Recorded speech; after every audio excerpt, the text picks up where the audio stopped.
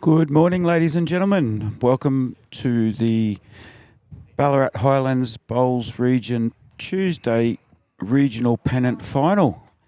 I'm Tim Wrightson. I'm your host today with Matty Clark. Welcome, Matt. Good morning, everyone. Good morning, Timmy. How are we? Very good, mate. It's a little overcast, but it's not a bad day to start off. Interesting morning. Welcome to all our viewers that are already tuned in. Thank you very much. Let your friends and family know. Things will be kicking off very shortly. Boys have had a little half-hour practice. There's plenty of moisture on the ground. We've just got a light drizzly rain. Has not stopped all morning. So luckily it's starting to calm down a bit now. But yes, it's been rather painful. Certainly rained plenty last night, but the green's not looking any the worse for it. So players are just having a roll up now. So we'll run through some of the players involved. Matt and I, not being from this region, we're learning as we go here. But we've been told a lot of good things about all the players that are here. We've got 3 rinks. The game will commence in about 15 minutes. There's 21 end match. They will be having a break at 11 o'clock.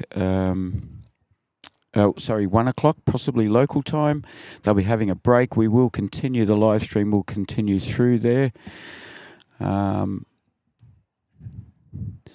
So at the moment, we've got on the live stream rink today for the Gisborne team, Teresa, who just bowled a moment ago. Teresa Wiley. Ethan Johnson is the second. Glenn Johnson is third, and Tim Rogers is the skipper. They're up against the Sebastepol team, the Cookers, Noel Sutherland, Fred Roos, Ian Warner, and David Ellis, all with a few badges to their name, from what I understand. So they're all very established bowlers within their respective clubs. We're operating on rink 4 today, and we also have 2 other rinks. On rink 2 for Gisborne, Tony Headley, Damien Morgan, David Beardmore and Russell Walker, OAM. For Sebastopol, Joe Hames, George Daly, John Garvin and Rob Baxter. Rob Baxter, I believe, has recently won his Champions singles and also the pairs, and he's a VBL player. He'll be on rink 2. We will keep you up to date with the scores on rinks 2 and 3 while we live stream rink 4. On rink 3, we have for Gisborne, Ian Morley, Michael Rowe, Mark Kaufman and Alan Higgins. Up against Sebastopol, leader is Kevin Lynch, Darren Mead, Terry Bond, and the skipper is John Cameron. So thank you all for tuning in. It's a first for the Wood End Bowling Club and a first for Ballarat Highlands.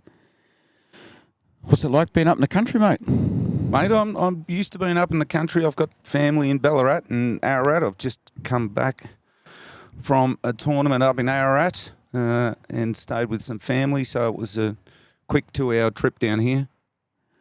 I thought it might have been a bit quicker, but 2-hour trip here. Thought I'd drop in and help Timmy out for the morning session. But yeah, no, very much a country boy at heart, mate. Very good. Now, before we start getting complaints, it's Gisborne, not Gisborne. Oh, okay, Gisborne. We don't say Melbourne. Well, it's ORNE, so. No, just like anything, Gisborne. While we've got the chance before the game starts, a very, very big thank you to Ballarat Highlands for engaging us to do the live stream today. Very good of them. And also Wood End Bowling Club. Both of them have sponsors that we'd like to acknowledge for the Wood End Bowling Club, Barker Trailers, Berkey's Bakehouse, and bring them up on the big screen, mate. Also, give them a big plug. Go on. Also, the sponsor for Ballarat Highlands is Golden City Hotel. So it's great to see that those sponsors are involved. There's plenty of other sponsors as well. WD Finance, thank you very much for your contribution to Ballarat Highlands.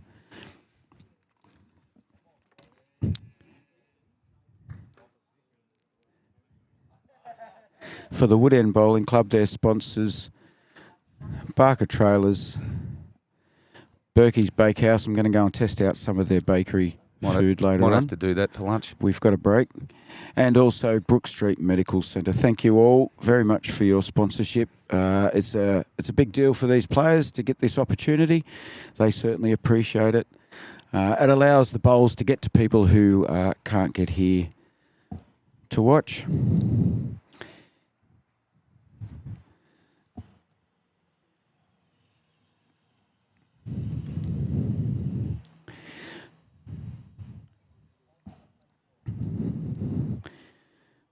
You've got plenty of footprints and bowls prints on the green at the moment, Matty, so it's going to be interesting to see. They reckon that at the moment it's running at about 16 seconds of green, and if the sun was to come out, which it's not likely to for a while, things will slow down a little bit.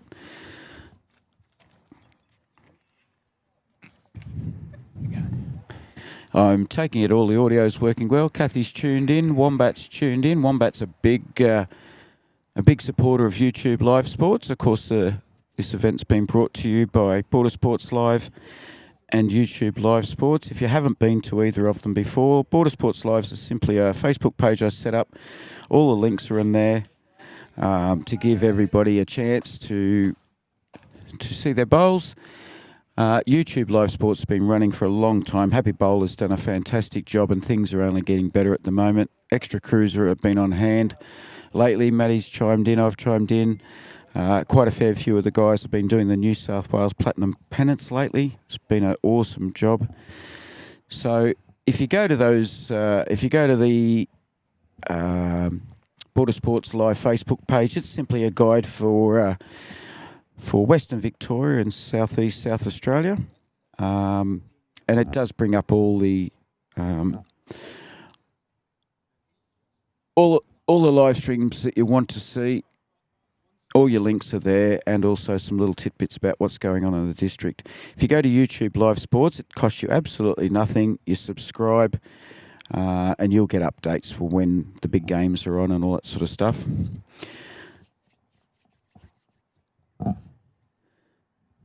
Everybody's feeling pretty comfortable out there at the moment from what we can see. There's a few beanies and a few jackets around the place, but it's not super cold. Yeah.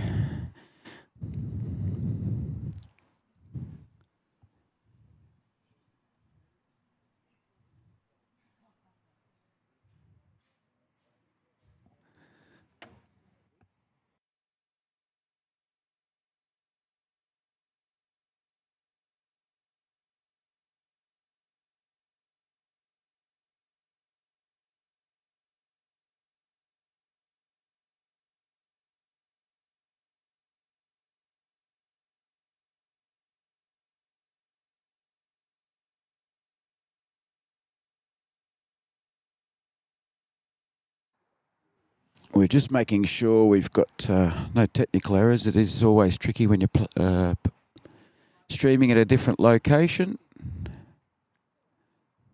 Especially when you've had drizzle around too. Yeah, it doesn't help. Electronics generally don't like drizzle or rain.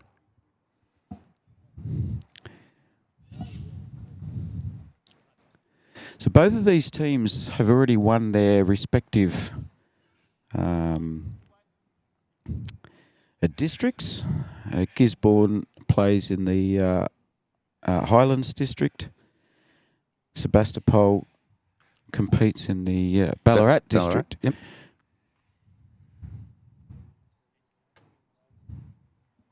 Then they come together to play off in this, and the winner of this goes on to play in the state championships in Moama. Yeah, it'd be a big deal heading up there to represent your region against all the other regions. It's not something that happens in South Australia. Once you finish your pennants, it's all over Red Rover. So it makes it very interesting to see different regions play off against each other. and see how your region stacks up against a lot of the Melbourne regions and the other regions throughout the state.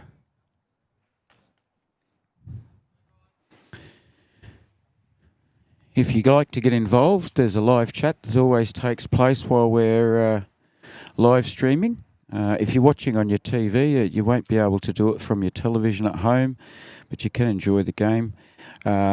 If you are like some people, I think Wombat does it, who's one of our Forest Wombat. He does it.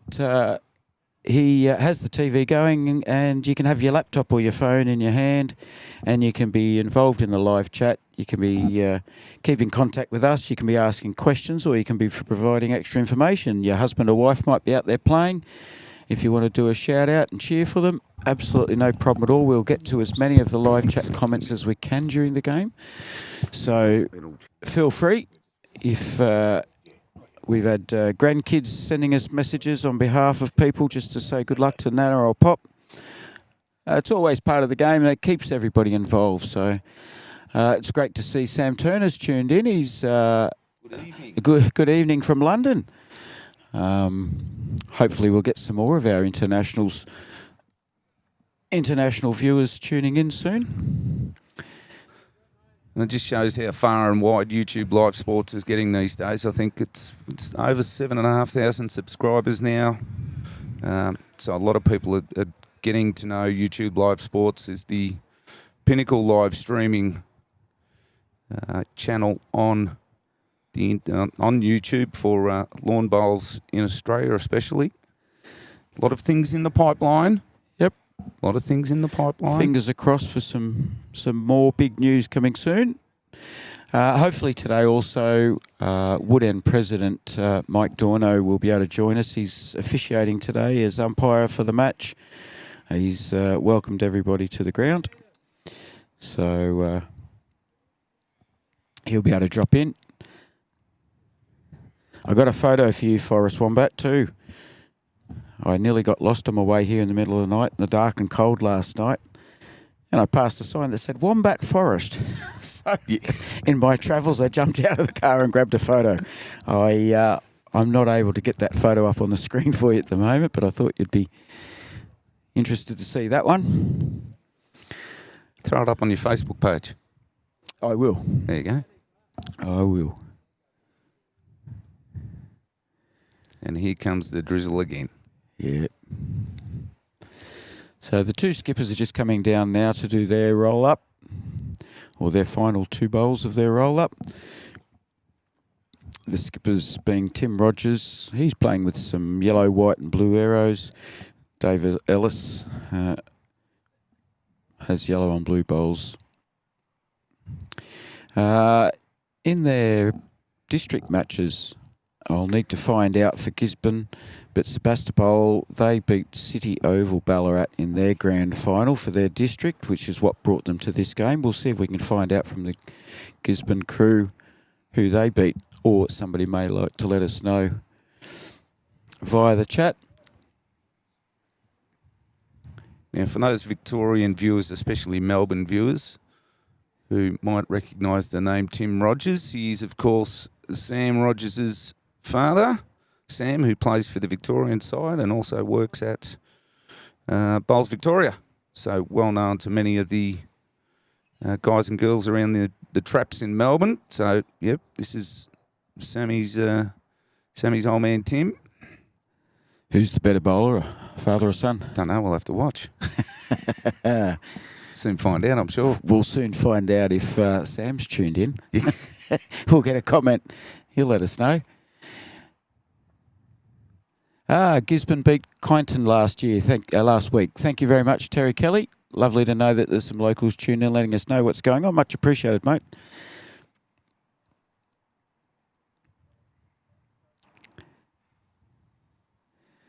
All right, we're ready to rock and roll, folks.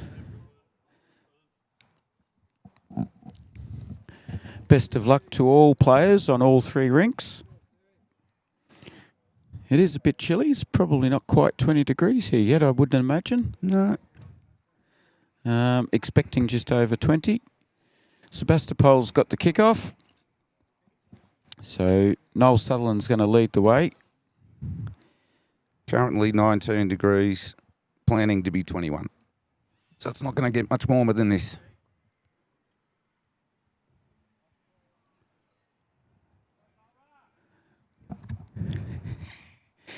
I don't like it when the screen freezes up on me. You can see the tracks, folks, from there. You can see the tracks where the boys and girls have been having their roll up. First bowl of the day, looking pretty handy. Jack on the tee. Matt's up a fair bit.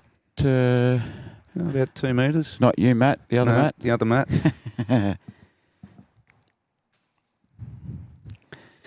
This is Teresa. She came over to get Matt's autograph. How'd you feel about that, mate? That was... You're still blushing, aren't you? I am a bit. Got groupies hanging around chasing you for autographs? No. And a fantastic bowl from Teresa. How's that? A great bowl. If you're going to start a regional grand final, that's the way to start it. Very well done. Taught her everything she knows, apparently. Oh, she's been watching your coaching videos. Yes.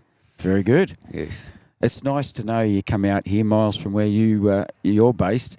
It's lovely to know when you come out that people have been tuning in and getting some benefit from anything that you're producing. Yeah, it is. No, it's very humbling, I'll put it that way.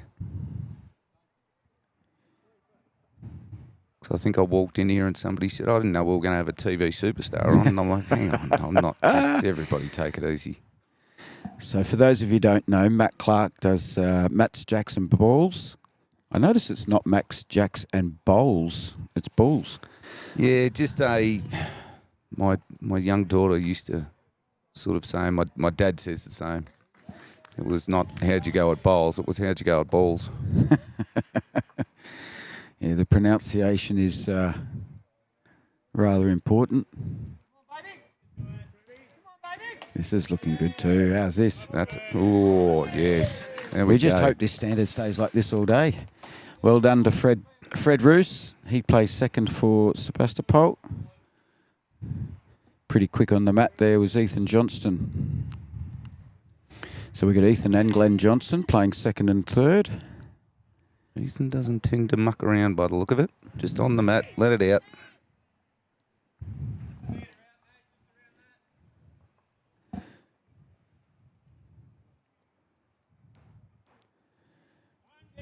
I've actually just changed to that style of getting on the mat and just letting it go.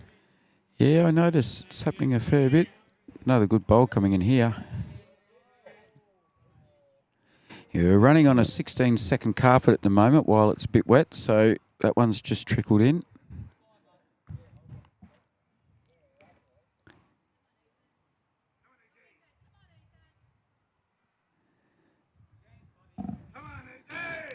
Yeah, a lot of support for Ethan at the moment. Not far. Look at that. What a cracking bowl. Gisborne taking the shot now. Gisborne, mate. Get it in your head. Gisborne. It'll happen a few times probably. I'll keep reminding you. Roger's tuned in from Aldinga in South Australia. G'day, Roger. Good to see. I bet you Roger would know how to say Gisborne properly. He will by the end of the video if you keep correcting me. Yes, it's tricky when you're not from around these parts. This neck of the neighbourhood. So the very first bowl on the rink next door to us is sitting jack high, a couple inches from the jack as well. So good bowls going in across all three rinks at the moment.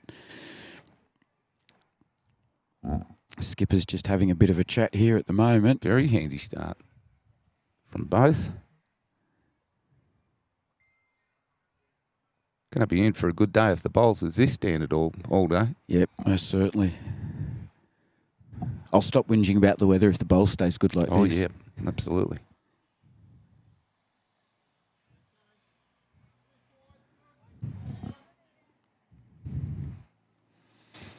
So this is Glenn Johnson. Third for Gisborne.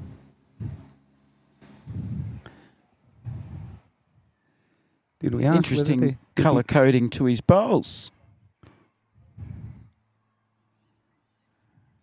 Yeah, normally you don't And get he's bowls. only just fallen in. With sort of half colours like that. Normally they're sort of other way around. They go horizontal rather than vertical. But the third for Sebastepol is Ian Warner. This is him bowling now. And if you're wondering why I keep saying the names over and over, it's to help us get used to who's bowling and what colour bowls they are as well.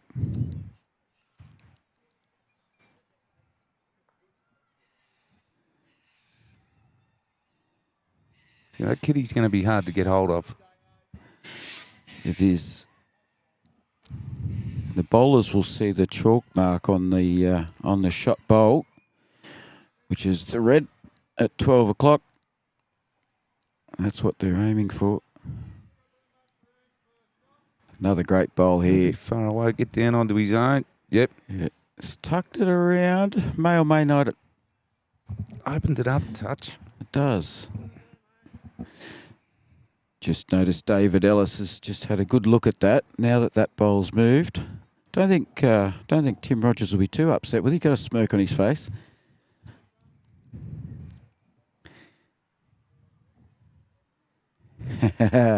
That's fantastic. We've got people warning people or letting them know already to stay out the way. So thank you very much to Teresa. Not only is she out there playing, she's co-producing for us, letting us know letting us know what's going on.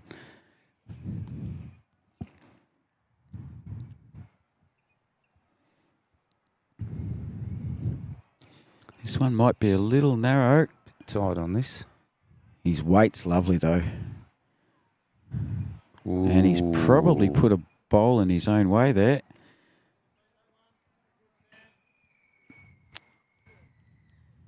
Probably has. That's not going to help him do what I think he was trying to do and come through and put that kitty in the drink. But yeah, good to see Jim's tuned in from Port Macquarie in New South Wales. Well done to all our viewers that are starting to use the live chat. It's something that I wouldn't have done probably 12 months ago either. So good on you for giving it a go. And it's nice to know where the people are watching from. Everybody's pretty much stayed up on the backhand. Well, for the right-handers, the backhand, Matt. yep. It's going to get there. Yeah, he's put that in front of the bowl, which is probably the main one that's going to annoy David the most. He's now looking at a forehand option by the looks.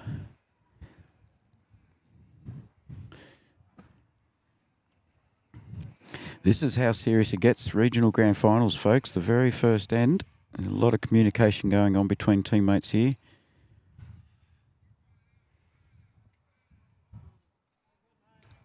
The only thing he's potentially looking to do is land his own blue bowl there and try and sneak it up through, but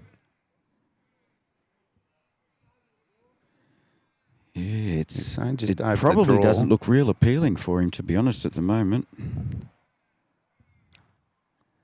I think that's almost the only option he's got is to try and get onto his own blue bowl.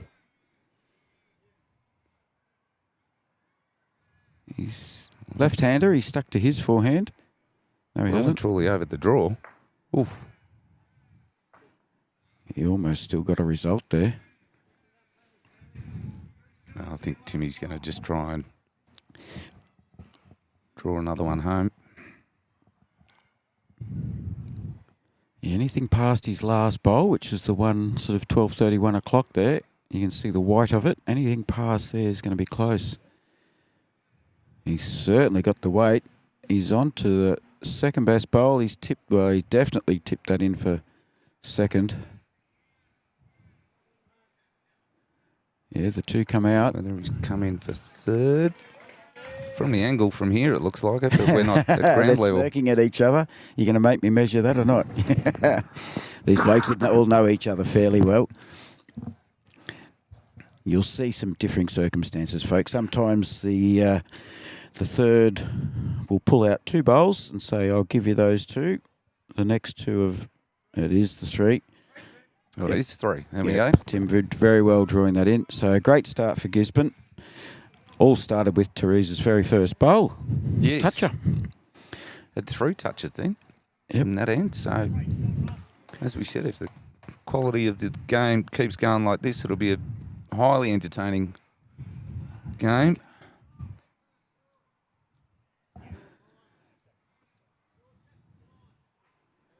We might just be having some frozen screen issues, folks. If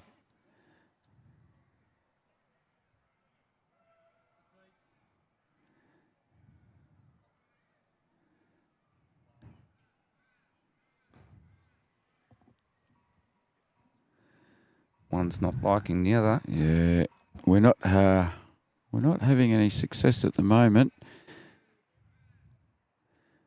Camera 3 looks like it's frozen, folks, so bear with us. We'll see if we can work on that.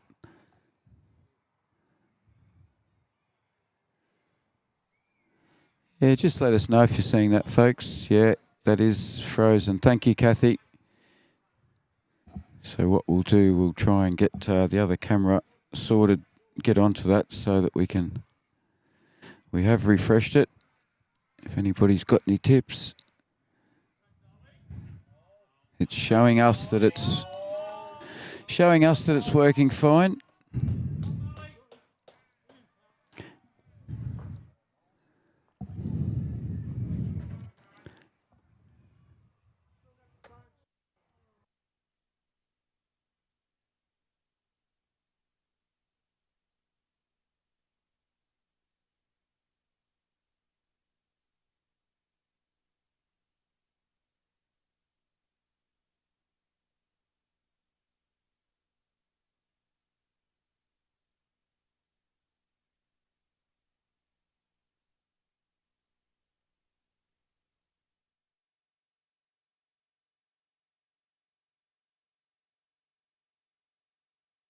We'll just try and get this camera sorted out for you, folks.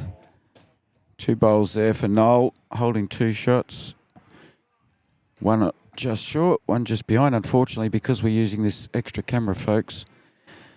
Can't quite see the kiddies between those 2 blue bowls there.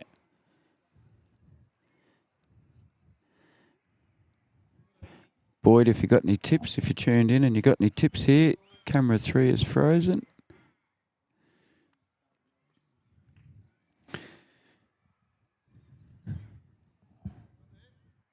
So Sebastepol holding 2 with the 2 blue bowls. Last bowl's just run through 1.5 meters.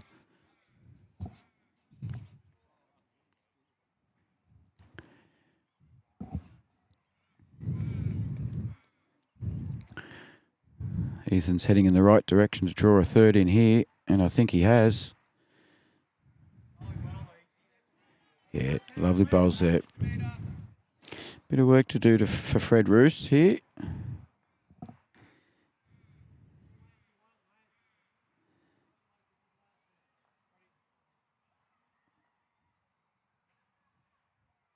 I'd love to be able to just switch it off and back on again. Yeah, there's a good bowl there from Fred.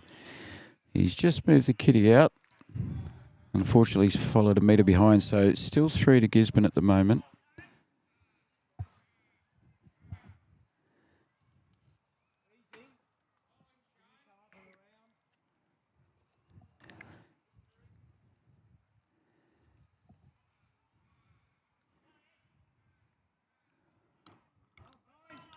Andy McDonald, good to see you've tuned in, mate. I've been watching a few of your Facebook videos. It's great to see you sponsored by Peanut Butter, mate.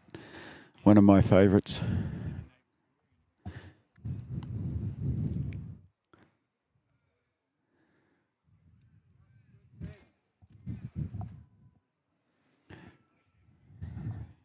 Yeah, another good Gisborne bowl there. That'll be 4.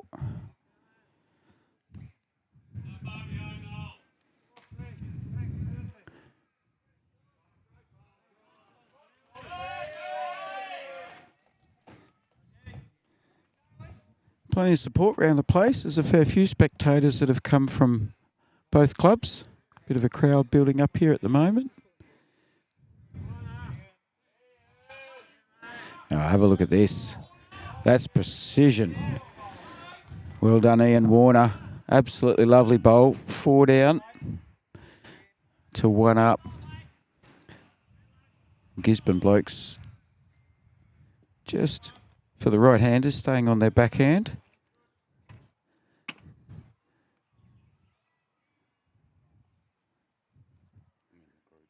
Yep.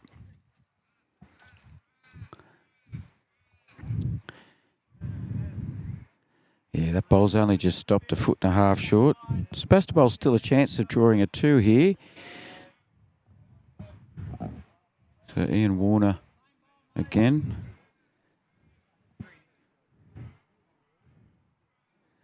We'll try and get a better view for you soon, folks. He's just almost there. He's put a cat amongst the pigeons anyway, so that's not a bad result there. Sebastepol holding the one.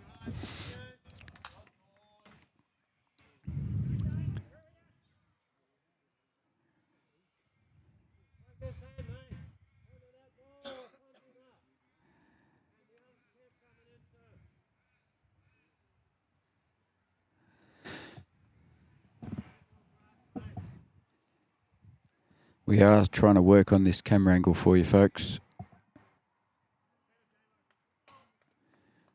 We've just got one camera that's frozen up on us, unfortunately. We've had a bit of rain around the place.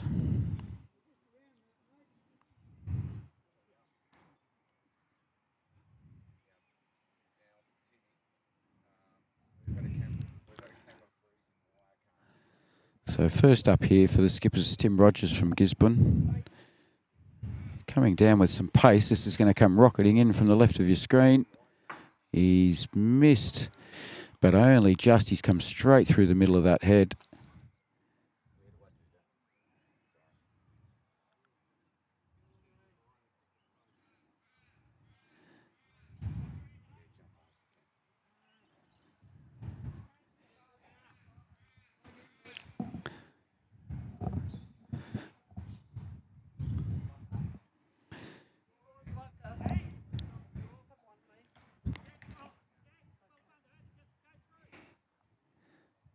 So Sebastopol 1-0 on rink 2, Sebastopol 1-0 on rink 3, and on our rink Gisborne 3-0.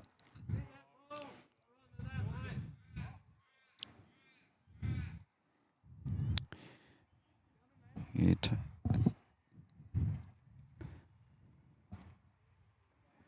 David's bowl's just gone round the back, so it is another good catcher at the back there.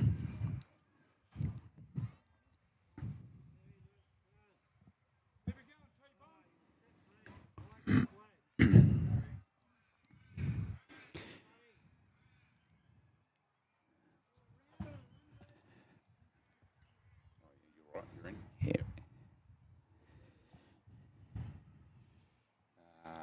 Right. Can you see all the screens or not? Okay. So. Yeah, that's got the bowl out. Great bowl there from Tim, and he's stayed with it. He's done very well there. Definite one. I didn't see you.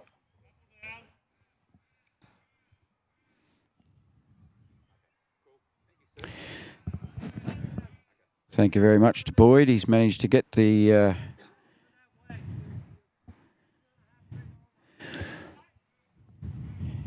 camera going. Hopefully it won't freeze again on us, folks. So Tim's holding one for Gisborne. Lovely bowl coming down here. Oh, David Ellis, very, very close.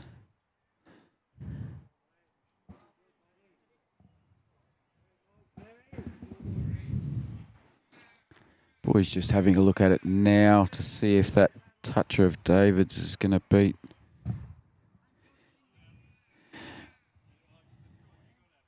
Another one to Gisborne. So 4-0 start to Gisborne, but gee, what a good end, what a good head. Some fantastic results there. Thanks very much, Boydie. Job well done. Matty's going to tell me what you did to fix it in case it happens again.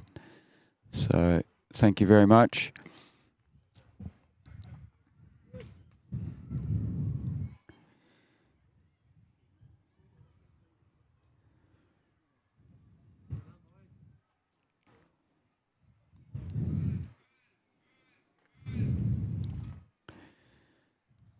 So we ended up with a 1, Matt.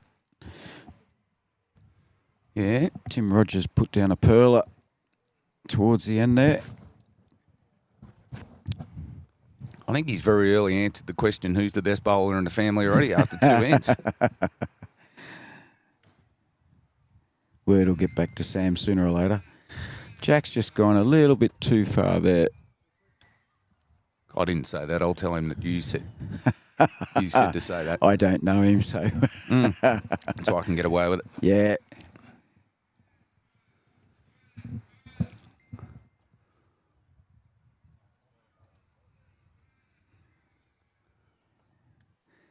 So as I mentioned earlier, folks, there will be...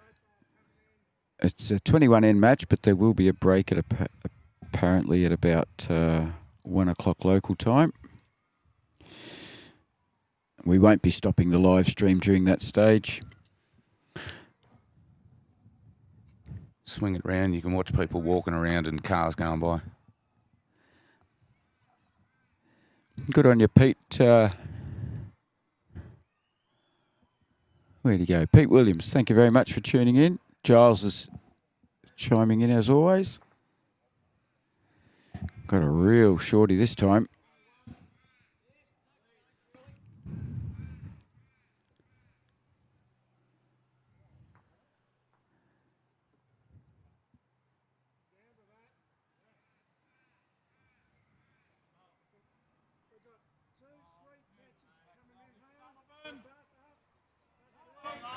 Nolly Sutherland, he's getting plenty of cheers from the crowd. Just stopping about a foot behind the Jack, that one. All starting to get up and about across the rinks now.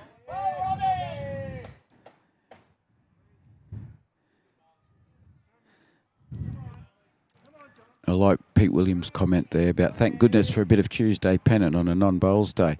It's good to be able to watch a bit of bowls when you're not playing. I agree with you, Pete.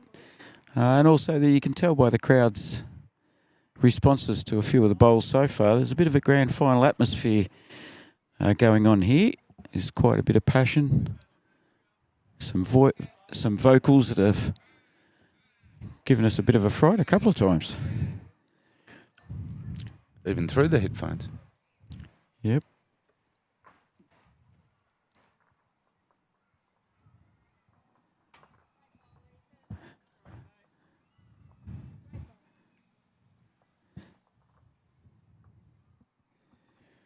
Matt Harris, tuning in from the MNE Bowls region in New South Wales. Matty Harris. You'd know what that is, wouldn't you? No. What's the MNE? Mona Vale and somewhere region. I'd imagine that possibly is. Matt is the unofficial mayor of Mona Vale. Also recently been known as the Red Bull. Yes, you did tell me that this morning. So good morning, Red Bull. Old Zone 9, that is. See, it's New South Wales, Queensland, know nothing about it.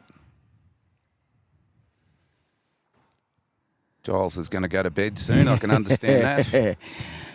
I hope the weather's a little bit bit better for you today.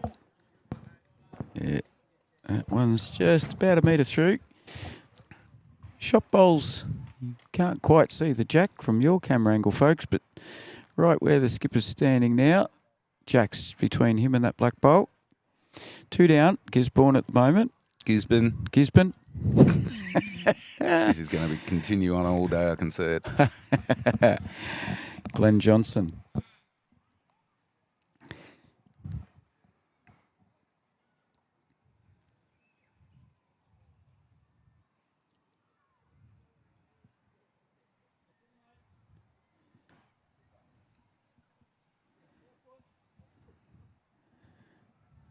He wanted another 1.5 metres on that one. It will take a couple of ends, I imagine. I don't know which of these clubs plays here as part of their regular Pennant season. I'd take a stab and say it's Gisborne, but yep, because a lot of the Ballarat stuff would be played in Ballarat, in and around the immediate Ballarat area. Yeah, I think that last bowl may have be very close for 2 if it's not.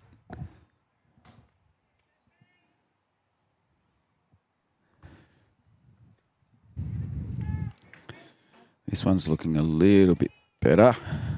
Inside the blue would work. So Andrew McDonald asked, may I ask how this was organised, and grateful for all involved and who is commentating? Last bowl is second best. You can answer that. Sorry? So may I ask how this was organised, and grateful for all involved and who is commentating? I've been in contact with Wayne in particular at Ballarat Highlands. He approached Boyd Dumbrell, Happy Bowler from Youtubelivesports. Since then, we're in contact, just trying to work out some dates that we could make this work, so that the Ballarat region could get some exposure.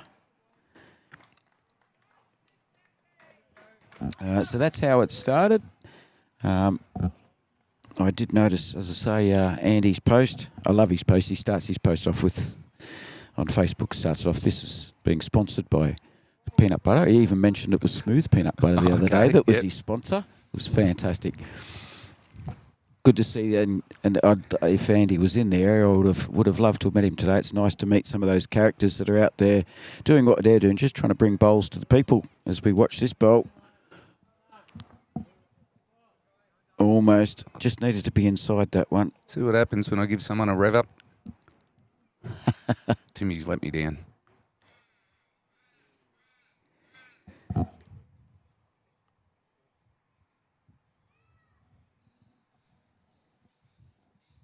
Yes, Kathy. Tim's a New South Wales person. He doesn't speak correct English. I never done real good at England at school. Grade 4 was best 3 years of my life. I bring out all the dad jokes. They never get old. Well, I'm New South Wales born and bred. I had the misfortune of living in Queensland for 19 years when Brisbane Lions won 3 premierships in a row. State of Origin, they beat us about 200 games in a row. Yeah, Gisborne's just one down still.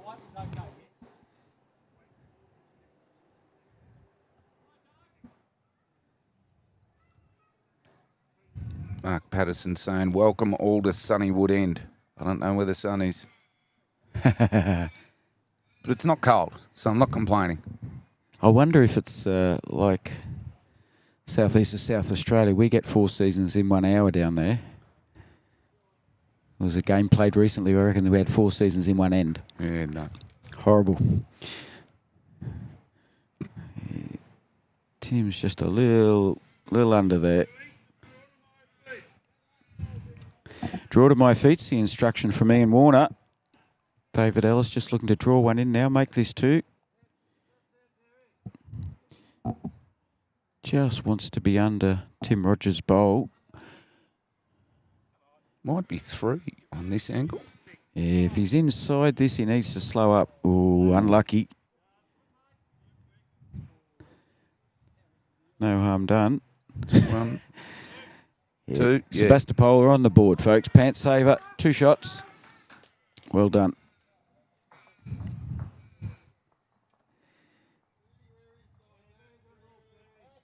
Oh, thank you, Kathy. Yes. Kathy. Tim from Border Sports Live, and now part of the YouTube Live Sports team, and myself, Matt Clark. Kathy's been a big fan, watching some of your videos too, mate. Has she? Yep. Thank you, Kathy. Not here for self-promotion, mate. We'll leave it alone. I'm here to commentate. It's only bowls. self-promotion when you talk yourself up. I'm allowed to do it. No.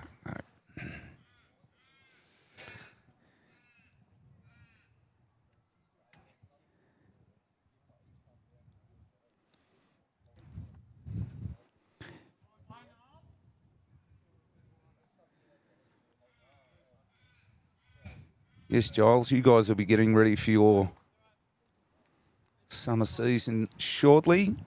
I've got a few students over in the UK and they're starting to get ready for their outdoor season.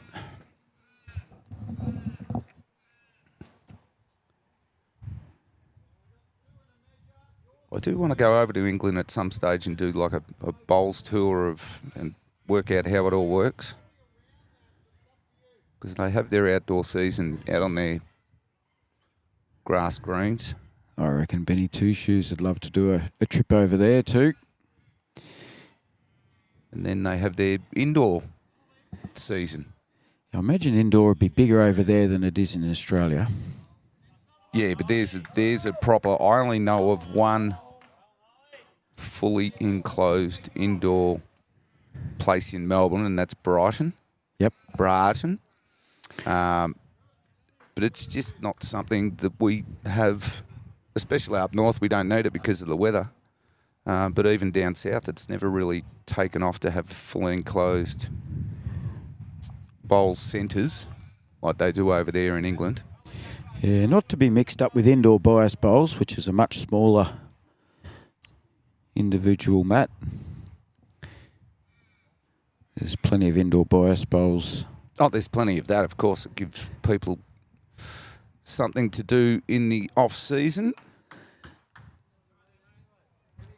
But for those that don't know, Victoria's starting to get a roll on in terms of getting a lot of domed greens now. So getting a dome over a carpet green. And that's allowing a lot of the Victorian clubs to play bowls pretty much all year round. Yeah, nice bowl there from Ethan. So the grass greens are slowly but surely dying off down in the... Thank you. The grass greens in Victoria, especially down south, are slowly dying off because we just don't have the weather to sort of keep them nice and green all year round. So the domes are the big thing at the moment. The only thing is they cost about $2 million to put in. Yes, it's all big bucks. Ethan's close if he's got the legs. Yeah, two good bowls. No indication from the skippers at this stage. Probably Noel's blue bowl may still be shot. I dare say it's Looks like it from only here, an but inch or so short of the jack, and Ethan's first one was just behind. So the bowl at 3 o'clock there, folks, the blue one of Noel Sutherland, I think that will still be shot. Green's running real nice, isn't it? it is. It's a very nice outdoor carpet, woven carpet for people that are interested to know. It looks like it's got a thin layer of snow on it at the moment. My chicken legs are well exposed in the shorts as always. So if you know you're coming up this area, mate, you always bring jumpers and tracksuit pants and whatever else. Oh, I brought them. Just not wearing them. Choose not to wear them. Glenn was a little unlucky there. He just happened to bump the blue bowl of Noel's in for shot even closer. So We know it's definitely shot now. a lot of calls. Come on, Warner. Yeah, that may help to protect. Yeah. Tim's just getting them to change the forehand now.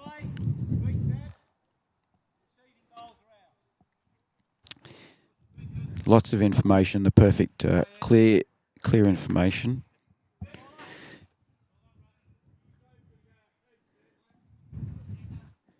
We're starting to get a dark track down the centre of the green where everybody's bowls have been travelling at the moment. A little straightener here will make a difference. Yeah, there's another second. I think Gisborne's got 1, 2, 3 seconds, I think. He's got a few, but it's a matter of getting to it. My knees are nearly blue, Wombat. Not far off a beat.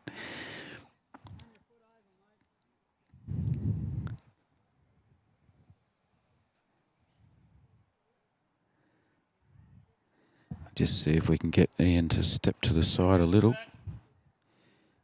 Yep, he has. Beautiful.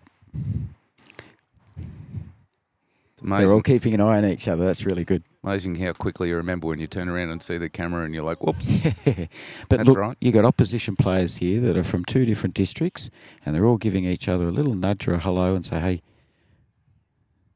And it's fantastic. I mean, that's the sportsmanship of the players that are out there, but it's also the They're very well composed. They're playing a granny here. This is a big deal, and yet most of them probably haven't played on a live stream rink before, so it's a whole new experience for them. Tim just doing some gardening on his way back.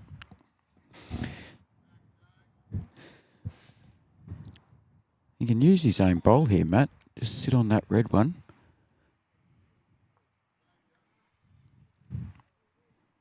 What's he done here? Might be a bit high. He's coming late. His weight is supreme, and he is second best. Polite clap there from Glenn. He's third.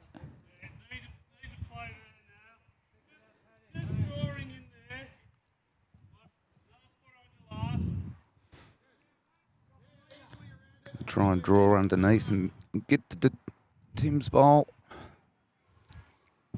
on his forehand, being a lefty. Looks a bit wide, a bit heavy for what he was after. He needed to just tuck into that. If it stays up though, yep.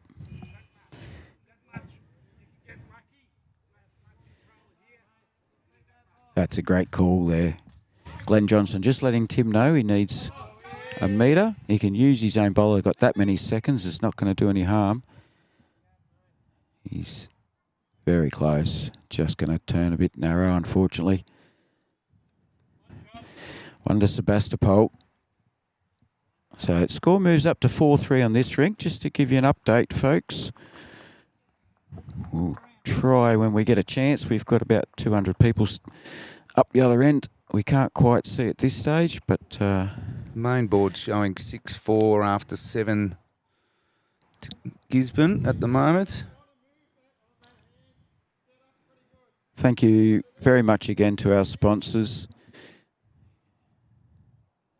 Your contribution is very much appreciated by all concerned. Even the people sitting at home watching. If it's not for these sponsors, we don't get these games at all. We don't get prize money. We don't get live streams. We don't have decent greens. So your sponsorship is very much appreciated all round. Now, Giles, just to give you an idea, yes, it seems like a lot of money, and it generally is a lot of money. Like I said, it's up to about 2 million. I think you can get away with 1.5 to get a dome done. But a lot of it, a lot of the money comes from council. Councils appreciate the amount of people that play bowls and sort of want to be kept in bowls. If a council can give one of their local clubs a state-of-the-art facility, they're more than happy to sort of throw money at it. Because again, it's because there's not a lot of domes around the place. Anyone that does get one, all of a sudden, memberships go up. Get a lot of big tournaments and championships and things like that. We've recently, Ocean Grove's recently opened a brand new one, and I think they were given the Victorian or Australian Indoor Championship or something, which brings a lot of people, a lot of money to the region, things like that. So it is a big investment. Teresa very close there. Noel Sutherland's first bowl still shot. Yeah, look, there's, well, in the whole lower southeast of South Australia, Mount Gambier Club's the only one with a roof. It's the shed style, the Colorbond shed style, not the soft sort of circus top one. But we've already had an example where we had our Christmas Hams Day tournament on. And, of course, in South Australia, a couple of weeks out from Christmas, it bucketed down. 14 teams of 4 people all packed up their bongos. We packed up all the food that was prepared, and the Mount Gambier Club was very generous and allowed us to come there. So 20-minute drive up the road. Yep. Everybody headed up there. We started about 45 minutes later than was originally expected. But that just goes to show the camaraderie amongst the clubs and the benefit of having a roof anywhere nearby you. Yeah, because otherwise it's a complete waste of a day, really, Yeah. and especially with all the organisation that goes into it. So, We wouldn't have been able to play at all. yeah, very well done there by Mount Gambier. Stepping in at the last minute. I think one of the big differences too, I noticed you mentioned councils there. Councils sponsor a lot in southeast Queensland. A lot of bowlers are retired people and they tour and holiday and they spend most of their winter in southeast Queensland, northern New South Wales. It's very beneficial not just to the bowls club to put a roof on. The whole community benefits: the caravan parks, the pubs, the hotels, That's right, motels, every Massive. single shop in town. Massive flow on. Whereas in South Australia, we'll just wait for the skippers to have a little skipper and third to have a chat here. I'm pretty sure Sebastopol's still holding one with Noel Sutherland's bowl. Yeah, the councils in southeast South Australia are minute compared to the ones on the east coast. So Mount Gambier is actually the second largest city in South Australia, and it's 10-minute drive, absolute most from one end of town to the other. Yep. So that's the second largest city after Adelaide. There is not a poker machine in any bowls club anywhere in South Australia. Or Victoria. Or Victoria. Or Victoria. Okay. But you've got the population that helps to counteract that. So that's... Ooh, he was very close there. This is where I tell a fib, so before somebody picks me up on it. No, there are some clubs, but they're clubs that have bowls clubs. So, for example, Dandenong Club, Club Sunbury, Deer Park, they're sort of that old, big, pokey-style venue that have bowls clubs in them. Mm. So the bowls club benefits from... Yep. You know, the pokies and all of that, but they're very, very few and far between. Most of the bowls clubs are just little bowls clubs.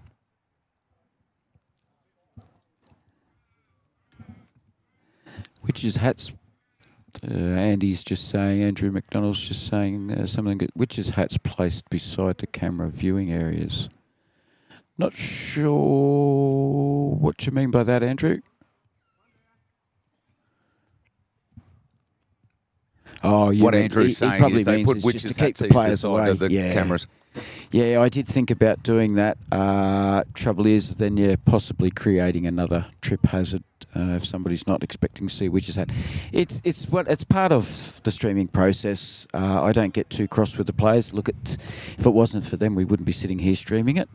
So I don't mind that they get in the way occasionally. They all apologise. Occasionally you get a slightly terse word thrown at you. It's our game. But look, the players are doing a fantastic job today.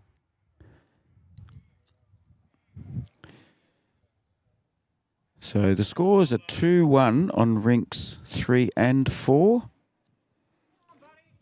Gisborne is 2-1 up on both rinks. Yeah, David 2 and 3. So that's Gisborne, Russell Walker over Rob Baxter, 2-1, and Alan Higgins over John Cameron, 2-1.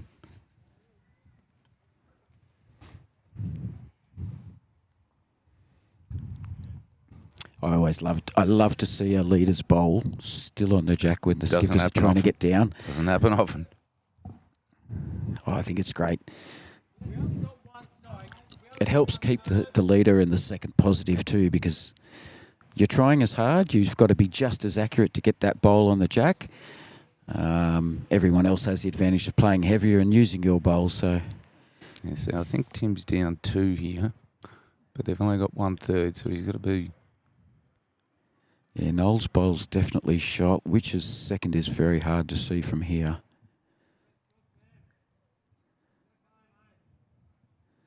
Tim just sliding under. His weight is perfect.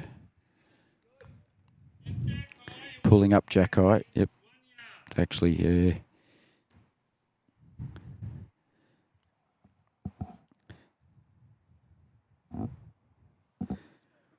I think Dave's coming on his backhand here, and he's going to try and slip. Sit Tim's last bowl, I'd say. And he is real close if he gets around the red. Oh, sneak underneath instead. Almost managed to get in there.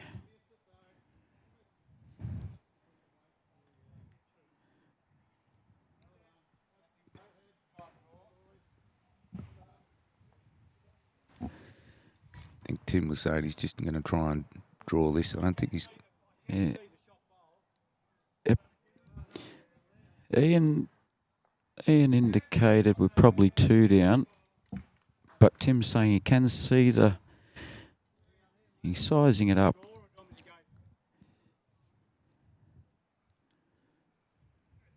Good communication between the two of them. Yep. He said, I can see it. Do you want me to go for it or not? So he is. Here comes the rocket, folks.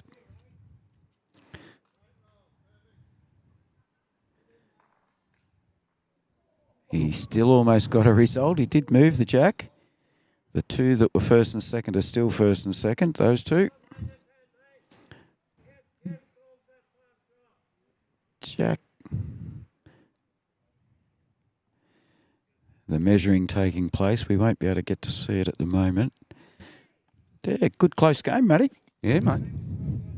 It's good. It started off high quality and it's staying that way. So the two skippers' bowls are the ones fighting it out for third.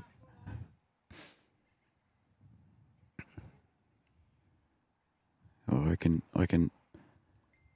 If I could read minds right now, I reckon there could be an umpire call coming up here. It looks awful close. He's had a few little goes at it.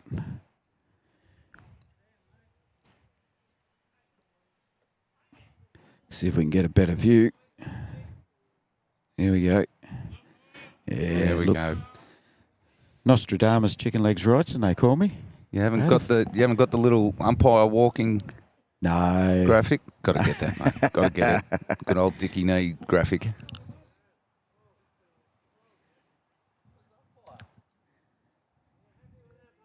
So it is. It's down to the two skippers' bowls to see who's third.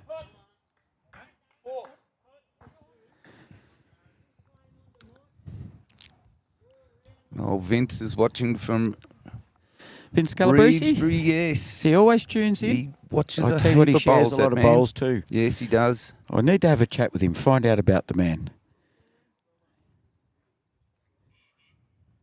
He's up at Revesbury Workers today. Yep. Fantastic. One of the big clubs in Sydney there. Try and catch up on a few of the comments while we're waiting for this measure to take place. Yeah. Now, Sam, while we're talking about roofs, Sam Turner asked, I assume the wind still plays a factor? Yes, because it isn't fully enclosed. Some clubs have wire fencing around their roofs, which means the wind still blows a gale through them. Others have fences. Dandenong clubs enclosed on three sides, so depending on which way the wind goes, it can blow a gale, and then it doesn't. And so yeah, it just depends on the club and how it's set up as to how the wind affects a lot of the dome clubs. But it was interesting. Chadston have recently opened their roof, and they were playing the Victorian indoor championships there. And I'm like, well, that's not really indoor because they just had the fencing around it and it was blowing a gale. And I'm like, well, that's not really indoor. You know, in the true sense. Yeah. Got a bird's eye view here, folks. Oh, you've done well here, mate. So this is Mike Dorno, the president of Wood End Bowling Club. He was first here, well, he was second here, as he rocked up when I was just unloading. And I dare say there's a good chance, if he's like typical president of a lot of the bowls clubs around here, he'll probably be the last to leave this afternoon as well.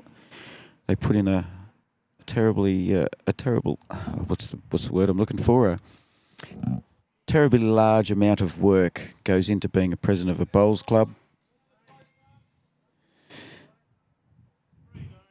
It was 3 to Sebastepol. He's after a barnstorming 4-zip start to Gisborne after 2 ends. Yeah. Sebas have picked up 5 in the last 3, 4.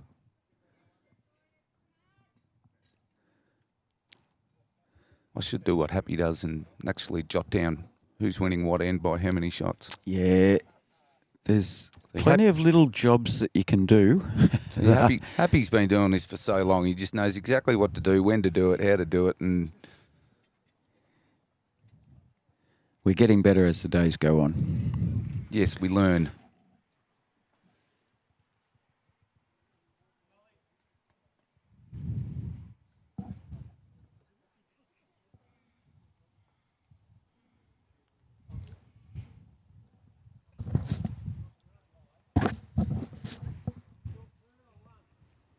So the wind's kicked up a bit here, which will start to make things even more interesting. Yeah, it's well, the weather forecast did say less than 20 km/h winds all day today, so It's a very nippy breeze, though. I'll have to get my nana rug out over my knees Yeah. if it keeps going like this. I know. So Gisborne reached the state pennant final midweek in 2021, 22 and 24. And they won the title in 2022. So these blokes are they're not new to this. They're No. not new to the pressure. They're not new to the level of competition. Here's my mate Teresa again. Lovely first bowl to start with.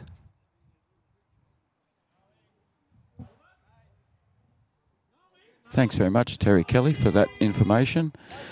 I tell you, between Noel and Teresa, they are both doing very, very well at the moment. There'll be a few people sitting at home watching right now thinking, oh, I wish I had a lead like that. My new mate Teresa. You, mate.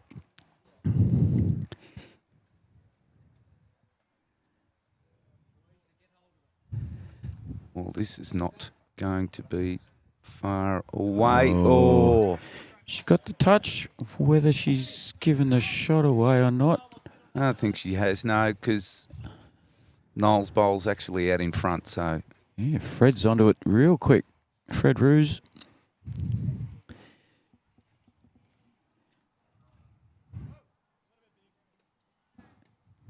Yeah, don't blink, because between Ethan and Fred, they're down on the mat, into it and gone. They are both quick, trying to make sure everybody gets a bit of exposure.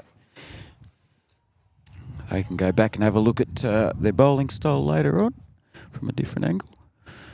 Yeah, Terry was saying Mike's also the chairman of the Highlands Match Committee. Ah. So a lot of involvement in the sport up and around this area. Yep. And he's a good man to boot. So which club's Terry from? He'd be from Gisborne, wouldn't he?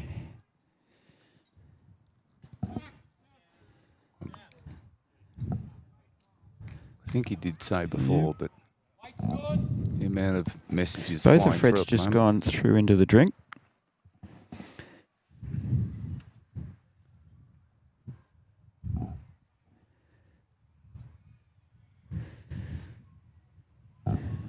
Yeah, so the mat's probably 2 metres up from the tee. Jack is on the tee.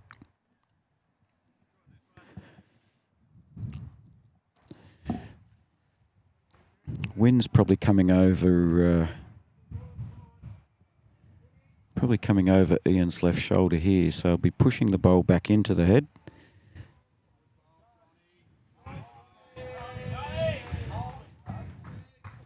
David's looking interested. He likes this. There you go. Got the one out of that. Very well done. Little sneaky finger up there from David. We've got to keep an eye on that so we can get an idea. A lot of these players don't like to give away too much to the opposition. And it also might be a polite way of saying you got it without bragging too much. Good to see some banter and interaction going on between the players. Teresa's down there stirring up the blokes at about twice their size. Noel and Fred. And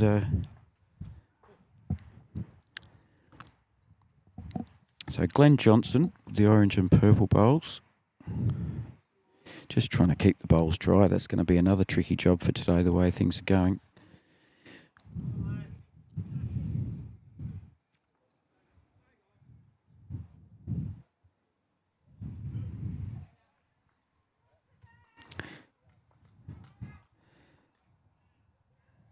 Kyneton he's from. Good on you, Oh, Terry. yes, you did. You did say that before. Sorry, Terry. We've got about 1,000 comments coming in, so we're doing our best to keep interacting with you all, but also keep the game in mind.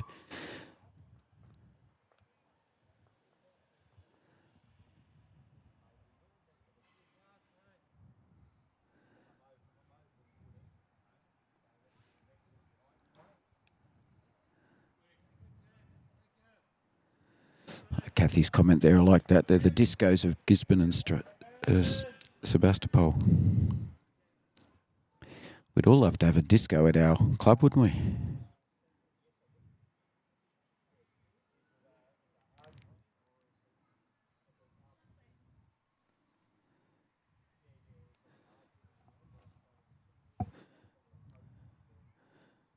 Yeah, it was probably a smidge wide. Don't think the wind would have done that. The wind's backed off again now. The flags are not moving at all, folks. Can't see a windsock around anywhere either, so... I was going to say, where are you looking for flags? Oh, yeah, we've got the Australian flags up on the side. Yeah. Just in front of us there.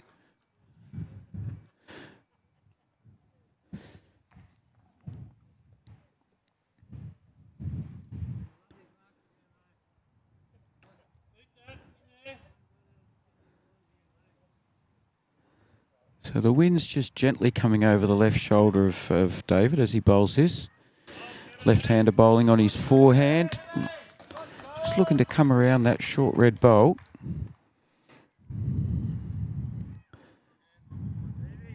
It's just his weight's got him. Yeah, perfect. Good. The thirds and the skippers spending a fair bit more time together than what I would normally see, and it's good to see that different interaction. No, I don't get to see that a lot. Oh, we do. Depends on who's playing and Who's playing? how intense the game is at the time. Who's skipping? We do often find the skippers pretty much stay up at the bat most of the time. They don't sort of, and the thirds don't tend to come up and stand with the skippers as much while the lead and second bowls. But yeah, it just depends. This one's coming down with some purpose.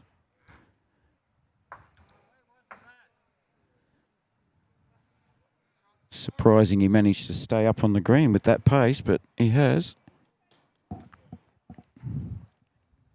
Just from our angle, it looks like Gisborne's got second and third shots, so I can understand why Tim's trying to... Yeah, Noel's blue bowl's still shot. Probably, I think Ian's just looking for a bit of danger at the back. Now that Tim's shown his hand. Yeah, drawing round the back, just behind's the call on your backhand.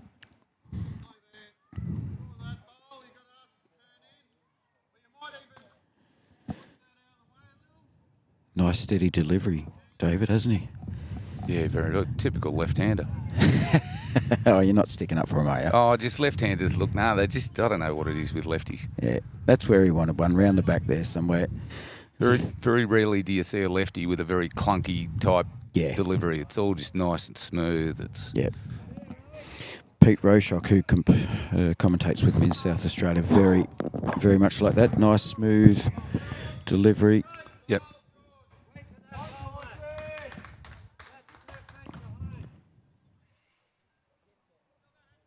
Yeah, but just got to be careful how this. If Tim's going to rip this out, he's got to be very careful because he's looking at the angles of it. He's likely to take his second and potentially his third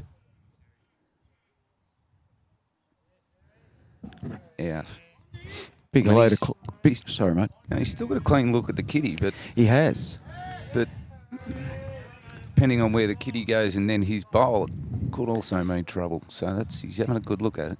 Yeah, trailing it round to where he's looking there will get three. Those two maroon bowls there, they're Teresa's. So a little trail around there will get you three, which is exactly what he's after right now. Clive, good to hear you're tuned in from the south coast of New South Wales. God's country. Tomican, where's that? Again, I'm a Victorian. I got no clue. Yeah, I know parts of the New South Wales coast. I certainly know around Huskisson, where Benny Two Shoes is from. I know that area. My grandparents retired down there. Eden, Bega, Narooma, down that way's absolutely beautiful. I think the only difference between Eden, Bega, Narooma, that area, the only difference between that and the Whitsundays is the temperature. Yeah, he's just missed it, unfortunately. Sebastepol will take another one. That'll take them, Sebastopol, to a 10-9 lead on the big board. Yeah, I'm gonna start saying Sammy's the better bowler in the family after the last few wins. Tim, if you're watching this back, mate. Well, Tim won't know you've said it till later on when he watches it. No, that's what I'm saying when he track. watches it back. I got Sammy on side now. Yeah, hedging your bets. That's what you're up to. Yeah, that's it. It just depends how Tim plays. That's all. And I'll just sway back and forth from there.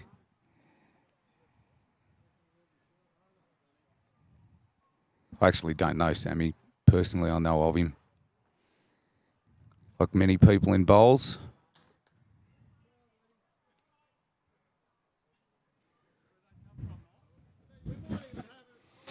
All right, can Noel do it again? He's been on fire so far. Well, if he doesn't, Teresa won't be far away. They've had a good battle so far at the leads.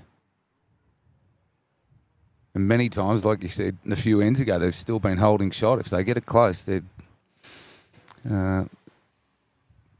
others are finding it difficult to track them or the kitty down. So just an overall score update, everybody. 9-all after 13 ends. Well, 10-9 now after that one. Oh, 10-9. Sebastopol's up one, yeah. So we'll just verbally give you overall score updates. Somebody's heading to the board now.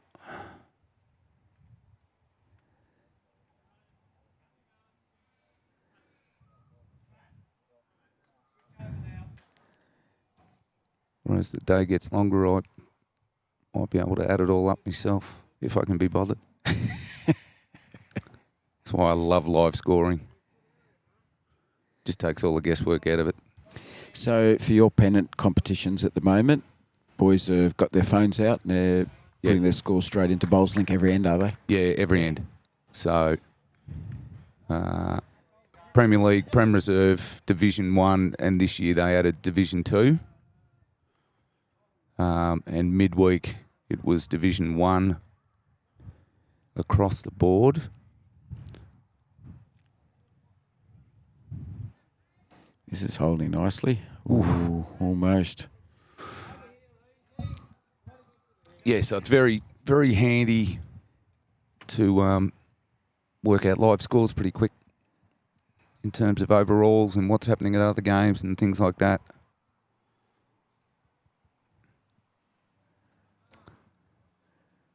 Teresa's still holding the one. Saves everyone adding up, especially if you're playing 4 rinks.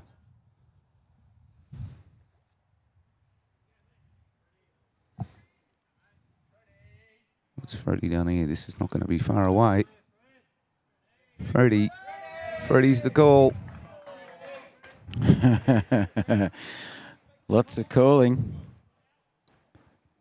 Fred Roos, lovely bowl.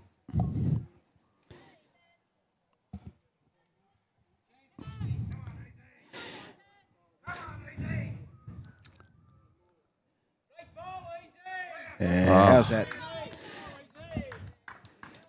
Yes, poor old Fred. He puts a ripper in, and then they do that to him. And Easy Ethan. Yes, I noticed that.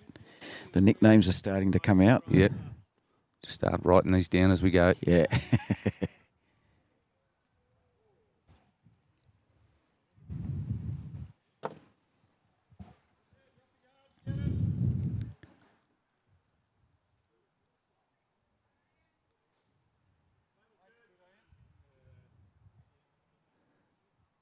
Again, another one of those quality ends.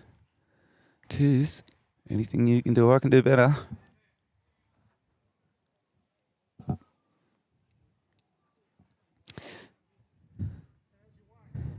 Shots fired. Oh, look, we've even got chicken leg images up in the live chat. 17 k's south of Bateman Bay, so it is in God's country.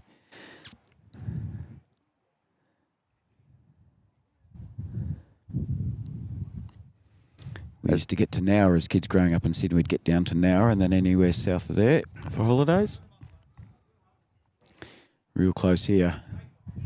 I think I'll have to start getting my Google Maps out so when people say, oh, yeah, I'm from here, I'll just look it up. Do yourself a favour and get to that part of the world when you get a chance. I don't go that far from my holidays.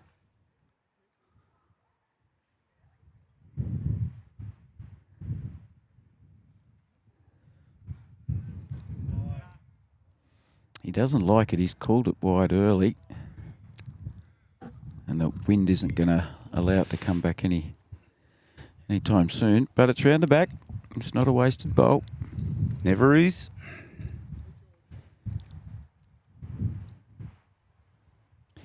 I wonder what bowls the Wombat's got coming up next. We're going to try and catch up for a game in South Australia. He's from Ardrossan.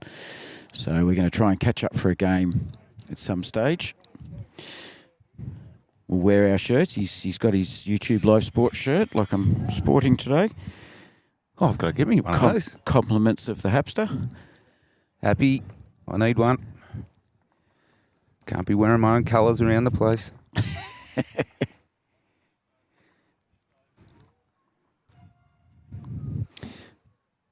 So 11 all on the big board now. Been a few changes. Rink 2, 4-2 to Gisborne. So they're 5 ends down. So there we are, 11 all after 16 on the main scoreboard.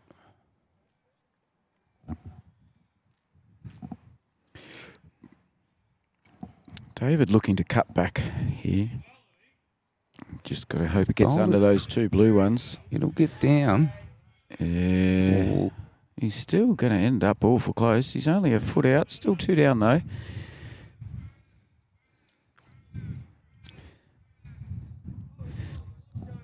Actually, remind me to get one of my rags for you.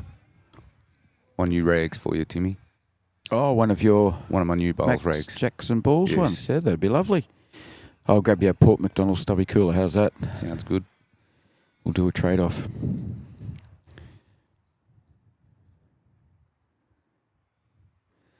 One of the best things of Edithburgh on the 23rd. Oh, crayfish day. That'd be a good day.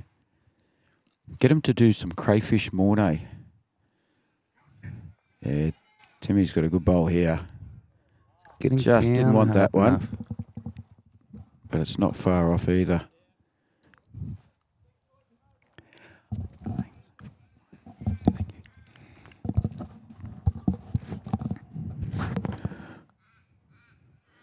So it's a good seat for both the skippers here to rest on. The red and yellow bowl just at 9 o'clock there. Make it nice, sort of not quite a funnel, but nice little seat to sit on.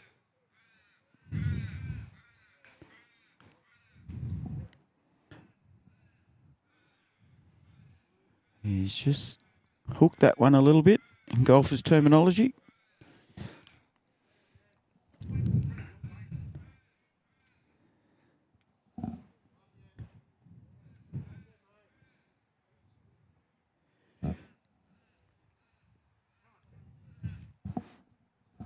Timmy, you're just trying to add here. Glenn likes it, or he just doesn't want to promote the front one. He doesn't want to move the jack either, but he has. He stayed with it. No great damage done. He may be only one up now. No, they've still got the 2 that they had to. I didn't think he'd gone too hard through.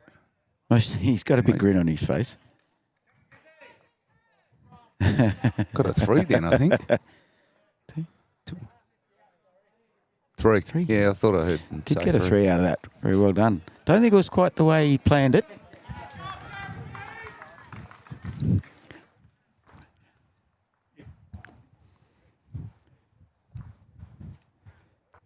No. Yeah. We'll see if we can get Mike Dorno to come in and have a chat with Maddie in a sec. We'll get things set up, ready to go.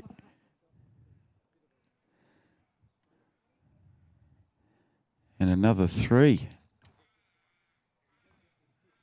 So that'll brings the score back to 7-all, folks. So that's...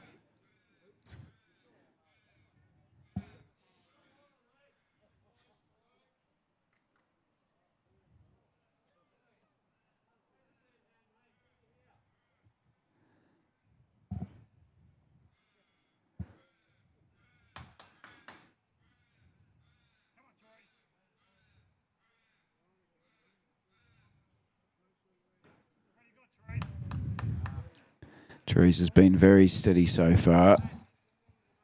Another good Skipper's start. very happy with us. So while we've got the chance, we'll get Mike to come in and have a chat. He can tell us all things about Woodend and what's been going on. We'll get back to your comments in the live chat as soon as possible. Just do a bit of a seat swap and headphone swap, so give us a tick, folks.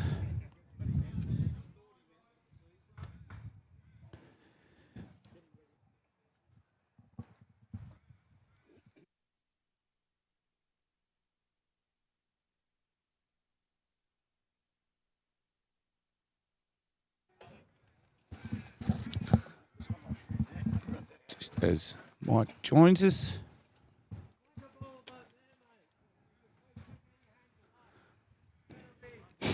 Welcome, Mike. G'day, how are we? Very well, mate. Very well. Welcome to, well, nearly sunny Woodend. We had a bit of a burst a second ago, but it might get there. Did we? I missed that. Sitting over here, freezing to death. So how are you finding the standard, Matt? Yes, very good, mate. Very good.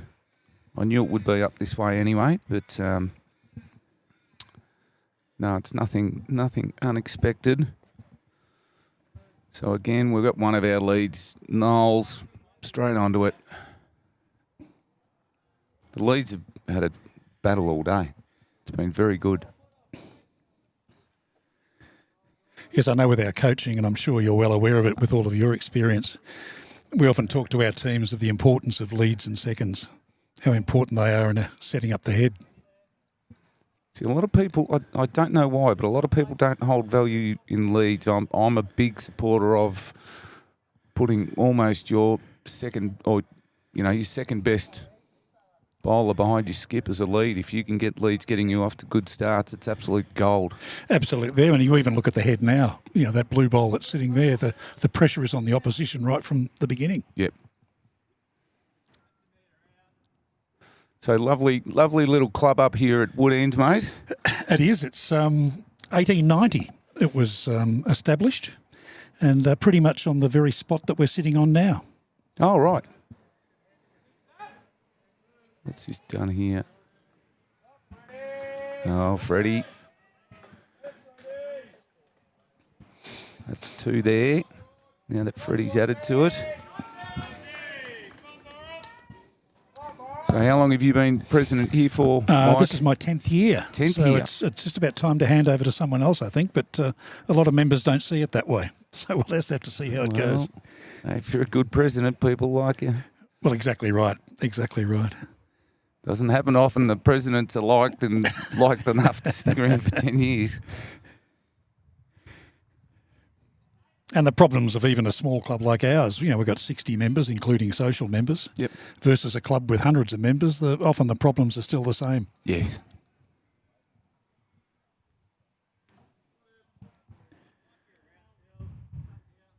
We're one of the few clubs too, Matt, that if the viewers can't really see from here, but we can see where we're sitting, of having both a synthetic and a grass green as well, Yes, both in beautiful condition. I did hear you mention before that there was going to be a potential that we played on the grass. It was only sort of a last-minute decision to go one way or the other. Yeah, exactly. Well, the greenkeeper wanted to give the grass a bit of a rest. Yep. It's had a lot of work with finals and state events in the last month or two. Yep. So, talking to the clubs, they were happy to play on the carpet as a good surface as well. So it looks fairly newish, this carpet green. Well, I'll give you a bit of a story here. 2022, we're sitting right now, and this grass green was a swimming pool. Ah. So there's a creek just behind us which floods every 10 to 12 years. And so this green was totally flooded, as was the grass green. This whole area was underwater. It was up to basically the chair that we're sitting on. That's where the water got to. Yeah, righto. So, yeah, this is literally a 3-year-old green. Yep. That's a great bowl there by Anne. That makes it 3. Could be 4 with the one out the back, maybe not. But definitely 3.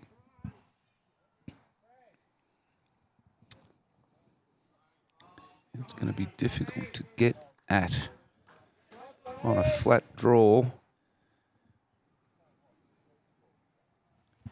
Be definitely.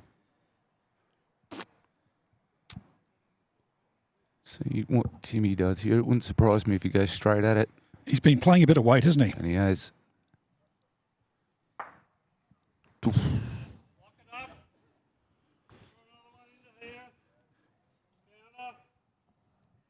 See what David does here as well. Probably draw for another shot. He's been called to drop it a bit short. I think they know that Timmy's just going to go flat out at it. So try and get as much in the way as possible. And that's not really done it. So yeah, I don't think Timmy's mucking around again. He's a bit wide again, I think. And that's the other thing, Matt, you were talking before about leads and seconds. Again, I think putting that pressure on with the earlier shots, what it often does with a skip then is forces them into playing weight or playing aggressive shots, Yeah, which absolutely. the percentages are against you Yeah. very often. Which they are. Hang on. Might move up a bit. Let Timmy at the controls. Oh, here's another one. Oh, that's a They're big picking up end. a 4, which is a big Yes. change. Just confirm.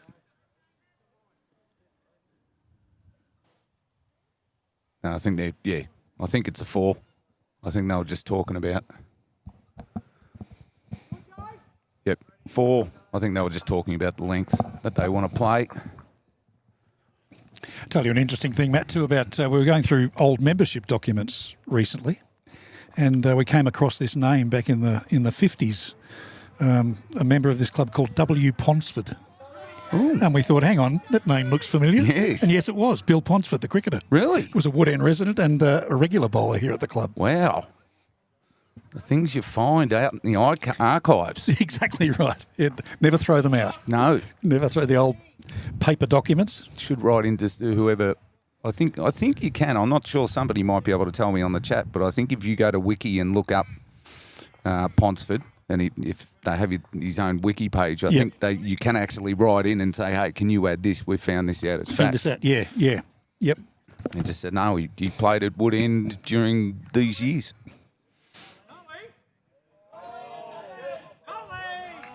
Oh, there we go. Noel's gone again.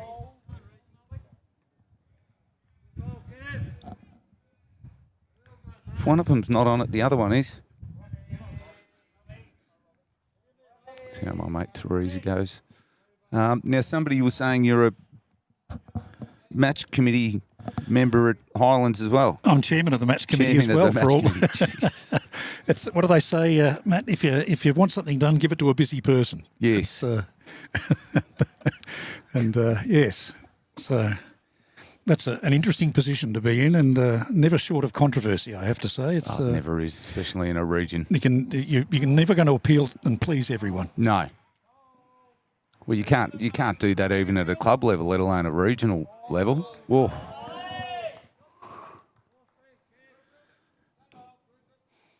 And on top of that, for the first couple of years I was president, I was also captain of the local CFA. So that added to the load of things that I was doing at the time, Big part of the community, sir. especially around here. Yeah, especially around here. That's great. In fact, a strong connection between the local CFA and the bowling club. A lot of crossover of members for going back 50, 60 years All right. Yep. of players, people doing both. Yep. And the connection. Now, here's an interesting question for you then. Are you allowed to reschedule a day, for example, if a lot of your members are off fighting fires? Yep. Yeah, good. Yeah, it's one of those things in a small country community. That's part of Yep. the way you live. Yep. It's exactly. And it's, as with a lot of country towns, the Wood End Fire Brigade's 100% volunteer. Yep. So you've got to be flexible Yes. with people and their lives and giving up their time. You ever had a circumstance where you're halfway through a game and all of a sudden 5 or 6 or 7 of you have got to take off? When I first became captain of the brigade, that was one of the pressures I had because I was bowling at that time and president, and of course you carry the pager with you the whole time. Yep. And all of a sudden the pager goes off, and yes, a couple of times I actually had to call for a substitute because you can tell from the pager whether it's a big job or not. Oh, right. And other times you think, oh well, the rest of the crew can handle that. Yep. But once or twice, yes, I had to go. Yeah. Had to drop everything and go. That's fair enough. Again, I'm sure There's a great everyone can bowl there. understand.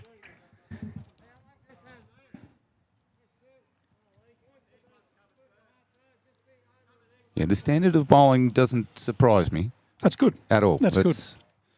It's Well, it's interesting. Last year, in the state final, Keepin, which is one of our Highlands teams, Yep. made it to the grand final at Moama and only just got beaten. Yep. So it is definitely a state high standard, definitely.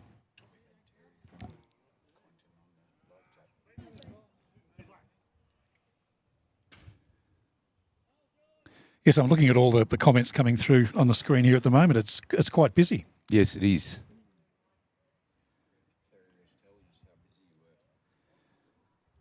Terry Kelly.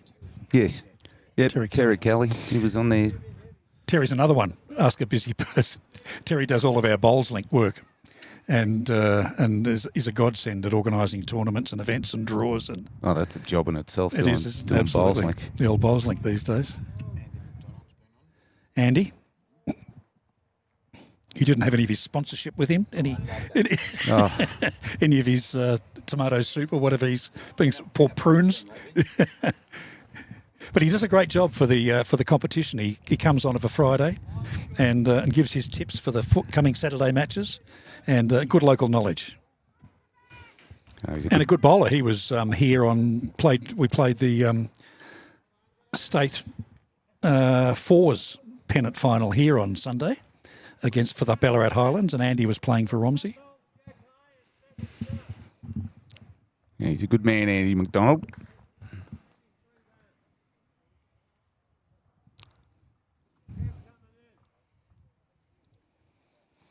It was interesting doing that measure before. I don't often have the scrutiny of a television camera watching when you're doing it. We were watching I had to too. be very careful. Yeah, Timmy turned the camera around and made sure he had a very good close-up view of what was going on, so there's no dodgy business.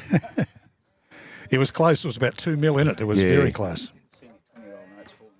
No, not yet. Not yet.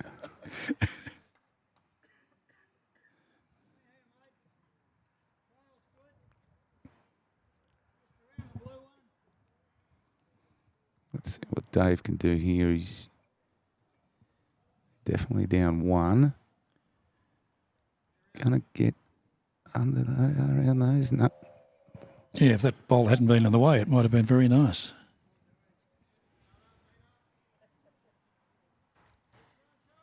Probably a touch too heavy for the shot he wanted to play. It'd be just drawing onto it. I wouldn't be trying to play funny buggers and trying to drag it anyway.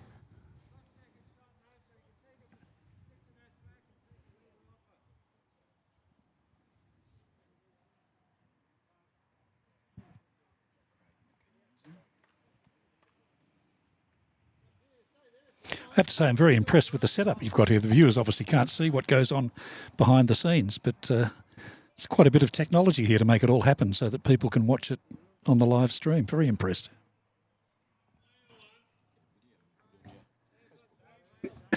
It's actually a lot less than what it used to be. Really. Oh. Yeah, they used to be a lot more elaborate these days. Now there's a little computer sits in the esky in there and A lot of it folds up into the esky. Yeah, fantastic. The cameras are all just plug one lead into them and off you go, and you get the feeds coming through. Used to be a hell of a lot more complicated than what it is now.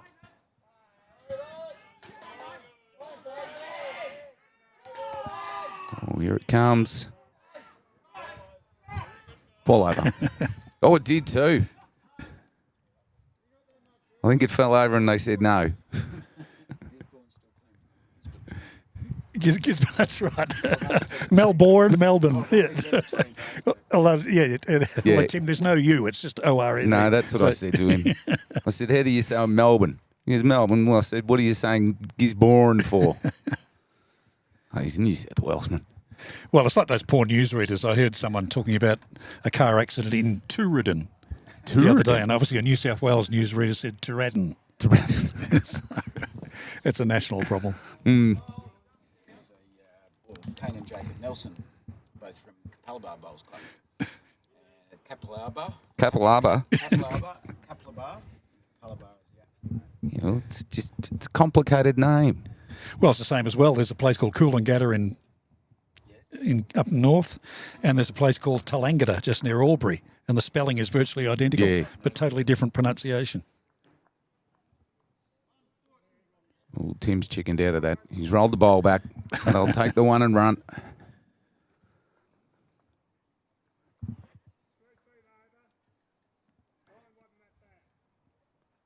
That makes the score 8-11 after 10. And also quite close on the other rinks. I think it's 5-3 and 5-4, both Gisborne's way there. Yeah. So I'd say the main board hasn't been done for a bit because it says 17-11 on 19. And we've done 10. We'll have to get the calculator out soon. Here we go. Someone's walking over to do the main board now. Somebody heard us speak. Not a bad start from Teresa. Probably only a few inches short.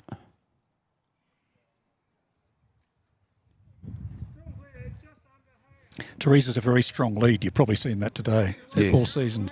A couple of times I played against her, and she's very consistent.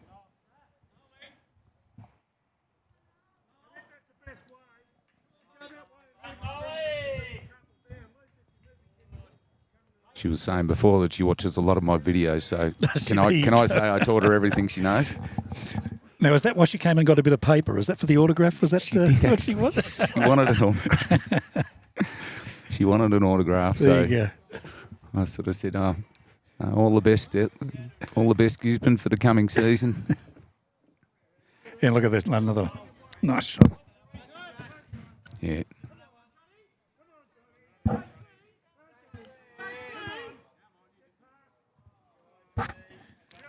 Getting a bit vocal on the next ring number 3.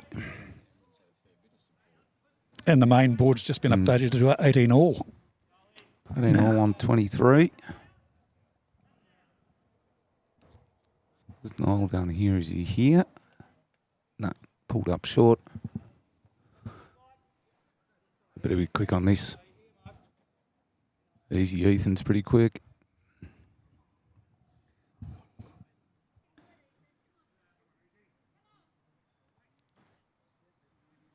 Oh, very funny, Wombat. Could have some fun with Sebastepol. Sebastopol. Now, that Edinburgh I can see on the screen. I don't know many Edinburghs in Australia, so is that...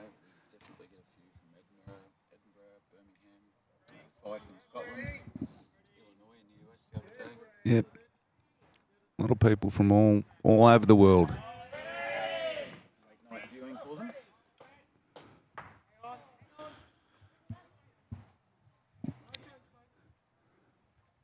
The comment there, Mike, on the mic. I should use that. I should trademark that one.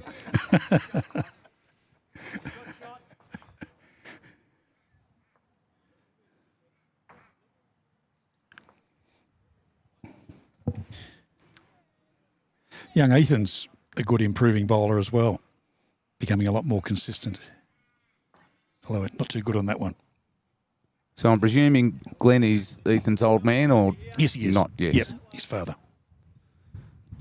I don't know if I could play with my father or my mother, or I reckon that'd drive me bonkers. Could not do it.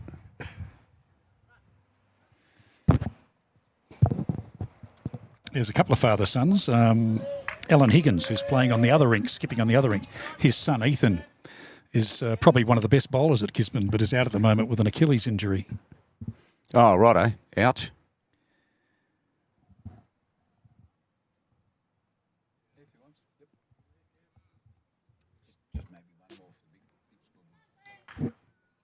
Yeah, we'll just have a graphic added shortly for the big scoreboard.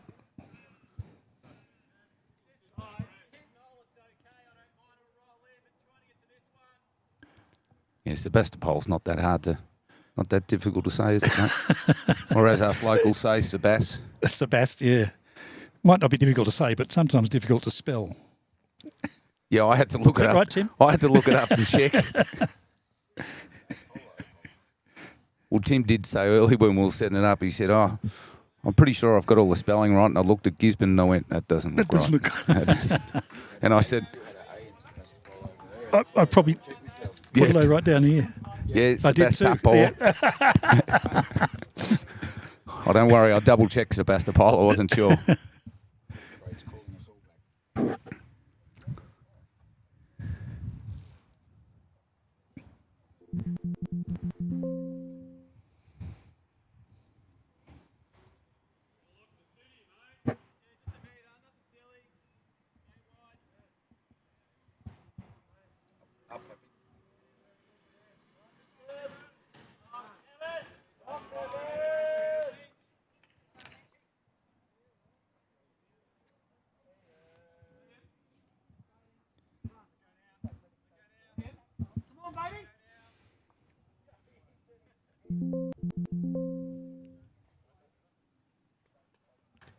Not a bad try there by Ian.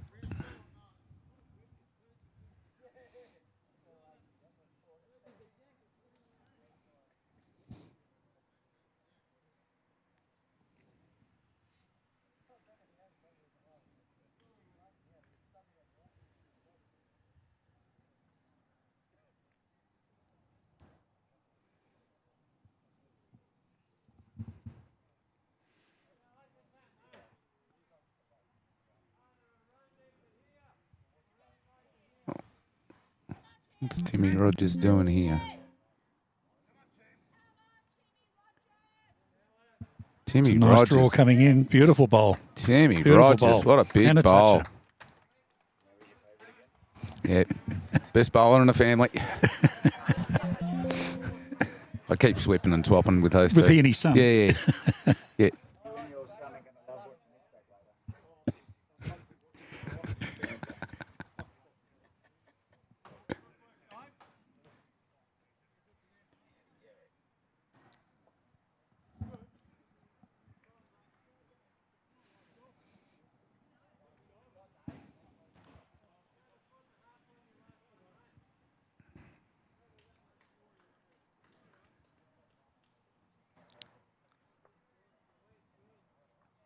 There's a bit of work going on in the background here, guys. So, we'll try and call the bowls as best we can on a very little, small thumbnail. He's following Tim's line pretty well. Davey's not far away either. Oh, I think he's got it, has he?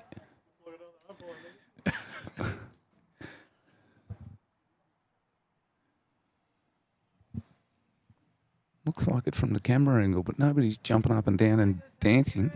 no one's claimed it yet, I don't think. There's 2 bowls to come.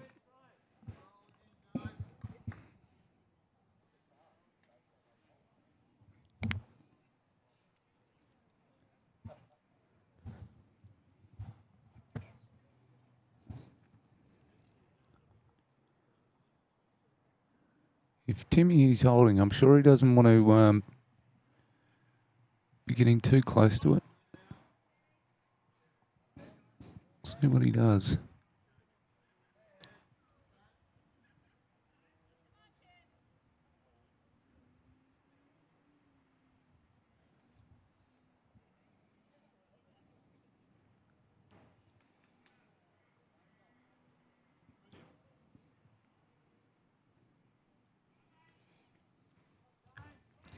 think he'd want to be anywhere near it.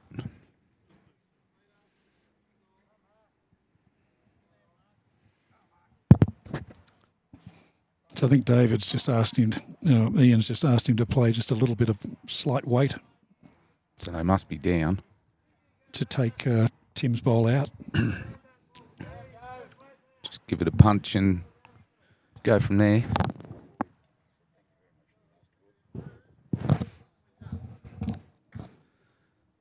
Thank you very much there, Boyd, jumping in and throwing up a master board. We appreciate it, but I think the viewers will appreciate it even more. What's Davey done here? Davey's not far away. Davey, big ball. Oh, big ball, absolutely.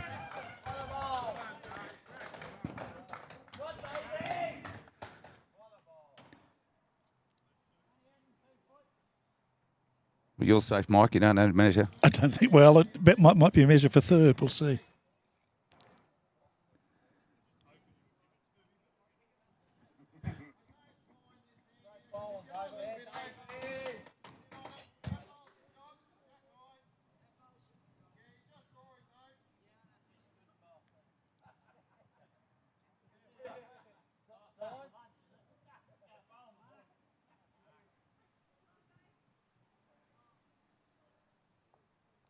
No, I'm safe. They've declared it. Just the two.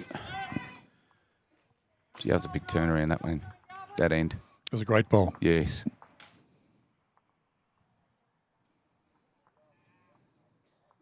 Timmy Rogers and crew were in control early, and Sebas have just settled into it quite nicely now. And again, Noel seems to be getting on top in this lead battle, which is helping a great deal. Yes, thank you for the prompt, Forrest. Don't forget, people, if you're liking this coverage, to hit the like button. And if you'd like to see more stuff from YouTube Live Sports, click the subscribe button. At the moment, we've got the Platinum Pennant in New South Wales happening. I think we do about 2 or 3 games a night when that's on, Fridays and Sundays. Getting great responses through that. For those that are doing nothing over Easter, Forrest, I know you're busy, so bad luck, you miss out. The $100,000 Everest of Lawn Bowls tournament is on over Easter, coming out of Mandurah Bowls Club in WA. I'll be carting over all my gear on the plane to set up the live stream for that. That'll be interesting. Got to get it all under 25 kilos or 26 kilos. So yeah, that's probably Australia's largest singles tournament. Might even be worldwide singles tournament. I don't think there'd be too many singles tournaments throwing up 100 grand worth of prize money. No, a bit different to ours. We had ours last Thursday, and the prize money was 2,000. So a little bit different. Yes. But as you can imagine, all the biggest names in Australia Bowls will be over there. So I was lucky enough to be there over at Christmas, and the mother-in-law lives around the corner, as I very quickly found out, which was great. 5-minute walk to the club, 15-minute stumble home. They're horrible people out at Mandurah Bowls Club. They're not very sociable at all.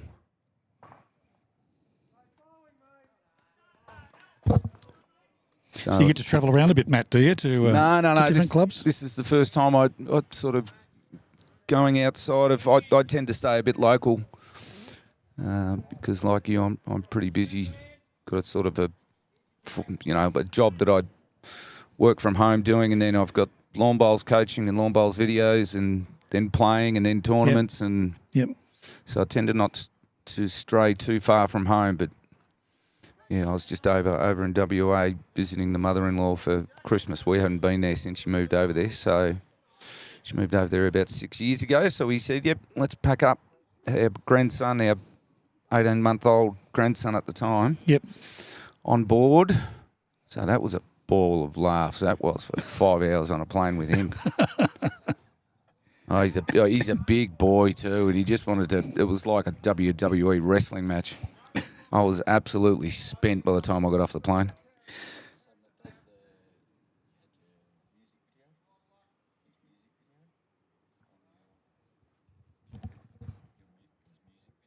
Oh yeah, I did.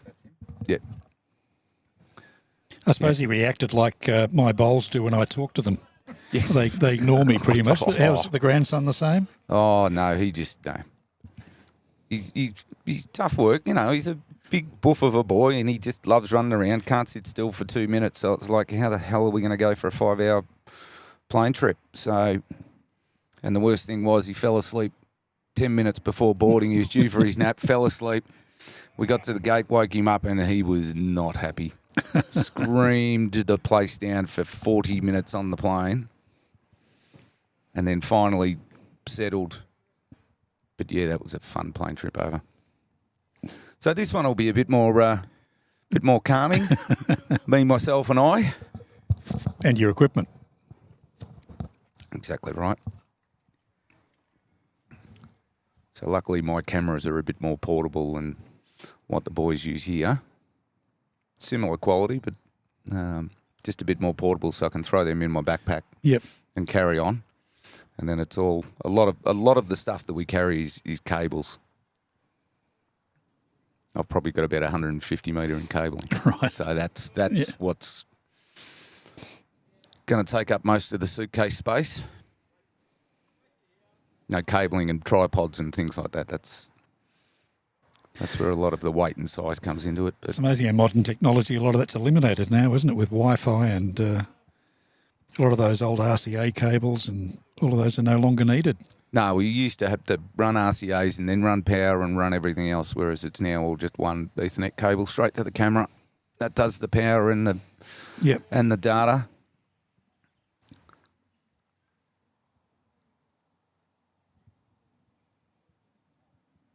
What's Glennie Johnson trying to do here?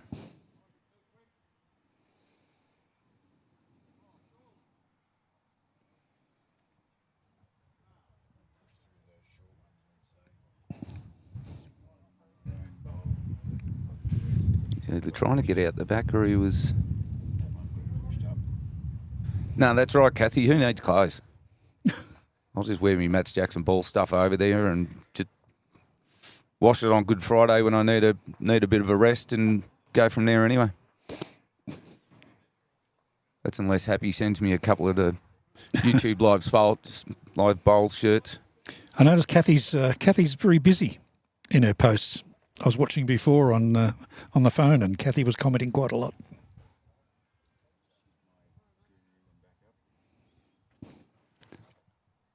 Yeah, she loves watching her bowls, Kathy does.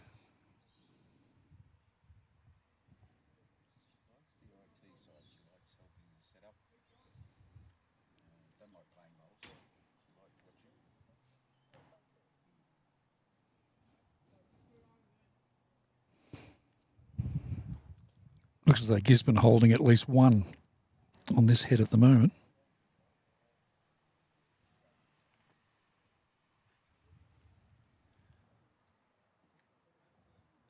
Yeah, the next one's a good foot and a half away, so it's hard to tell who's who. So, see how Timmy goes on the draw. He's more than capable. Hasn't got the weight, I don't think.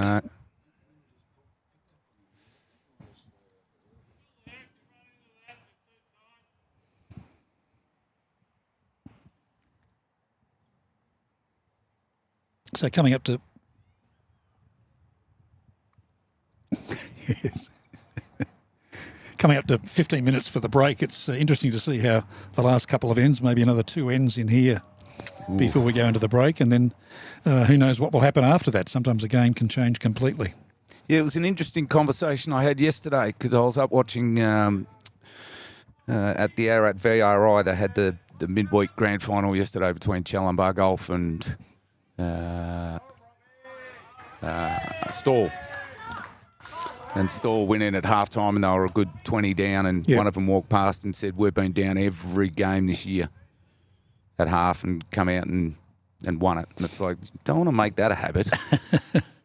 Well, the Saturday final here between Romsey and Kyneton at the break. Kyneton were 22 shots up, I think, or thereabouts at the break, What's he done? and finished up losing. Oh, how did he sneak that hole? I reckon he's definitely snuck in for another That one. could be in for the count. Gisborne just dropped a couple on the last end. Interesting to see if they pick them back up here.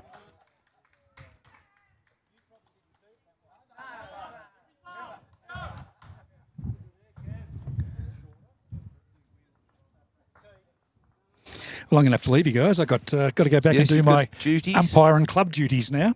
So thank you for the opportunity to have a chat. No, thank you Well very done. much, Mike.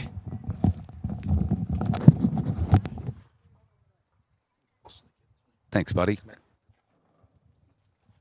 Wonderful to have Mike on the feed with some local knowledge, inside knowledge. Hopefully Tim learned a few things.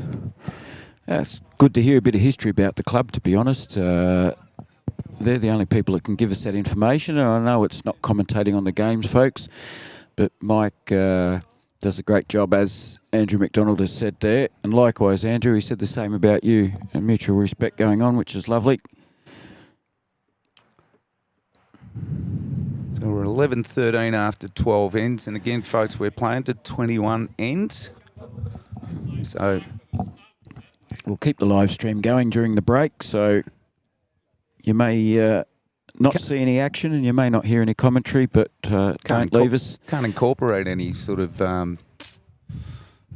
elevator style music during while we're doing that. We need to look into how to There's do too that. many copyright rules. Matty Harris has looked into that, and I believe YouTube do have their own music library that you can tap into. It's just I don't know if you can do it on a live stream. yeah. That'd be handy.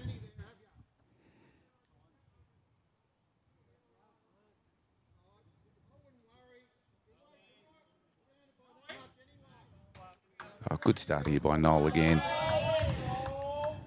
These two leaders very are good. excelling, Very good lead bowling. and I've been watching the two of them interact after their bowls. I think they're both very supportive of each other. They know it's a tough competition, but they're both being very supportive of how each other's going.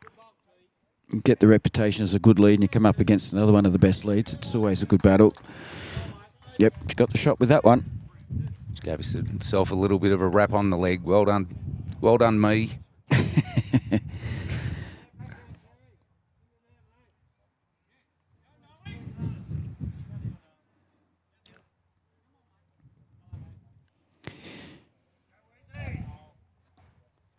One of the few times he's fallen short there.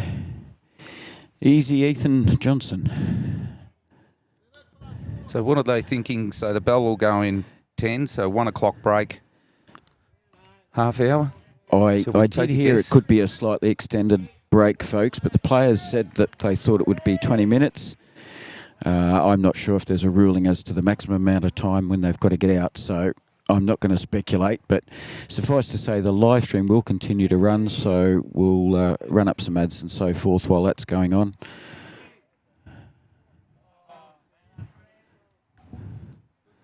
Yeah, Fred was unlucky there. He's just pushed it back into Teresa's bowl. 23-22 on the big board now, folks. After 29.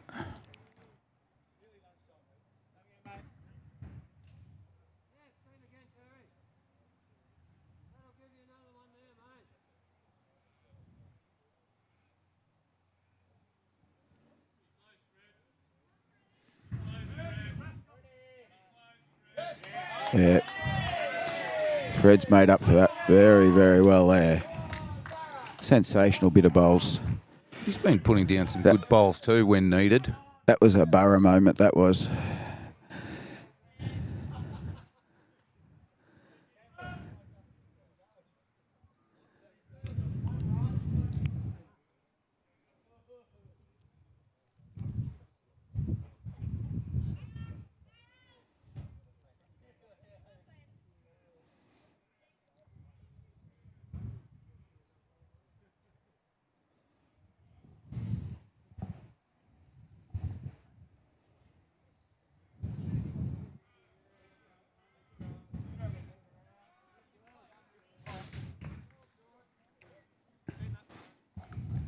That's all I was saying to Mike. It's been a very good. Terry's saying 30 minutes max for the break. There we Yep. go. That's good. We've got a drive coming in. We've got a bowl shooting across now. They've managed to stop that one just in time.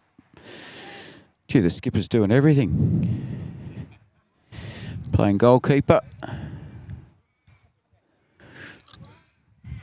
Glenn will just be looking for another metre on his previous bowl. Round his bowl will be fantastic. If he gets under it with a metre, that's just as good. Yeah, that's in for second best.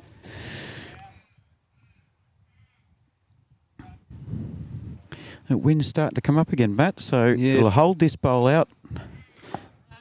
Wind's coming over his left shoulder. Not a big breeze. It's just a cold breeze.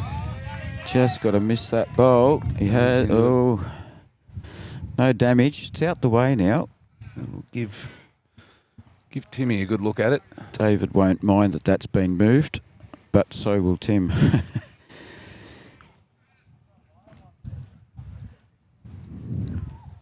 Oh, there's a kookaburra in the crowd.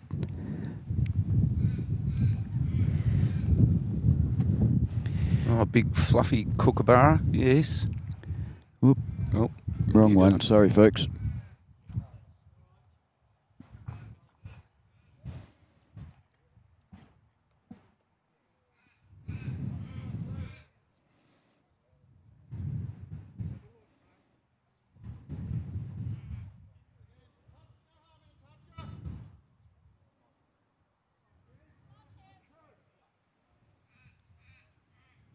I think he's gone a bit. Yeah, well, the wind's clearly not holding the bowls out, is it? There we go. There's Give us a look Cooker. at the kookaburra. Cooker standing behind the other rink, keeping an eye on all the games at the moment. All the rinks, sorry. Fair amount of supporters down here, and as the Oh, game. we're not going to be able to see. Just got... He's in.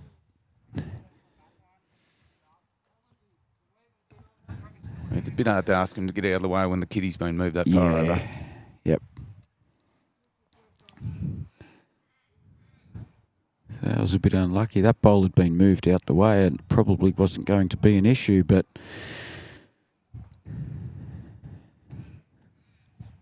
Yeah, it's Timmy looking Give him on a bit this more way. grass this time. I think it's going to get down hard enough. He wants to get behind. Same weight. Because we can see it live, folks, but we tend not to want to commentate on it live because our live comments tend to be about a second earlier than we're what not you going to see see it it on again, TV. unfortunately. He's a bit high And on it it did and miss. heavy. Yeah, Gisborne a bit lucky. Gisborne a bit lucky to get that one there. They're just looking at watches like they might be going to go for a break.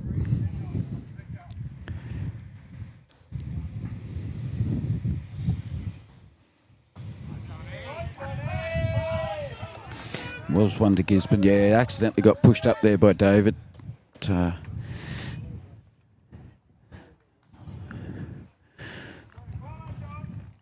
One of the dramas of the game is that you can't control a short bowl being in your way. You want to avoid a bowl sometimes if it's an opposition's bowl, but then there's plenty of times where it's not an issue.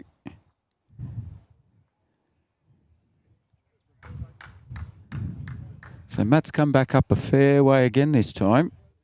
Been a couple of different strategies being put in place by both teams.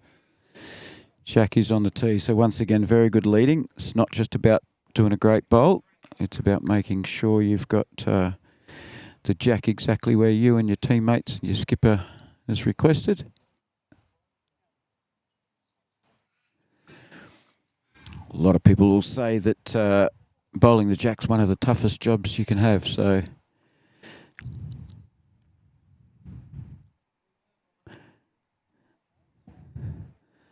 good on you, Terry. Heading off for your club pairs. Good luck in that. I'm not sure if that's your club championship pairs or just a pairs match on a Tuesday. Good luck in that game.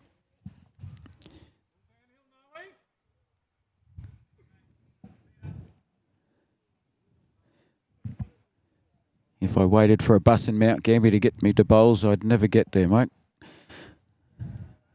We've got a little city loop around Mount Gambier, and that's about it. So,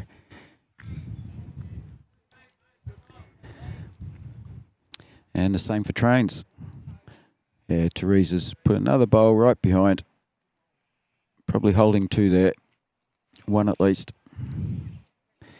Mind you, the way Nolly's been playing, I don't think he's going to put up with that for too long. Teammates are cheering his name already. So they're reading the green. The players are reading the green very well. Yeah, they called that nice and early. Yeah.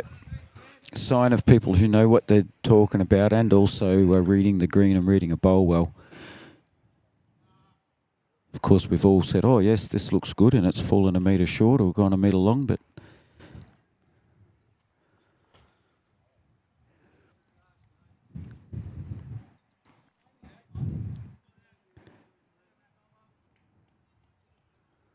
It's good to know Terry's watching. he's heading off Watching to a the game live of pairs stream, and he's yes. still watching.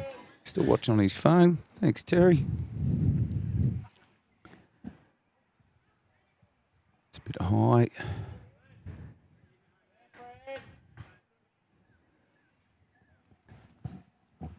I think Ethan here will be aiming to get up and under those bowls on the right-hand side of the screen to the viewers. If he's up that high, he's not going to get down enough. Oh, he's short on weight as well.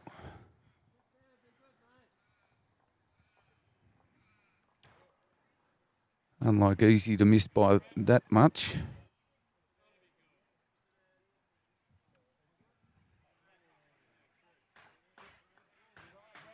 Bit of a wild and woolly end, this one.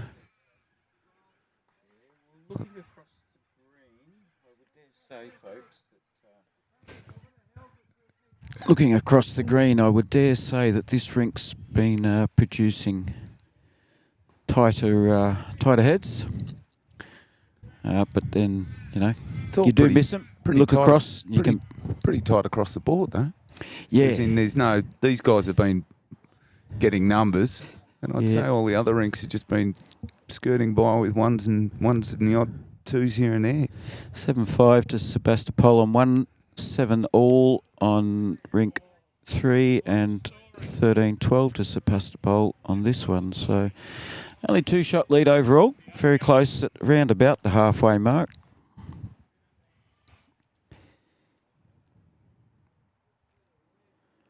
I'll keep reminding Timmy to update the main scoreboard when he gets a chance.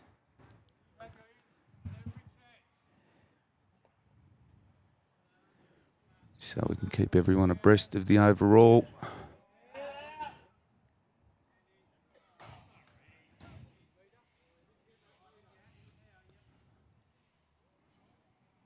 Warner was a little bit short on that one.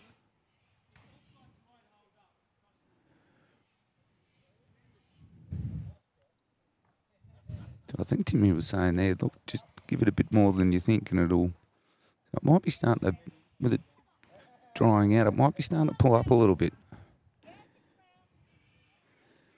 You can hear Teresa cheering it on. Who's hit there? That was Noel's bowl that came up then, I Noel's bowl, think. So yeah. he probably didn't want that. Made it look a little bit messy.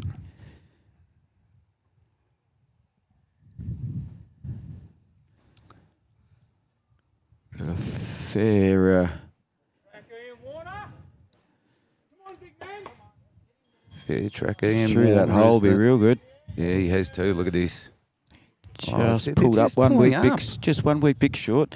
Yeah, they did say to me, well, the players prior to the game, even they know that this will slow up the moment that moisture's gone off the surface. There are a few places where the opposite happens, and as we know on grass green, the opposite happens. So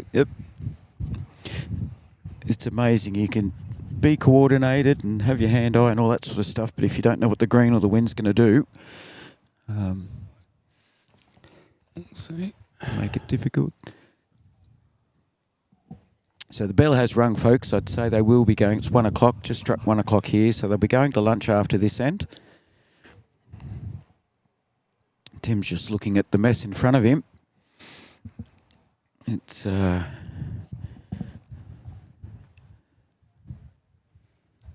all the blue bowls out the front are Sebastepol bowls, so not the easiest situation for Tim to try and get round. So it's either a heavy backhand option or a draw on the... And he's gone the backhand. We'll see how much weight he puts on this. Yeah, just arriving weight. Just enough to push one through and stay, I think he's after here. If he gets a clean gap, he's done real well too. Yeah. At least he's got one of theirs amongst the 3 blue bowls. 3 blue bowls are all Sebastepol, so nothing worse at looking at that. At his time again, he might have gone a bit heavier.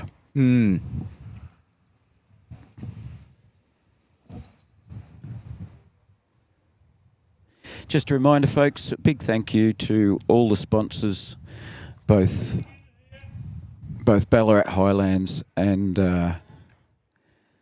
Wood End sponsors have contributed to this broadcast.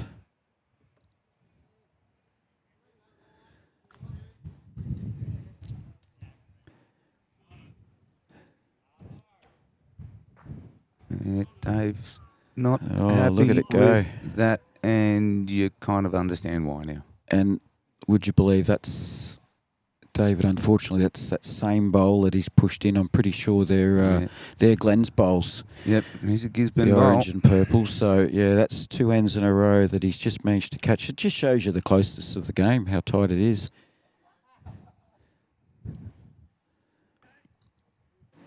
Tim has the same problem though. He's trying to get by past a couple of opposition bowls. Well, that probably opens up that side to him now, though. Yeah.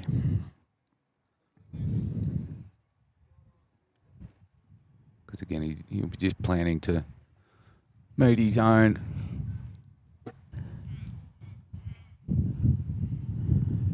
Love his delivery too. He's thrown it out wide, hoping that wind brings it. It is bringing it. It's coming. It has brought it. Yeah, It's just heavy. the call's pretty straightforward Pretty for me easy. and Warner there. Get rid of it. Says to David, ditch weight, get rid of it. I don't know how many. If that goes, Sebastopol would have to have at least 2, 2 or 3. possibly 3 there. Yeah, those bowls to the.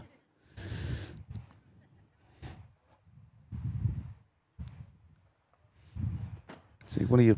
He's having a good hard look at this. I don't think we've seen him put down an aggressive drive yet today. No, Tim has. I don't think I've seen any from David yet.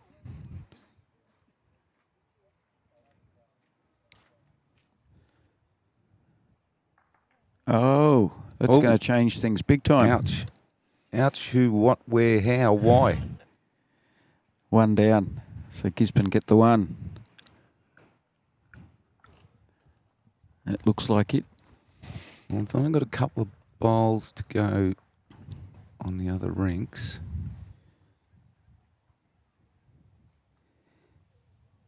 Just trying to see what's... But again, we don't know whose bowls are what, so... No, Even but wa- I'll zoom even in on that. watching them. I'll zoom in on that head. We'll get some of the other people that are playing here today. So this is rink 3, folks. They're finishing their last end. It's looking like a close one too. So we'll update that score for you. That was a 1 for Gisborne. And then we'll wait till they've had the break before we update the master board. It's 13 all. 13 apiece after 13 ends.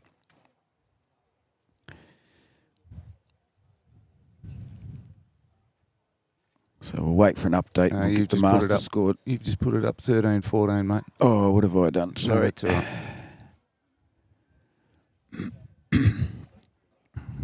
13-13 on 13.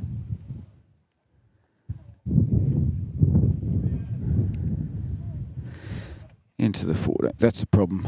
We do show it differently too. So N14 is the next N to be played. So that'll be the next one started. So we've got a close one here too. How do you do your scoreboards? So 14th end is the next end. Does that make sense? Nah, You want to change back? that's not how we do it. That's not. All right. Victorians don't do it like that. All right. We'll Ends do it is- the way you Mexicans do. While in Mexico, Ends- I'll do it as the Mexicans do Ends, it. ends is how many ends you've completed. I don't know. Oh, look, I've been called a cockroach and a cane toad. These New South Wales, South Australian. Well, I've almost exactly spent a third of my life in Sydney, Brisbane, and in regional South Australia now. So you're just a complete and utter I'm a mixed crazy mash of- mixed up kid. Yes. No wonder they call you a Mexican. Teacher, that's what the teachers told me many years ago.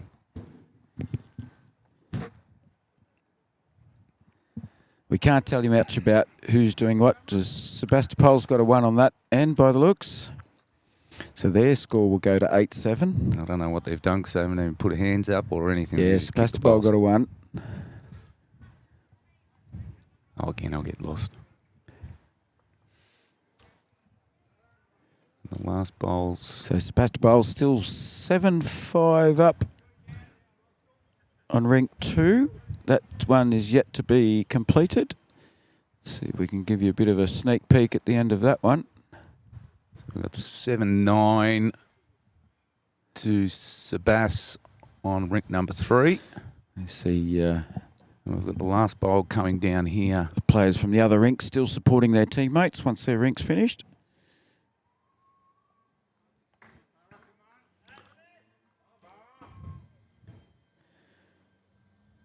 So it looked like maybe it was a 2 to somebody. The fingers were up and the fingers were down, so we'll get some updates for you folks. So the live stream rink 4 is 13 all. Rink 4 is 9-7 to Sebastopol. And they haven't updated rink 2 for us after that just finished. Stick with us, folks. There will be a break, so there'll be some silence. There's no point us babbling on for a half hour. That'll probably drive everybody away. So we'll throw up some sponsors advertising. The live stream will continue. You won't need to go onto a new link or anything like that. We'll swing So the camera instead of- around to the clubhouse so people can see Yep. what's going on. So it looks like there is a bit of a change. Gisborne struggling a little bit on rink 2, 5-10. So the overall scores will be updated any moment. So thanks for tuning in. Thanks for all the people. Kathy's been keeping everybody tuned up on the live chat. Thank you very much, Kathy. We've had viewers from all over the place overseas. Good to see some South Australians tuning in. They're getting to see a bit of the Victorian action for a change. When I posted this, I did tell everybody I was pretty excited about getting over and seeing what happens over the other side of the fence. 21-end match, as I said. Things are done differently in all districts, let alone the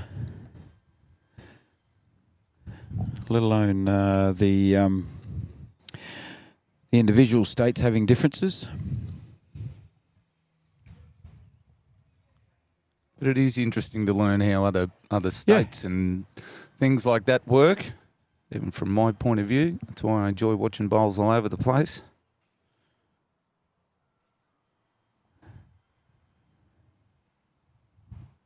And you wouldn't believe what I've just found. Live scoring for this game. Yes, I've noticed they're out there doing it. All right, folks. Enjoy your lunch break, everybody. Hang around, come back, all the rest of it. And we'll be back in half an hour. Thanks, guys.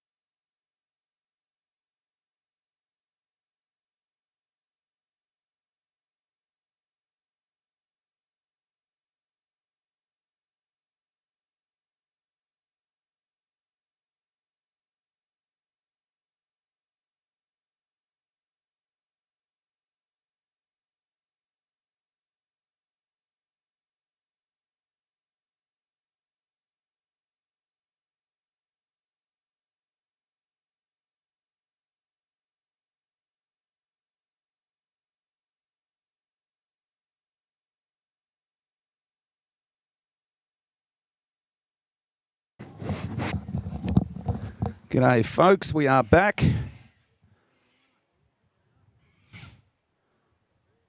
I was waiting for Timmy to get back.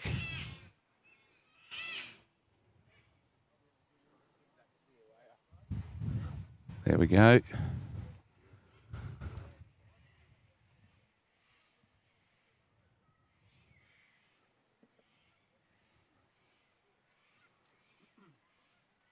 That's that one.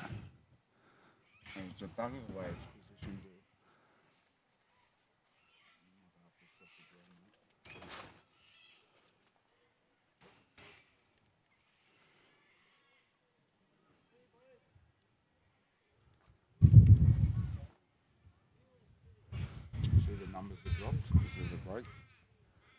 No one watching. At 1,500 already, halfway through the game is good. So again, folks, they called us a bit unawares. We're off getting some lunch and we've come back and taking our time and they've decided, whack, we're back.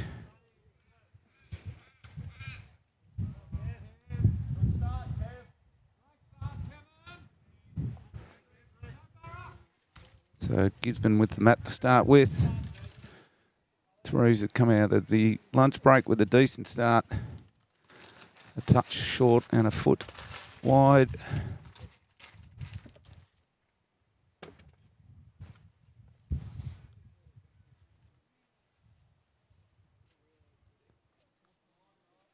It's always interesting to see how they come out after a break.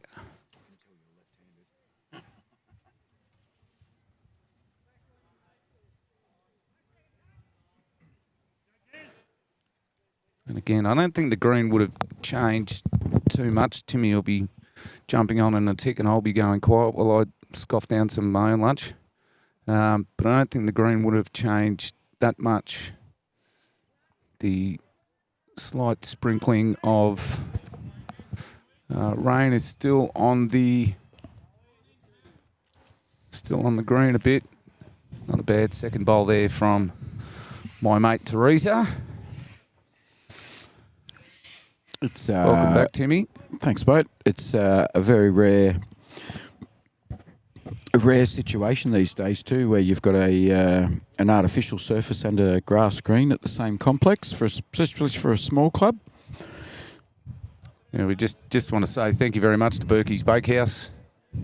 Not sure what the grub's like yet, but I'll tell you in 5 minutes once I scoff down my chicken and mushroom pie.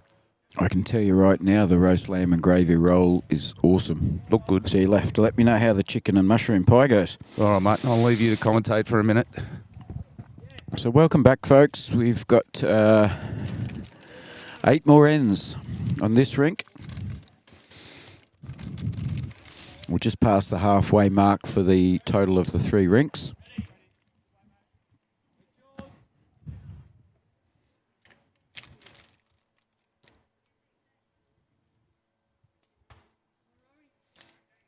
We'll see if the strategies and tactics change a little bit with ends of length. Like this one, Matt's way back.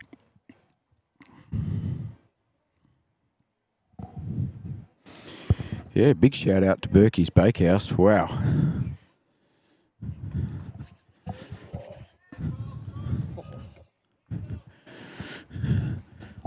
Matt's trying to eat his pie and salivate at the same time here. He's enjoying the chicken and mushroom.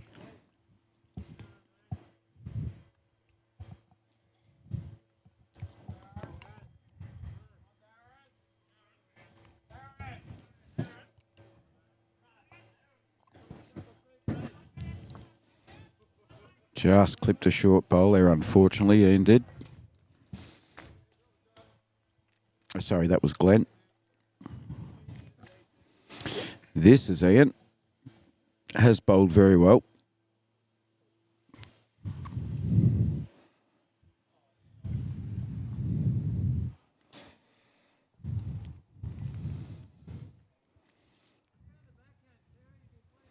So welcome back, viewers.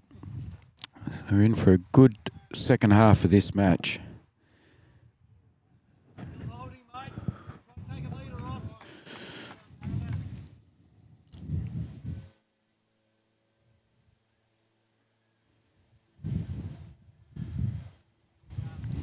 Wind's picked up a little bit more. The wind's pretty much coming straight across the green.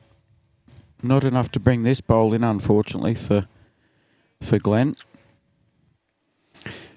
As he scoots up the other end. Ian Warner, no relation that we know of.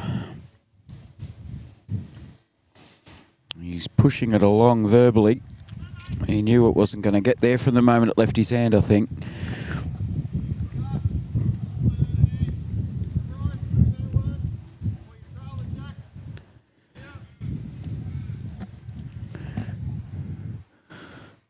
We'll try and get one of the Sebastepol juniors to come on and have a chat with us soon. Let us know how his bowls career is going. 17 years of age. It's great getting the juniors on. They have no fear of the technology. They're always happy to have a chat. Let us know how things are going.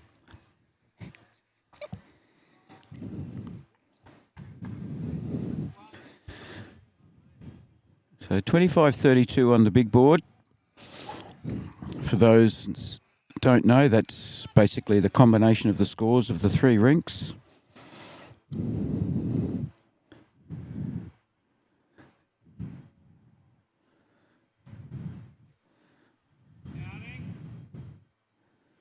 Yeah, last bowl was in the count. So Teresa holding the two best bowls at the moment.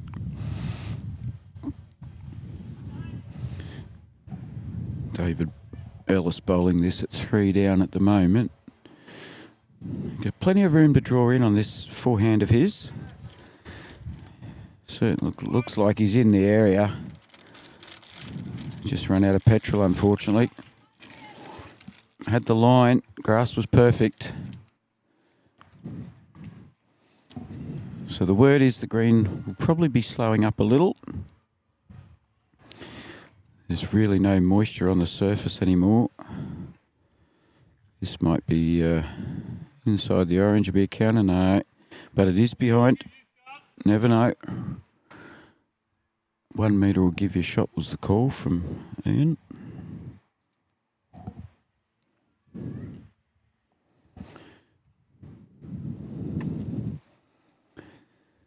Still overcast, cloudy. Yeah, Ian Warner's already called it. You are good. Did he? Yeah. Sebastepol's got the finger up. Glenn's giving him the nod.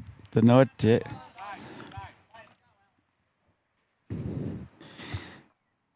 It's surprising how many times the very last bowl of the end is the one that ends up taking shot. Poor old Teresa again as lead. Was holding 2 with one of Tim's. David comes down and David's got his phone in his hand already. As you can see over here, they get on the bowls link. They update the scores live, so that's what he's doing right there, folks. He's keeping bowls link up to date whilst he's playing and skippering. Probably not an easy job for a lot of people to be. Good teamwork there, boys. Well done.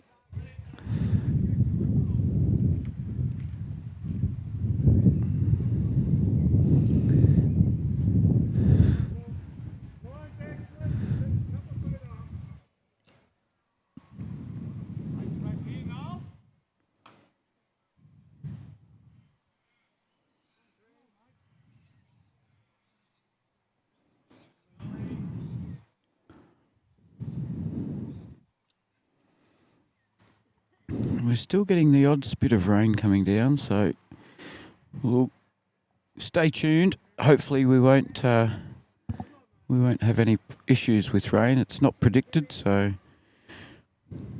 Teresa's obviously had a steroid sandwich at lunchtime. She's gone a bit heavy with that one. She won't be happy. She's bowled very consistently so far, so the line was perfect. You've got to take the positive out of every bowl, even if it's too long or too short, if your grass is right. Noel looking for 2 from 2 here. Nolly's the call across the green, which means he's going well, tracking well. Yep.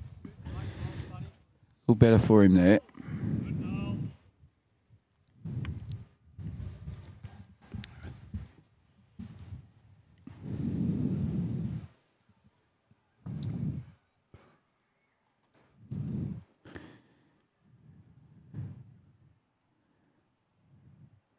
Drews is not bad either, just behind.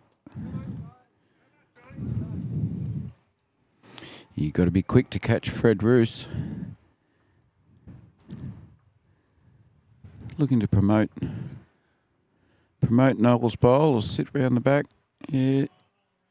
It gets a bit up and about too, old Freddie. He's very pleased with that last shot by Davey Ellis on the last end. Yeah, he was calling it early again, knowing his teammates' bowls.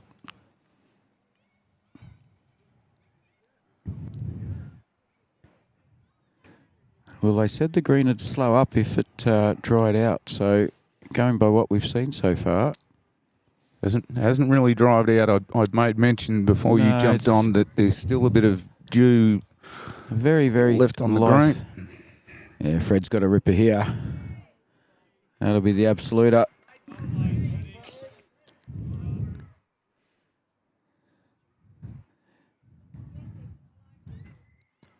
Here you go, mate. Now that I've jumped onto the technology, the overall score is 33-27 to Sebastepol after 37. Well, how did that happen? Because it got updated and they finished, so 33-27 it is. Clarkie's onto the technology. I didn't know they were live scoring, so I checked it at a half, and they are, so I'm just going to go bang on off that now. So 6 the difference overall, folks.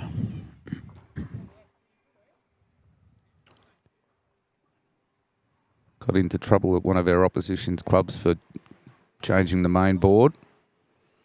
How many ends does that say then? 37. Yes, you had the live scoring in my pocket and the game was getting close, so I was just going over and flipping the board over, and the opposition said, "What the hell are you doing? That's not the score." And I said, "No, it is."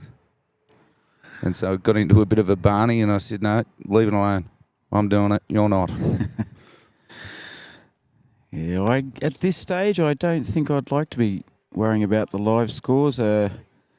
Well, anybody on your rink can do it, I imagine? Yeah, anybody can do it. Okay. So in we've had South Australia, we tend to, in a game of fours, the second is usually the Oh no, the second is the scorer score generally for your scorecard. Yep. But for live scoring, depending on how technical, how much of a hold they got on technology. Yep. Sometimes it's just easy to say, "Look, I'll do it. I've got my phone. I know how it works," and it is literally grab your phone out, go to Sebastopol, submit, done. So you've got to do it on a card. So instead of doing it on a card, you just do it through your phone. So it's once people get used to it, there's not a lot of difference. Glenn was unlucky there. David's having a good look. It's certainly not easy for us to judge looking at that.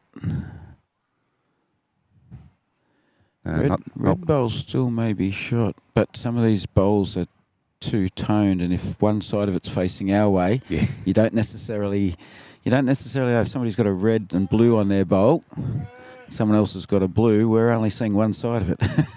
The joys of live bowls commentating now.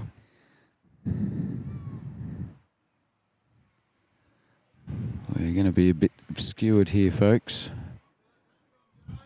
We'll try and give them a wave.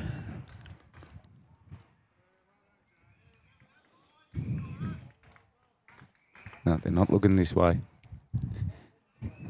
He's about to get the chat. There we go. No. There he goes. Good on you, Freddie.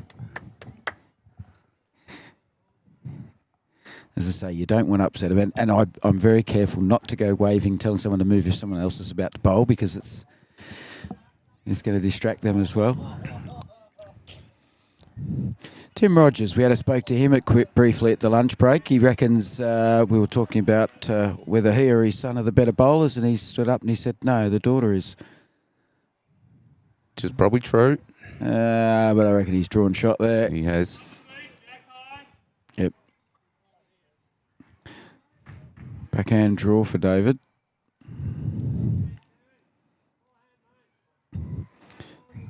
Yes, trash man. So to Tim Rogers' daughter, apparently you're the best in the family. Until he puts in a couple of blinders. If it pulls up. Didn't quite, but he gave himself every chance there. Out comes the old Glenn's using the finger measure. Yep, confident he's got one.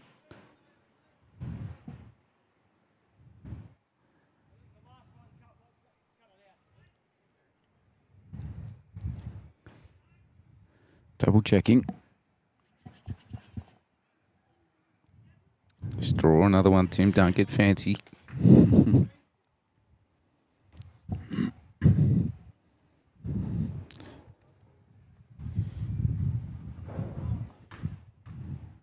He's stayed safely out to the YG. His weight's good again. Yeah. Absolutely perfect. Will Sebastepol concede? They're going to have a look just to make sure. Oh, they're looking for a second. They're looking for a second here. Yep.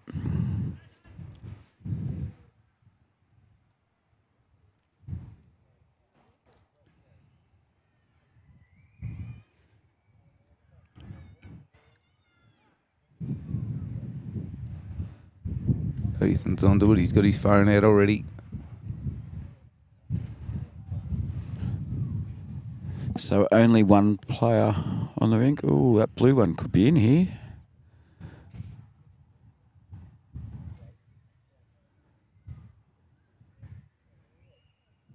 I think it might be only one by the look of this. Yeah, we've got two camera angles, but we've got people in the way of both. Sorry, folks. Yeah, it is the two. Two to Gisborne. I'll get it right sooner or later, won't I? Oh, there we go. He's learning. I'm learning how to say big words. It's only taken him half a day. I'm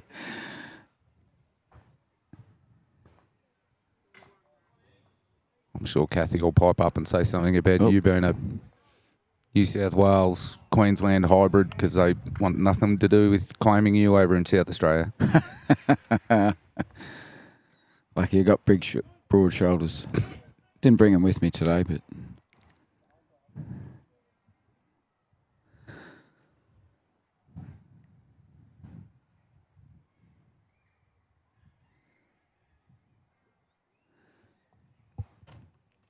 Yeah, mate. So Gisborne hits the lead, 15-14.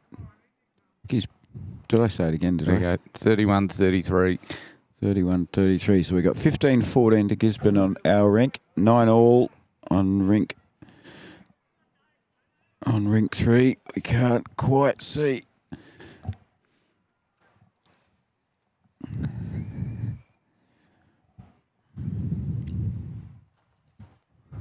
Right.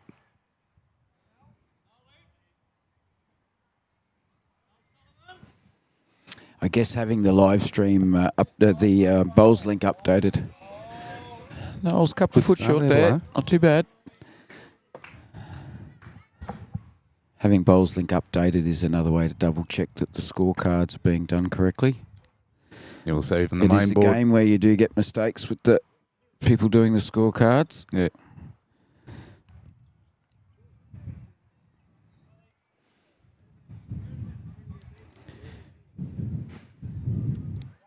There you go, mate.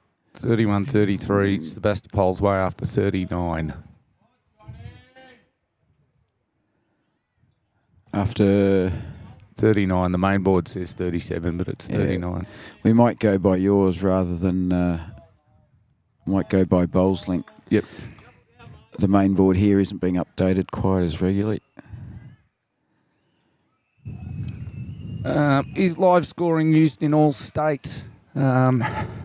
I think it primarily comes down to the individual states and regions and what have you as to whether they want to do it. I think people are starting to see the value in it. I have seen it done in Brisbane, in Pennant, and I have seen it done obviously in Victoria via live stream and so forth. Platinum Pennant's doing it, of course. Yep. South Australia's not. They may be doing it in the Premier League up in Adelaide. There's a very good bowl from Fred there. Freddie's up and about. Yeah, Andrew, just look. I find it again, being the tech head, I find it pretty easy. And And once you start using the app and get used to it, it's pretty easy. It's just a lot of people don't know their logins and things like that for Bowls Link. But they've introduced it into Div 2 in Melbourne this year. And that, in my opinion, should probably be the limit. There's talk, and there always is talk, that all of the different bowling bodies would like it done at all divisions, etc. Freddie. Oh, Freddie, look at that. Two touches in a row from Fred. Great bowling, Fred Freddie. Roos, take a bow, young fella. Look at that big smile on the big man's face. Smiling from ear to ear. And the trash man was giving Fred a hard time a minute ago about being in the way, but trash man, he's redeemed himself. 2 touches, holding 2 shots. But yeah, it's got its plus and minuses. And again, even in Division 2, we had a couple of older generation, clubs that just flat out refused to do it, or didn't want to do it, or they'd do it across 2 rinks, 2 out of the 4 rinks, which buggers the whole idea up. So, but again, for things like this, it's nice to be able to, for people that can't tune into the live stream or are working, you can sort of check out what's happening with the scores just by a click of the button on your phone. So, yeah, Pete Williams is just saying they don't do it in Tasmania, but they'd love to see it done. Yeah, you're exactly right, Pete and Tassie. We were watching, or I was waiting for elimination final results last Saturday from my area. He nearly got that. And it's painful sitting around waiting. It is a bit. Look, it didn't affect anybody that was playing in any way, shape or form. The game had finished and the results had been done. I'd already got the phone call and text messages. Bowls Link hadn't been updated. It was probably just the hype of the game that was an elimination final. Very important game. But I find in Vic, especially, there are notorious clubs that apparently the score's got to be in by 6 o'clock on a Saturday. 5:59 they come in? Nah. No, they're not. Won't be done until Sunday afternoon. Oh, okay. And it's like, well... Yeah, no, ours have got to be in by a certain time, and I'm pretty sure they're always done, so...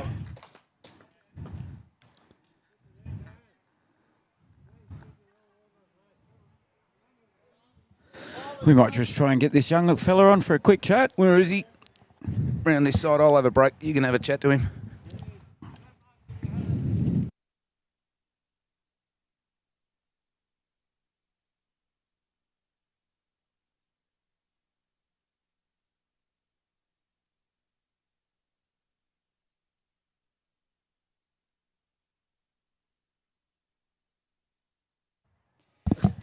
Yeah, good chance now to speak very quickly to one of the juniors from the Sebastepol club while we watch this.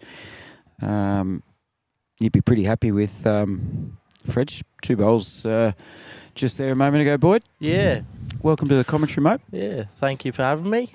Is this your first final you've got a chance to have a look at this level? I've seen a couple at Sebas 4 times in a row. We went down to Victoria on a Saturday. Yep. So what division are you playing on Saturdays? Oh, hello. Have a look at this. Will it fall? Will it fall over? It's trying to. The wind's holding it up. So Fred's still holding one. Let's see what Dave does here. Dave will be pretty happy about where Tim's bowls just finished. It's only just behind the jack, so it can be pushed out pretty easy. You enjoying your bowls? How long have you been going now? About 8 years. 8 years? Bloody hell, and you're 17? Yeah. You're one of those ones we're all jealous of. Started while you're young. Yeah. We all talk about it. I'm still considered one of the young blokes in our club, being in the 50s. So the fact that you're 17. Did you play for Victoria last year? No, I haven't had a chance yet. Okay. We've had Sky Wilson plays for South Australia and the Port Mac club, my home club. That's nice. So we watched David Ellis's bowl come. It looks a little bit narrow. Punch Ian's up. No change there. No. No, it's great to see lots of young bowlers playing, Yeah. mate. When my grandfather was a greenkeeper, I'd be playing with my matchbox cars on the green as soon as bowls finished. Yeah. Whereas you, one of the clever ones, probably got the granddad or your dad out there, did you? I started through school bowls. School bowls, very Yeah, good. primary school. So Yep. And that was just barefoot, one term, just a bit of fun. yeah, barefoot bowls and Yep. all that. So And things progressed from there, and you Yeah. joined a club. Yep. Thought I'll have a go at this. Had you been playing other sports prior, or also played footy, and that's about it. So Yep. Victorian football, Australian Football League? nah, yeah. Yep. Played for Sebastepol as well. So Yep. Gave that away now? yeah, Yeah. with work and all that. 'cause Too I've much money in bowls. You wouldn't want to play football. There's no money Yeah. in AFL, is there? unless you get big. Oh, Yeah. Well, I tell you what, Fred had 2 touches. yeah, I think he deserves to get shot here. yeah. I'd take David's it. still got one to go, though. Yeah, Dave may play controlled or And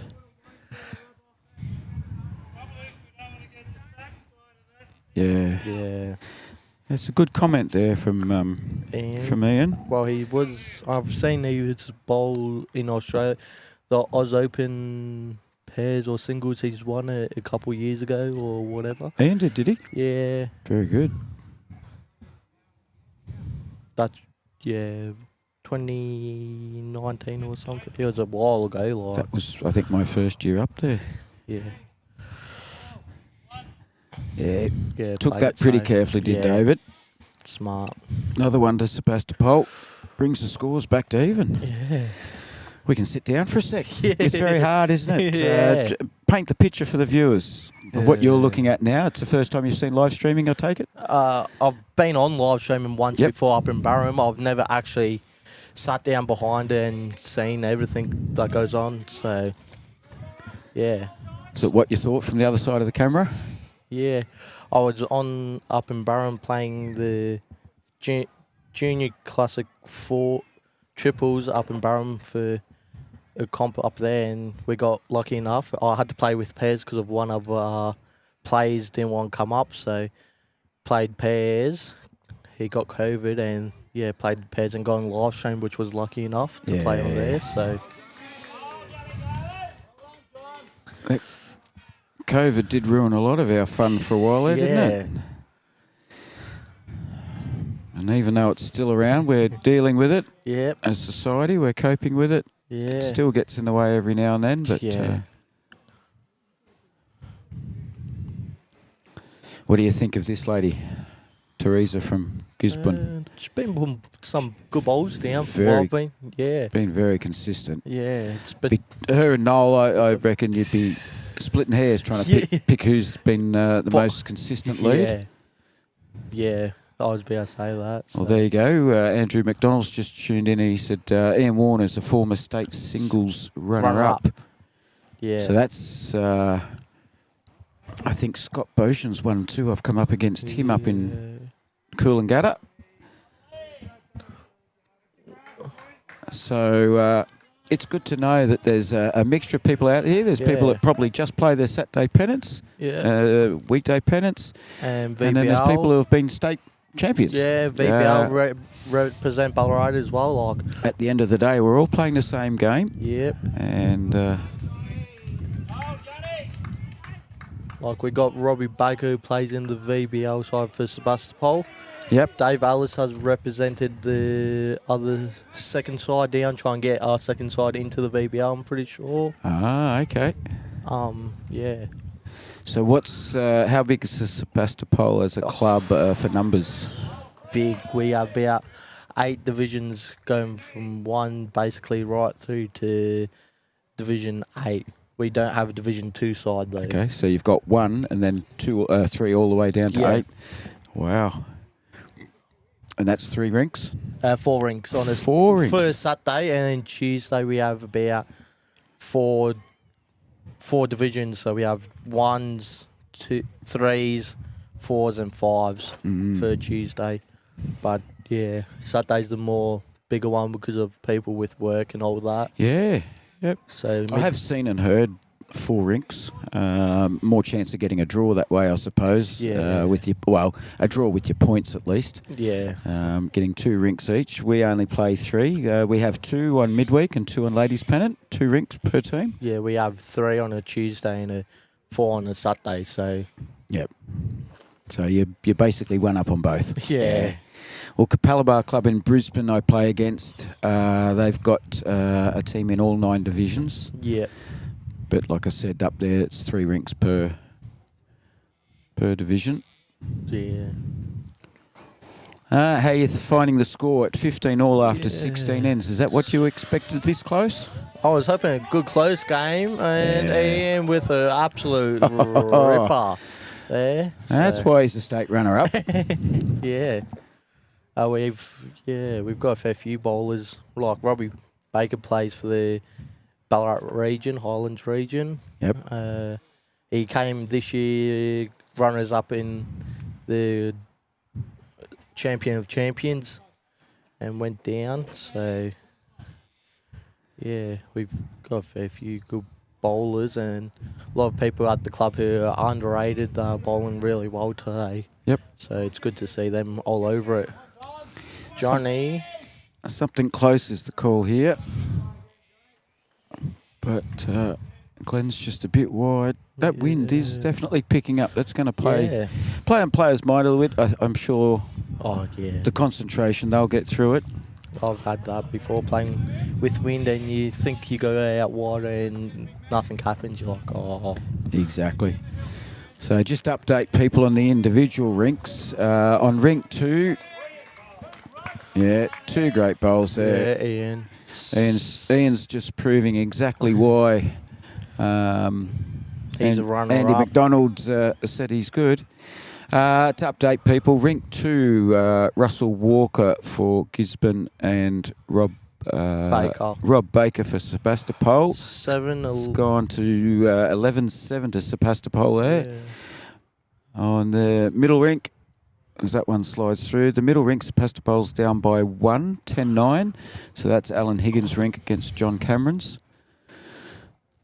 So it's still all very close, 32-35 on the big score, the big scoreboard we have. It hasn't been updated as Matty's been good. He's been getting onto Bowls Link and getting the absolute update. Well, with 3 rinks, it can be really tight. Like you could have 1 rink up and get up overall. Like, yep, I had that in the semi-final against City Oval to get into the grand final. 1 rink up. We just had a comment from the gallery in the background.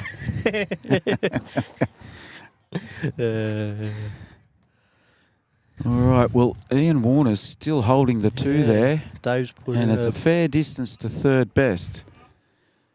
Tim Rogers with a little bit of work to do here. Yeah. You don't want on the 17th end, you don't want things getting away from you. It's been great having you on, mate. Yeah. What do you got coming up, bowls-wise? I've got this Sunday playing against Bendigo in the Ballarat versus Bendigo Shields at Creswick. Yep. So represent That's Ballarat. a once-a-year event. Yeah, Yep. and we've got Geelong's coming up soon. And then I'm not doing states. I'm looking forward to the Oz Open just because of work. So he's got it. He's launched it, and it's killed. And he has killed it. Fantastic bowl there from Tim Rogers. And does all the good work. You've got to take your hat off still to Ian Warner. But he's had a few running shots today, Tim has, and he'll be pretty glad that he's got that one. Yeah, well, he's missed a fair few. He has missed a couple today. He's hit 2, I think, out of the 6. So you've got some big events. So you finished all your pennants. Yep. Are you the youngest? The one that plays Pennant, I'm the second youngest. The youngest will be Robbie Baker's son, Archie, who's, I think, 15 now. Okay. Oh, hopefully you start playing for Victoria at some stage. I know it's a little harder when you're from the regions because if it's anything like South Australia, all the training and all the practice is expected to happen up in the big smoke. Yeah. It's never easy to travel 400, 500 kilometres at times, is it, to get there? So you don't get the same opportunity as the people in the cities, which is a bit sad. This is the world we live in, unfortunately. the majority of the attention gets paid towards the city areas? Try and focus on the Oz Open for my last year for it before I'm 18. So Oh, yep. Oh, well, keep me in mind. We'll try and catch up. yeah, Hopefully we'll be live streaming a little bit up there this year. We'll see Yeah. how that progresses. I'll be up there anyway for the under 18s up there for a week Yep. Is Well- that on before the Oz Open or during the same time? during the same time. I'm Yep. pretty sure. Endo played Wednesday So to the same full 2-week period? 1 week though.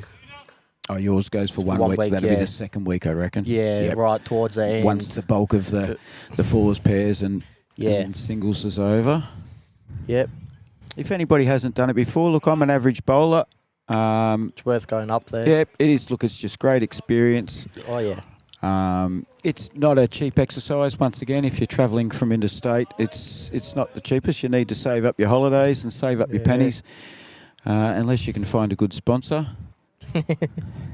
I'm sure Boyd's got a good sponsor. Last You're year, working on it. Start working on it, mate. Last year I got sponsored by Sparks. They paid my entry fee in. So Very good. That was good for them, for me as well. So And there she is again, yeah, Teresa, showing off. let's see what Freddie does. Doesn't take long on the mat though, Fred. No, between Fred and Easy, You blink I've and had to- it's gone. I've been having to keep my wits about me, that's for sure. Yeah. If you blink, well, he's got the jar. That's 3 touches in a row for Fred. I know, 3 touches in a row going this direction it is. Yeah. Not that way. It's, Yeah. Going towards the clubhouse. He likes to show off in front of the supporters, does he? Yeah, he does. Some of the stories he's got, he cracks you up though with some of the stories he told you. You learn a lot from these older folk out here, don't you? Yeah.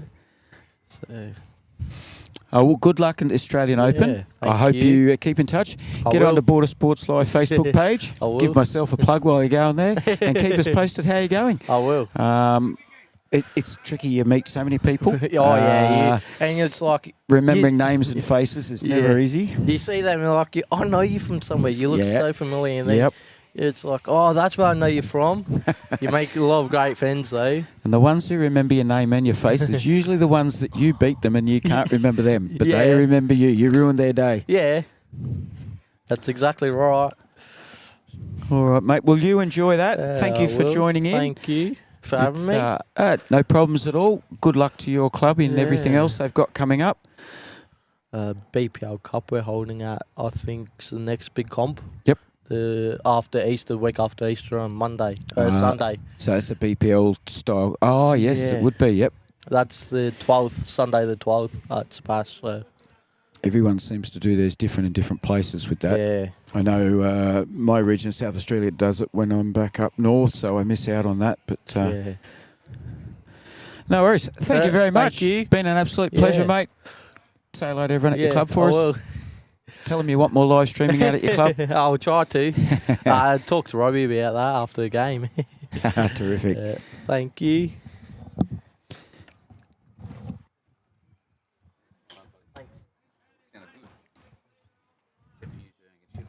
Hey?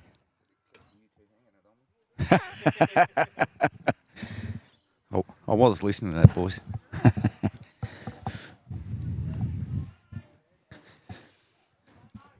Yeah, she was a lovely drive that last end by Tim to kill that 2 down. He's finally hit a real good one there, so...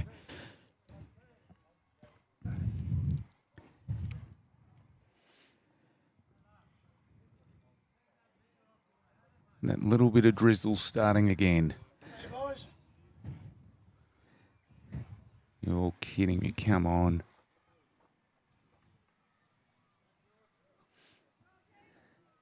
Sebastepol just keeping the narrowest of margins overall. No, they're actually down now. Oh, sorry, Gisborne. Gisborne just behind, yeah. Gisborne. Gisborne that's nowhere near Melbourne. I've always wondered why Americans say Melbourne, so that's why it's odd for me to be saying Gisborne. I've heard the name Melbourne a little more often than I've heard the name Gisborne. Gisborne, yes. Well, it has an R in it. If it was Gisborne, it'd be Gisbon. I think they should change the name to suit me. What do you reckon? We're Victorians. We just go Gisborne. How do you spell that? Don't care. It's just Gisborne.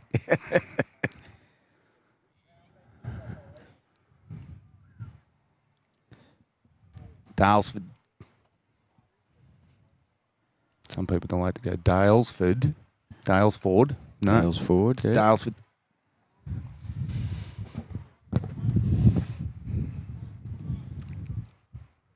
What's Davey Ellis doing here? He's not going to be far away. Oh, just running through. You've got glasses on now. I know why you can read that. Yep. 36-35 on 44. Yeah, man, I'll do you a favour. I'll do you one better. Make the numbers bigger.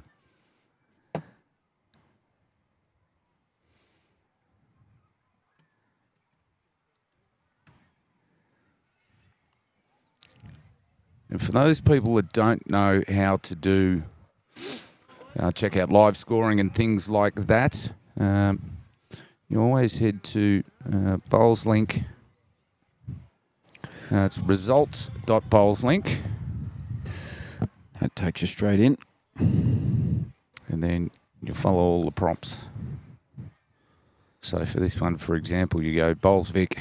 Tim has just pulled up a bit short there. Yes. So for this one, you go results.bowlslink.com.au, go into Bowls Victoria. There's a drop-down box for district, regions and zones. And we're looking at Ballarat Highland Bowls. And we've got the Regent Finals. Tuesday Pennant Regent Final. This is the bit that often takes me a while. Once I get into Bowls SA, then I've got to find the actual event. You've got to go through the region, from the state to the region, to the district within the region, then find which division. And by then I'm getting frustrated. I'm tuning out. There you go, mate. Good man. Much bigger. On the iPad, blew it up. I can read him now. That's why I have glasses. My eyesight's gone.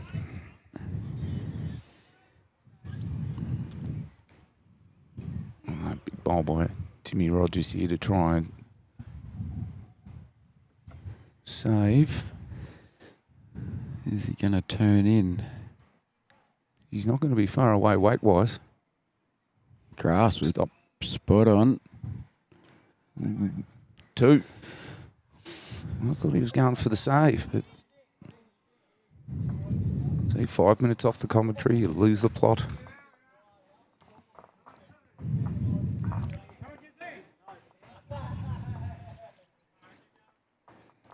Certainly been played in good spirits. There's lots of banter.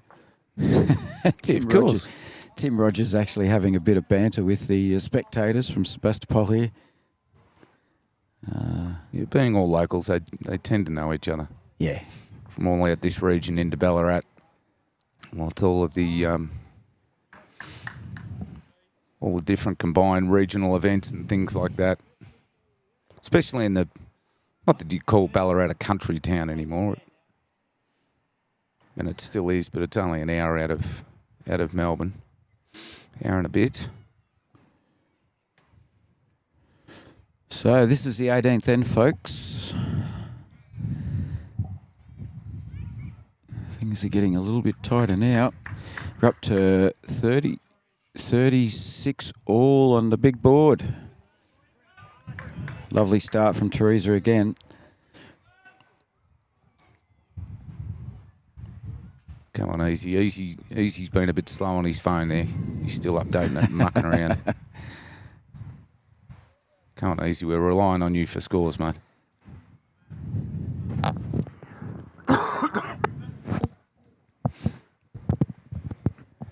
I think it's a good example of why sometimes the third and the skipper both stand up at the head for the lead and second too. If the skipper's got other things to do, somebody can move the jack, somebody can do the scoreboard. I've noticed here today the skippers have been updating the scoreboard as much as the seconds when they're down the other end. Especially in close games, we do that a lot in the city. Close games, you just get your well, skips know how many you won or lost that end, so it's not hard to flip a board. Yep. Just to update the scores properly. So, especially when it's getting pretty tight like this, only going to 63 ends, and overall we're 45, 46 ends in on a close game. So, look, if everybody can know what's going on as much as possible, it's keeps it a lot more interesting rather than finding out every second end how much each rink has lost or won or...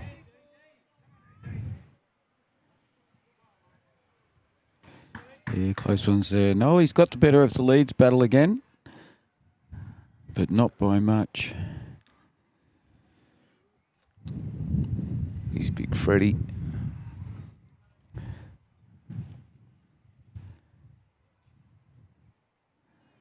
Just pulled up a little bit there.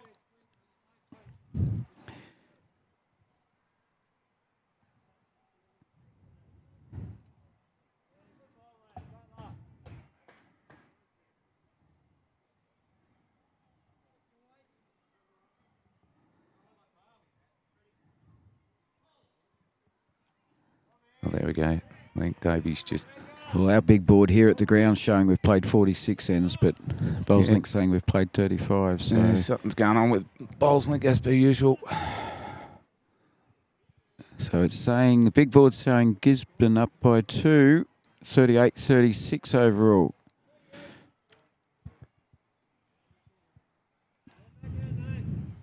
Yeah, somebody's... I see Ethan's waving his phone There's too about many to Wi-Fi somebody's... blowing around in the air. You know those Wi-Fi things that move around? Ethan's having... Thanks, David Clark, for tuning in. Clarky? And no relation? Yeah, good mate of mine. Huh? Yep. A good mate with the same surname. Same spelling? No, I'm spelt the proper way. Oh, you couldn't afford the E. Huh? Don't need it. Keep it as simple as possible. Don't need to overcomplicate it with an E on the end of it. Helps you get pass marks at school a bit more when you can spell your own surname right. I actually went to school. I was in school with a bloke, Matthew Clark. He had an E, so they called him Matthew Clark E. Clark E, yeah.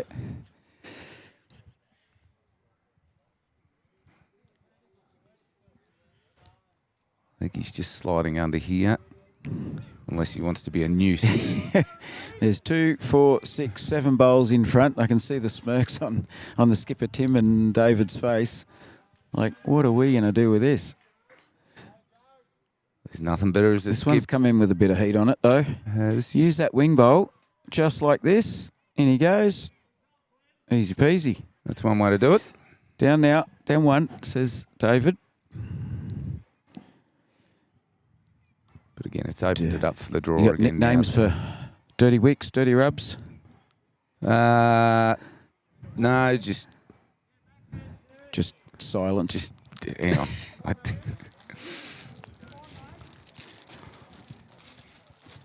I have a present for you, Timmy.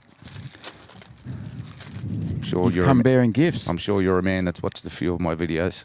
Yep. Didn't think I got as good as I am on Raw Talent. Don't clap. I love it. Yes, I have teammates. Yes. So just wave that in the air. I've just been handed a bowls cloth, people. Compliments of Matt Clark. Thank you very much, sir.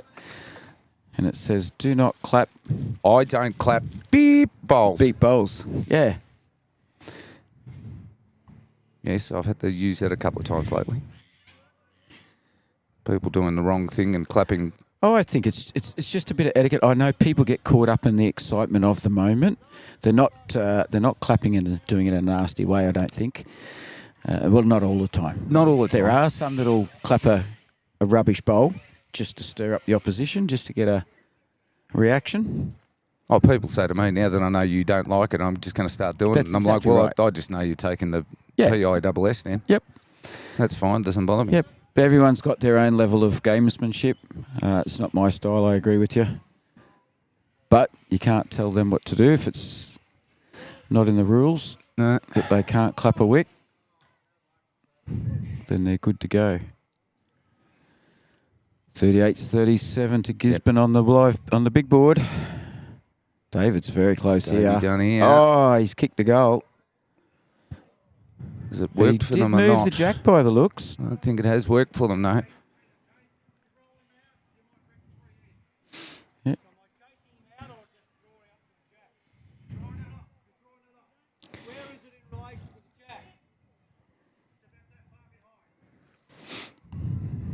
So to fill in there, folks, Glenn Johnson third, giving his skip some advice. The bowl he needs to rest out is the blue bowl at 9 o'clock. If he can sit inside that and rest it out, he'll be holding 3. He might be a little narrow and short here. Yeah, I don't think he's got the pace like 90% of the bowls this end. Yeah, same sort of shot being called for by Ian there. So both players trying to get into the same area for different purposes, which is good to see.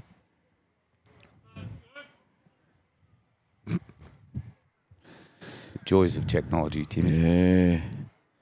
Oh, he doesn't want to punch him out. There you go. And he's fallen in, so he'll get shot out of that. Lovely bowl from David. Yep. I thought he had shot anyway. I thought that was Ian's bowls that he just kicked. No, Gisborne were going for a 3 if they'd rested that bowl out. So he's used his own bowl, which was potentially second or third. He's used that to get a result. Very well done.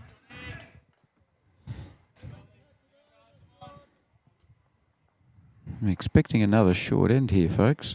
We'll see how we go.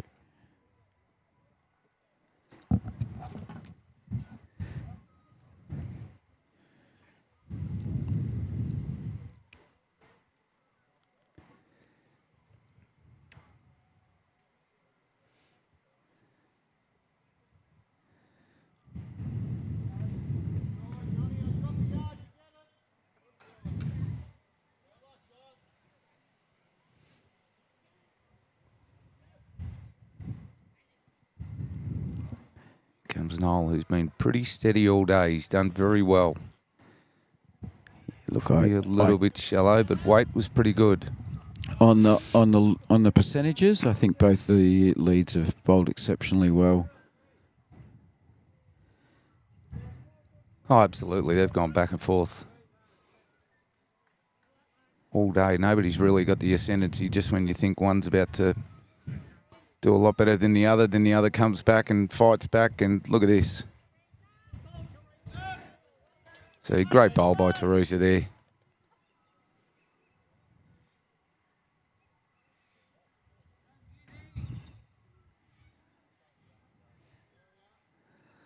So, up and back. This is the second last end for these guys and girls. Yep, 38 all across the board too. 48 to go, so I'm sure we'll...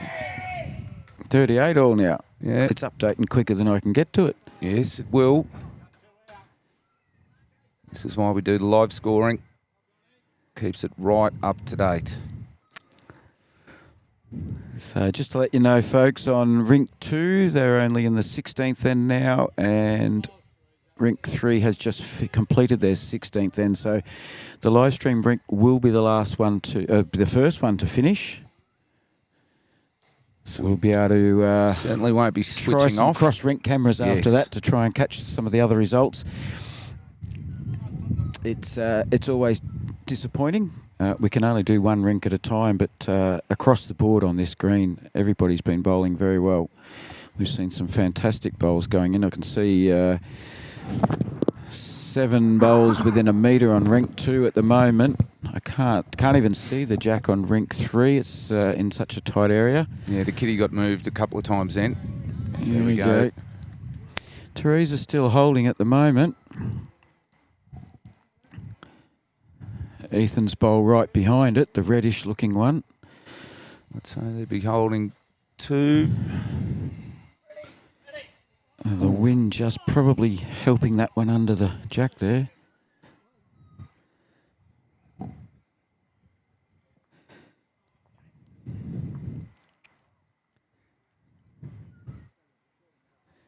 No, David Clark, we're not talking AFL.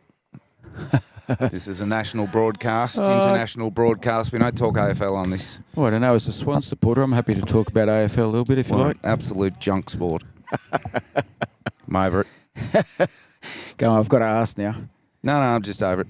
Who? Just the game Who's in annoying general. you? Just the game in general. The game in general just annoys me. Let's not talk about the game in general. No. Let's just talk about how the Swans are going. Don't know. Wouldn't know. You've made him cry, David. There's tears coming out. No. Look at that. Oh, that's a cracking Sits the bowl shot there. bowl. I tell you what, that did not hit it real hard.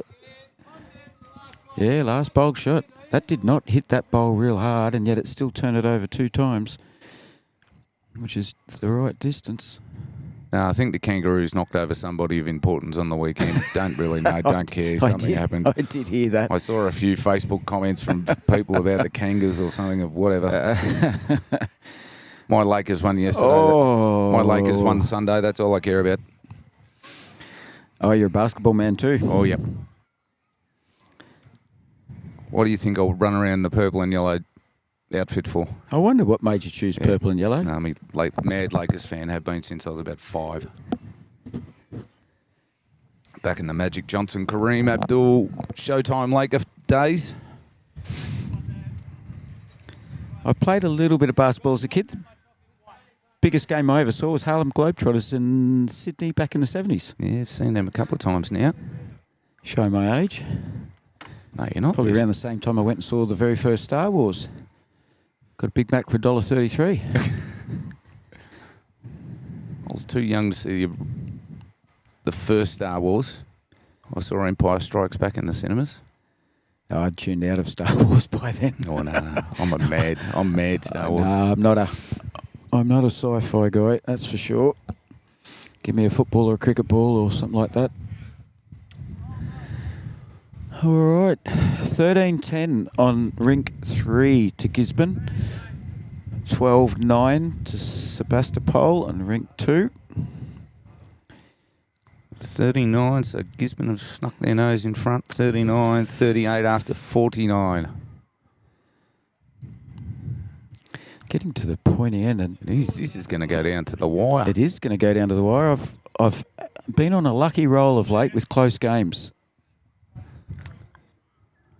Yes, I must admit, there's nothing worse than being a part of, but even worse, sitting back and having to commentate an absolute blowout. Could be worse.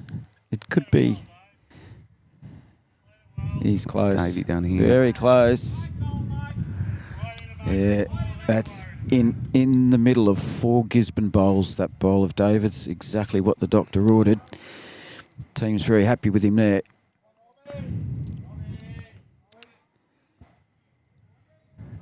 Well, again, when holding shot, and especially at the pointy end right now, if you are holding shot, start looking around and saying, where could we potentially drop big numbers? Yeah, I think that's probably the exact reason why that last one went in there. But that's not that I think it'll change Timmy's shot. If he gets a slider off that one, he's got the shot. Slice. He has. Wouldn't call it a dirty wick. No, that Just wasn't. a gentle touch. I don't think he'd need to apologise for that one. It was probably only a centimetre narrower than he wanted. Kathy, I'll get to your comment in a minute after this end.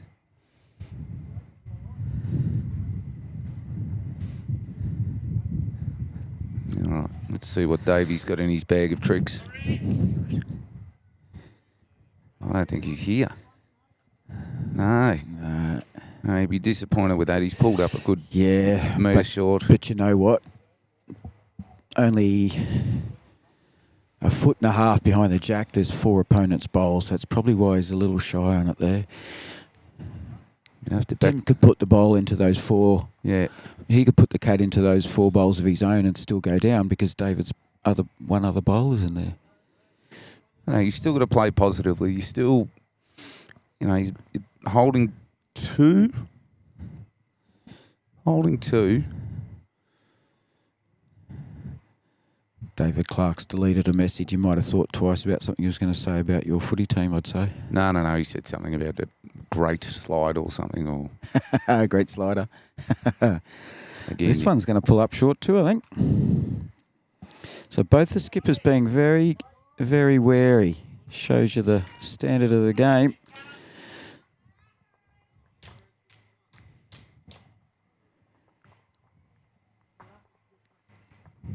One, two, So that little five, slider 6. was the winner. That one of Tim's there.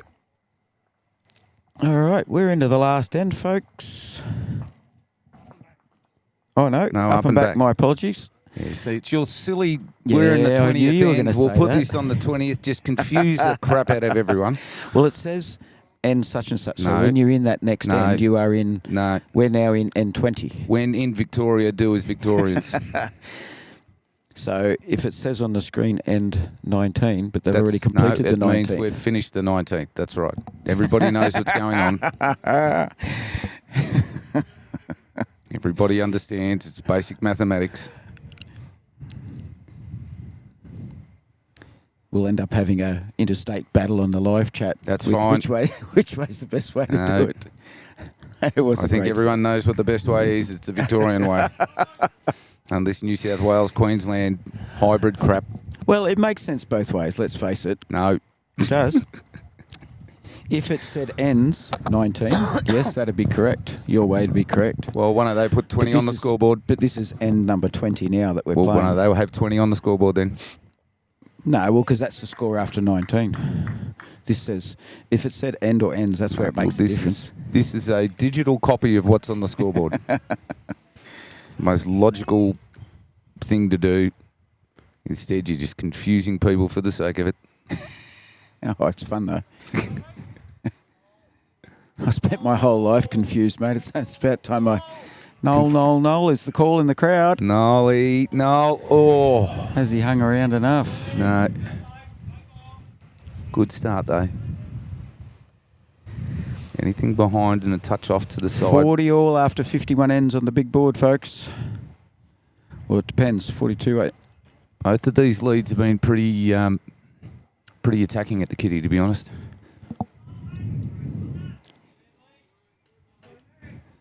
Which is something I was taught. And with up and back, the rain's starting to fall again. That misty yuck Yeah, stuff. it's not... Well, I wouldn't say it's rain. Nah, It's nearly sleet, isn't it? It's it is. It's just that's all it is. That annoying sleet. lumpy mist. Yes. Not great for digital Misty equipment rain. either. Oh, Noel's just a bit unlucky there, pushing Teresa in. Yeah, it's just been that annoying misty stuff all day. Thankfully, your equipment's held up with a little bit of a sprinkle on it. Easy's not happy with that bowl. I think he's... No, he's not. Just while we got... oh no, we don't have a... We got Fred bowling, so we don't get a quick break. No. No mucking around with Freddie. He just gets on the mat, gets it over and done with, And and then I puts tell in you bowls what. like that. Oh, almost. Well, we've got the viewers tuned in tomorrow, and I haven't even put it on the live streams Upcoming. upcoming programs yet. Tomorrow we've managed to pick up... Oh, wow. So that's pushed the jack back a good metre and a half, 2 metres there. Teresa's other bowl now hold shot. So you blink and you miss it with these two. Yep. I was just looking around for 2 seconds and all of a sudden I'm seeing That's bowls right. crashing. And now we have every single bowl short of the jack. Tomorrow, folks, coming to you from Robe in South Australia, we have a similar event. We have the grand final of the midweek Pennant, Division 1 Pennant, Mount Gambier versus Mount Gambier RSL. So that'll be another good one. One step down from this event here. It's the end of the season. We don't do a playoff with the other neighbouring district. So just your region on its own? Well, we have 2 districts within the region, same as they do here. But yep. we don't go and play the other district to finish off that region champion. Maybe it's something you could go back and suggest. Yeah. I'll go back and tell them we've got to do it the way Victorians do it. That's well, See, you've converted me already. we've had it right for years. I don't know why anyone wants to do anything different. In saying that, I am hearing rumours, and the rumours are getting louder, that there may be change coming in Melbourne Metro. Very unfortunate there for Ian. He's pushed Teresa's bowl up. But yes, Timmy, there may be a change coming in Melbourne Metro's bowls format. Okay. Started off as a quiet whisper. Is it broken and needs changing, or are they changing something that doesn't? I think they're changing something to copy somebody else. Oh, okay. Without saying they're copying another state. Yes. Yeah. Oh, you never want to admit to that, do you? No. So rumours are abound, and the whispers keep getting louder that we may be going down the same path as a competition that is being played at the moment. Oh, okay. Oh, he nearly got that gap there. So that's an old saying, where there's smoke, there's fire. Yeah.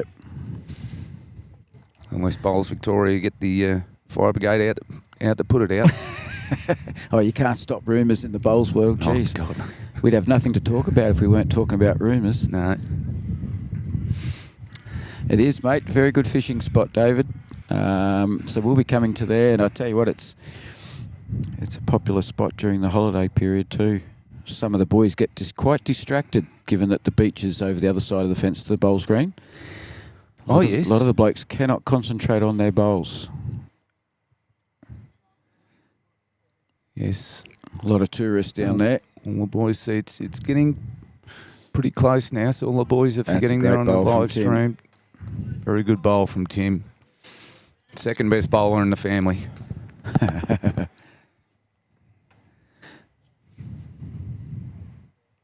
Well, he said his daughter's the best, so it comes down to him and Sammy. For those that don't know, I mentioned earlier Tim Rogers, who plays for Gisborne. His son is Sammy Rogers, a Victorian player and Bowls Victoria employee.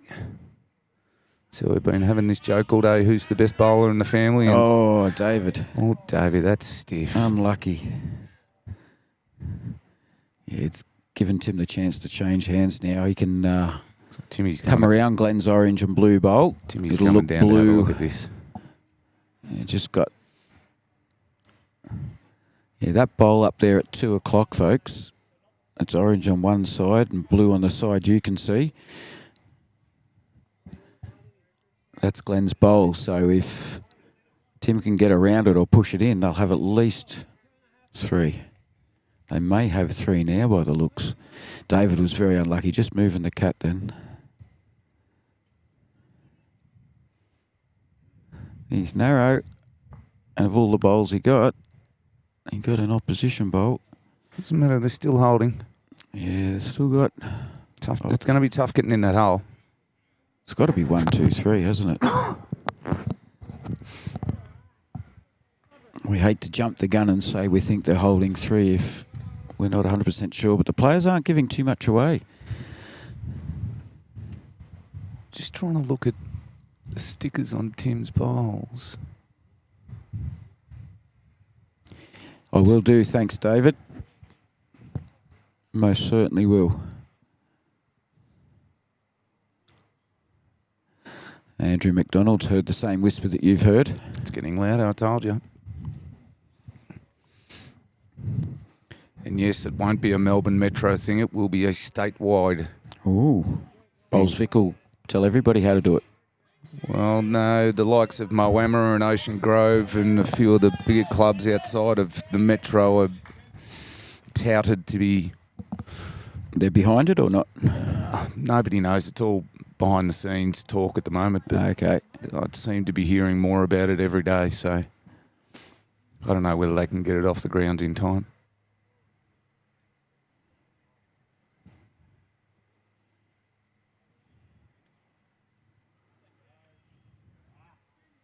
No, he's missed it. He had a tough job ahead of him. There's that an was a awful tough lot. shot. 2, 4, 6, 8, 10, 12 bowls in front of the jack. I feel sympathy for David there. Very hard for him to... I think they just mentioned 3. 3 to Gisborne it is. And a little bit of luck and a little bit of bad luck in that end there. David was unlucky. He didn't have much to play at or to, or No. it's always going to be hard to. He thread the needle.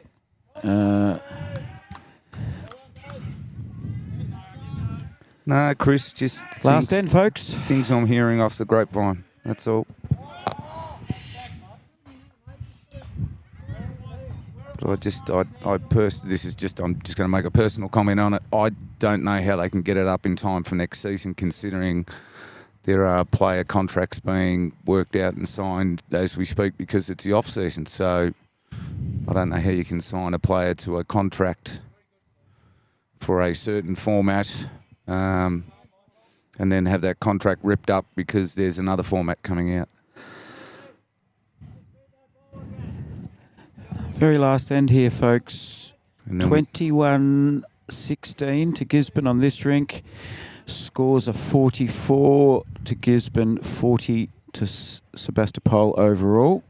So that was a big pickup for... Yeah. A 3 on the second last end. You'd take that any day of the week, wouldn't you? Yeah. It looks like on rink 2, Sebastopol's got the wood, but Gisborne's got rinks 3 and 4. Can't quite see the others.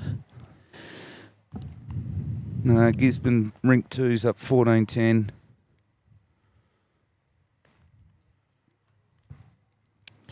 Yes. Yep. Sebastopol 14-9 on 2, I think. So Robbie Baxter's up 14-9 over Russell Walker.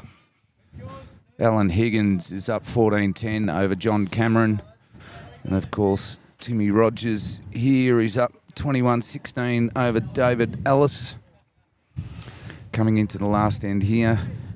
This good battle of these two leaders continues. No, Chris, last thing I'll say about it, it's to replace Prem League. Prem and Prem Reserve. So it's a replacement of those two. We can talk about that after the game. We'll have plenty of time while we watch the rest of these. No, that's what I said. Last thing, I should talk about it. I've got bowls to talk about. Has Noel got around it? No. Look, I tell you what, we'll call it a draw for these two leaders. Look at that. Yes. And this is They've probably- matched each other this is very well probably on one of quite their- a few occasions This today. is probably one of their worst ends, to be honest. It probably would be. There's not a bowl behind out of the two leads. As a combined leaders end.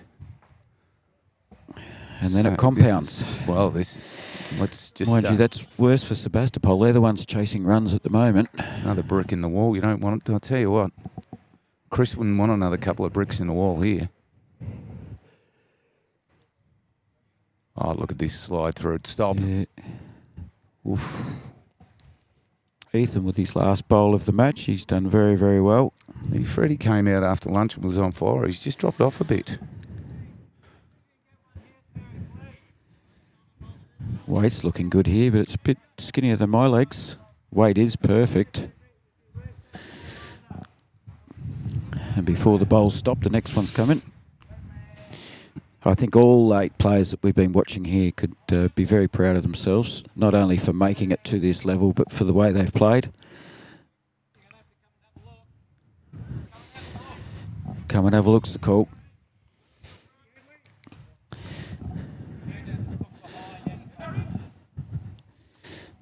So 15-9 now on rink 2. Russell Walker over Rob Baxter. The other way around. Rob Baxter over Russell Walker. And 14-10 to Gisborne and rink 3. Oh, there's been an Alan update. Higgins, John Cameron. Oh, they haven't updated their scoreboards. No. I'm still used to going off the scoreboards No, that's why. at the end of the rink. Hit the refresh button, mate. It's just there. I just automatically I look up at the So end of the rink, Sebas- thinking they've updated it. Sebas got another score on rink 2. So Robbie Baxter's now up 15-9 over Russell Walker.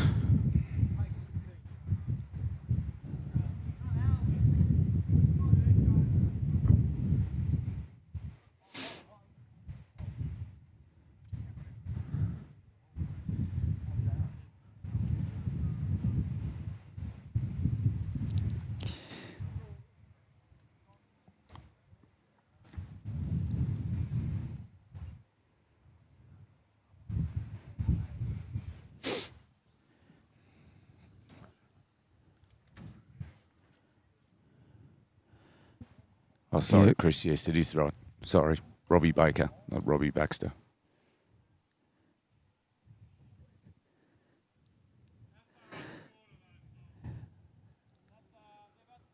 That's a massive brick in the wall there. Yeah. Massive So Rob wall Baker's out front. been the most successful rink for Sebastopol today. Ian Warner looking to fix that up.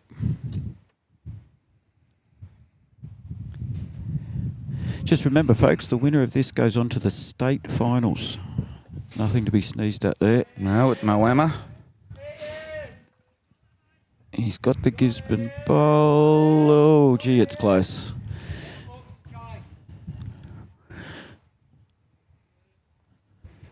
Tim Rogers calling him down again.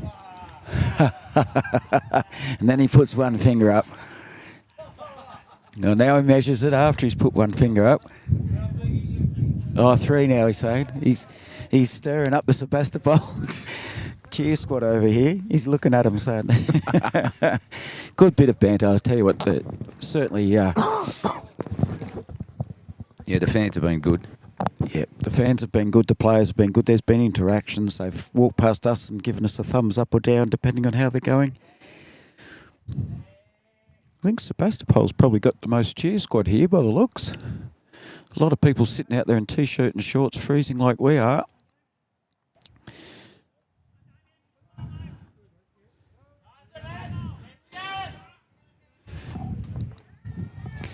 Glenn Johnson with his last bowl of his game. Unless we head into a tie break. Sebastopol have picked up. Tell you what, 10, 15 mil wider. They had the weight, definitely. I think Sebastopol picked up a couple of numbers on rink number 3 on the rink next door. Gisborne's just... Oh, they have 2. They Gisborne's- picked up a 2. So it makes it very interesting now. 44, 43 off 55 ends. I think Timmy will be spending most of his time updating his scoreboard every 2 minutes now. Yeah. Because we've got live scoring, we can get up to the second scores rather than... Oh no, the bloke was bang straight on it. On the main scoreboard.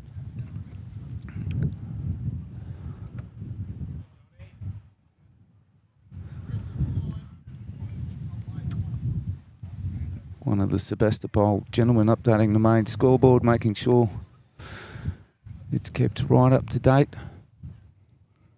Well, actually, might be from Wood End. Big thank you to Chris and his team from the Wood End Bowling Club for hosting today.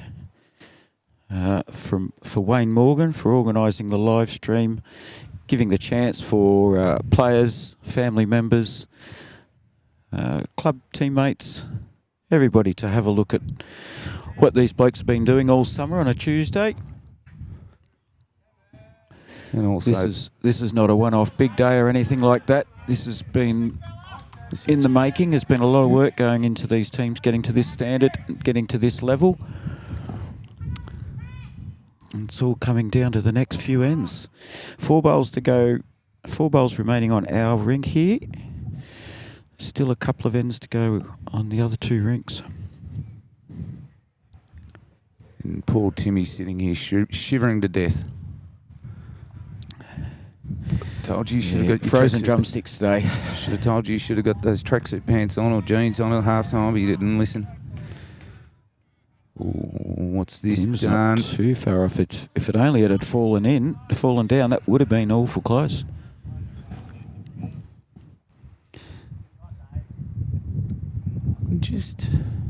Might just focus on the head more than the... What is the holding shot? Is it Yeah, that maroon? Is it the maroon of Teresa's out the back, or is it the blue out the front? I don't think anything's changed since Tim last said they had shot, so... Oh... Sebastepol trying to get further ahead on rink 2. Almost come away with a big one there. So it's happening all across the green, all 3. Oh, the boys are keen on this one. David's got the bowl he's after, David. and he's got Yes, he's got it. it. He has. 2 bowls to go. Plenty of cheering going on now. Now, I don't think Timmy... look at this massive Great Wall of China in front. I think he should... I think he might be all right to get down to this. It looks worse on television than what it does live. So that bowl out at 2 o'clock's going to be the only... It will be, but if he only comes problem. under that, he's got... that's tiny Glenn's bit of bowl. The room. blue and orange is Glenn's bowl. So he can come under that wide blue. It looks like a bigger gap on TV than what it actually is, I tell you right now, folks. Last bowl of Gisborne to try and get this back. I think he's thrown it a bit wide. But it is heading back Timmy's around. bowls come down pretty hard. They have been. Doesn't want to take his own bowl out there. Oh, hello. Yeah, down. Yes, down. He's done it. He's got the side or the back side of that bowl. Backside of that bowl to sit himself down. No. He's teasing Tim after what he did to the Sebastepol team. There's a bit of sweet revenge there from me and Warner. I thought Warner He's was going, being "You're down," and as Tim's walking up, then he goes, "Nah, Lee, we've got I one." thought Warner was being serious then. Yeah, really. Well, maybe he just got a better look as he got closer to it. No, it's just. I think it's just the jokester that he is. 44-43 on the big score at the moment, folks. This is the last bowl to come on live stream brink.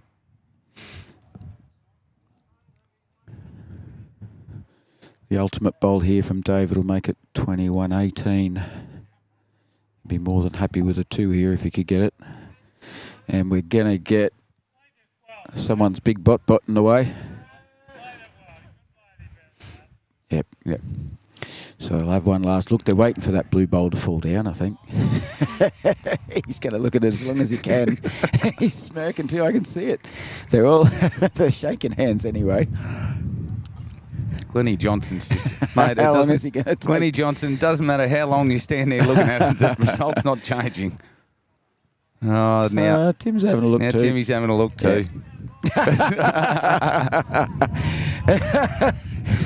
Look, these blokes, they'd be a laugh to get around with after the game. All right, folks, we need to start focusing if we can now.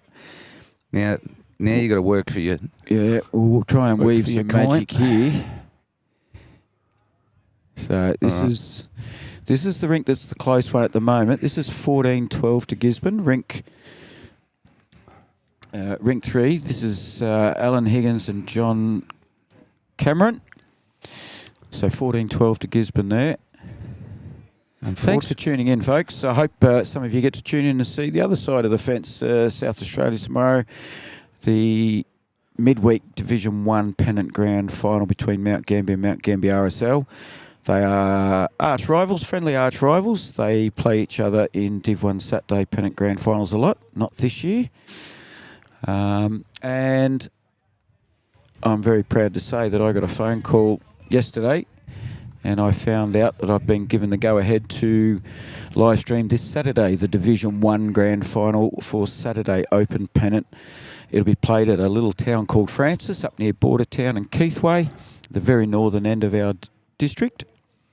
And that one is Millicent. It's a replay of last year's Grand Final, Millicent Mount Gambier RSL. Last year, the RSL boys got them.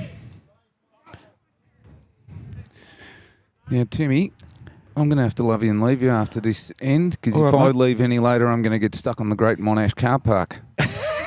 And my 1.5 hour drive is going to turn into a 2.5, 3 hour Is drive. that anywhere near the Western Ring car park, which I've been stuck in many a time? Yeah, no, it comes off that. Okay. And you go through the tunnel, you get stuck there, then you come out the other side, and you're likely going to get stuck the other side. I use that Western Ring Road on occasions to go to the snow or interstate, and despite the fact that it is a lovely big wide road, you certainly save a lot of fuel sitting in there sometimes. Yes.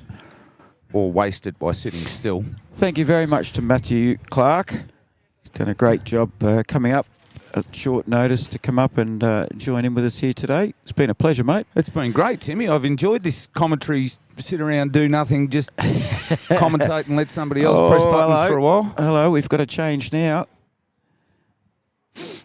Unfortunately, folks, we can't can't give you a great lot of detail here. We haven't been able to see that game enough, so Yeah, we don't know whose bowls are what, who, what, where and how, and we've only got an end. One end. They're on their 19th. so on the masterboard we're looking at 44 each as it stands this very moment after 56 ends. I think you'll be right from here on out too, Timmy. I think they're all over that masterboard now. Yep. So I'll be Don't want to miss out on any of that though. No, don't want to miss out on the last.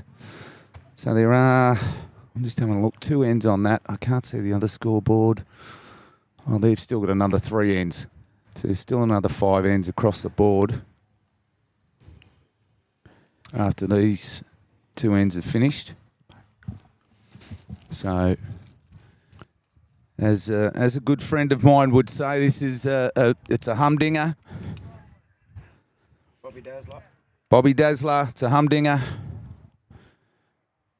So any other night on the feed, we need to start coming out with more bowls, words, or old school sayings to start commentate using in bowls. An overseas listener the other day, I believe we called it a ripper bowl.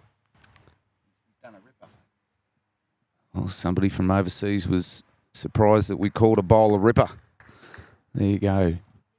Got to start getting a bit more of the Australian slang out there.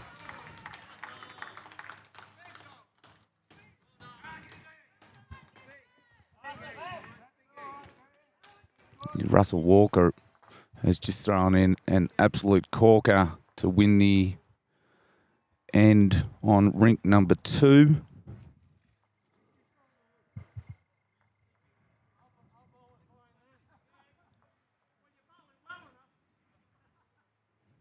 So on that rink, it is Russell Walker from Gisborne 12, Robbie Baker from Sebastepol 15 after 18, which takes the overall to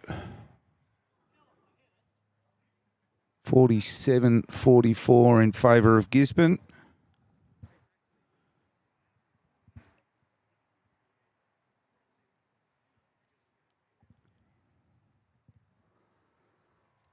So, yes, Boyd, I know what you're saying. While I'm sitting here doing nothing, I will try and have a fiddle, see what I can do. Get it all ready for him.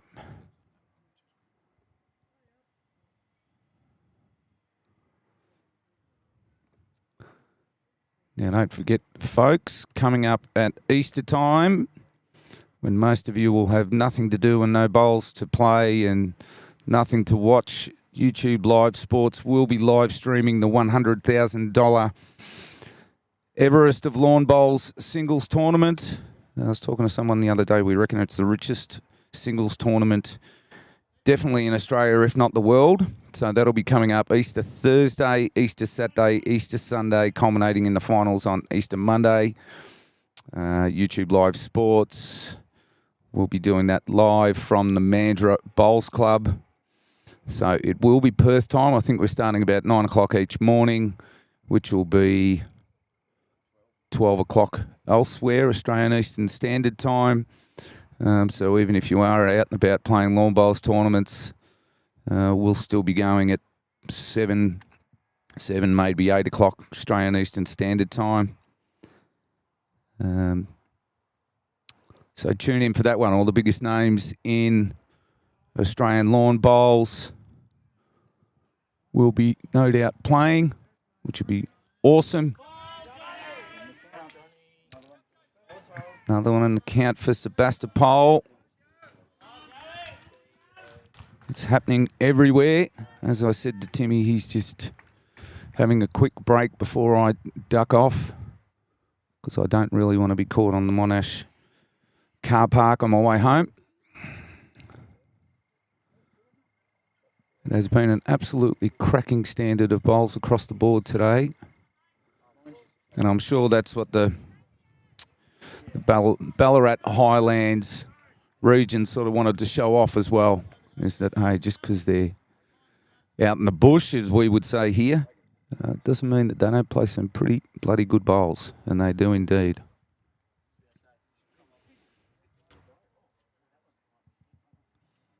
for those at home, especially on a Tuesday, there's not a lot of bowls being played around the trap, so what a better way to settle on in for a day and watch good quality bowls like this, and especially such a close game.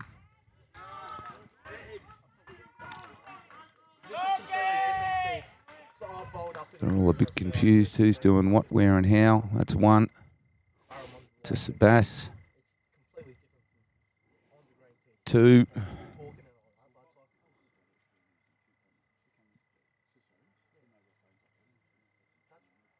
3. Well, this could make it very interesting. This could bring Sebas back into it, if not hit the front.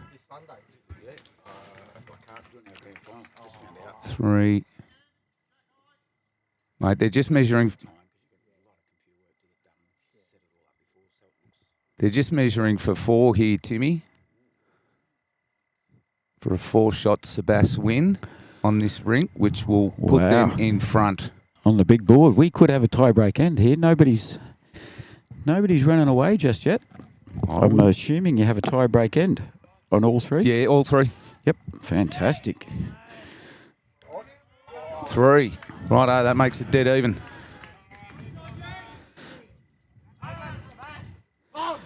All right, Timothy. Thank you very much for the day, mate. I've set your cameras up so you can sort of use your other ring cameras to angle in from the corners. We'll swing them around now. Well, we'll leave. We're going to have these blokes bowling in the foreground and the head in the background. It's all right. So if we're lucky, we might be able to use... Yeah. Use number 3, you've already got him close up there. Got him ready to go.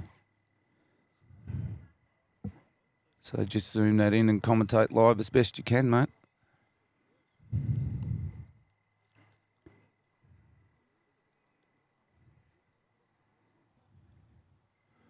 All right, mate, I will leave you to it.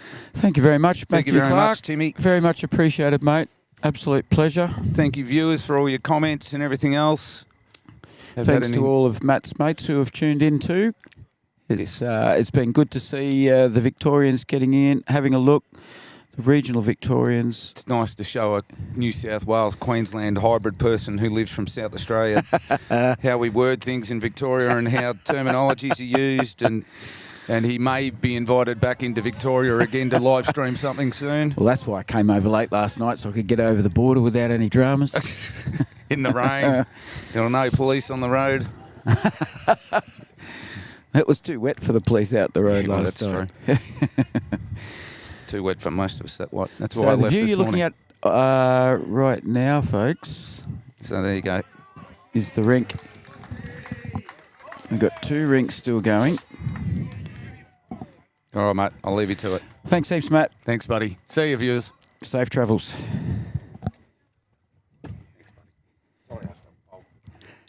Where's actually, if you could ask, Mike's over there, so... Timmy's just told him, he said, no, we're tuning in from that camera, so... Yep. Can you move? Yep, fantastic. Thanks, Timmy. Give me a call when you're on your way, mate.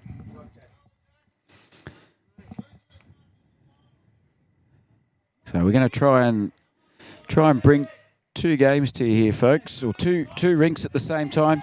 2 lovely bowls from the leader from Sebastepol there. That would be Kevin Lynch. Lovely bowls.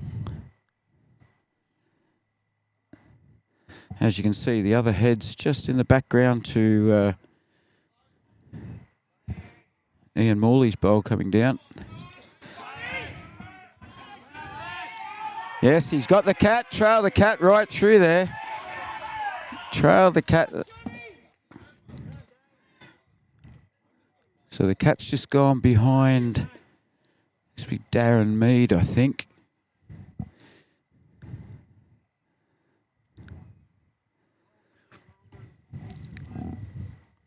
$47 all on the big score that I can see here, folks. Darren Mead. Darren Mead makes it 3 there.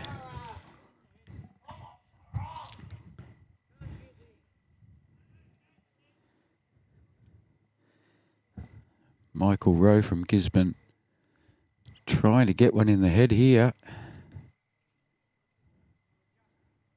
It's just a little heavy. So all three of the Gisborne bowls at the back. Don't how it can't tell you who's holding what at the moment, folks, because there's 2 rinks going down and we haven't been watching those 2. Yeah, Darren Mead. Wow. Have a look at this for quality bowls, folks. Those 3 bowls there. Yeah, the call is give it a bit of oomph. Michael Rowe. Oh my goodness, have a look at that. A little bit like the one I saw on Facebook with the bloke's bowl spun around and went backwards.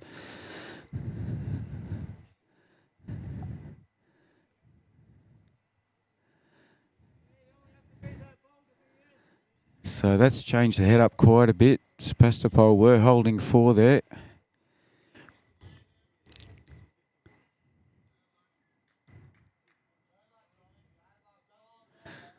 They're very hard on the other ink to see another bowl just went into the ditch in the background behind Terry. Terry's close. Bondi's the call coming across the... It's about a metre short, that last one. Just pulling up now. Rink 2 have just swapped ends. Swapped changeover. Plenty going on. Action aplenty here, folks. Big scoreboard still says 47 all.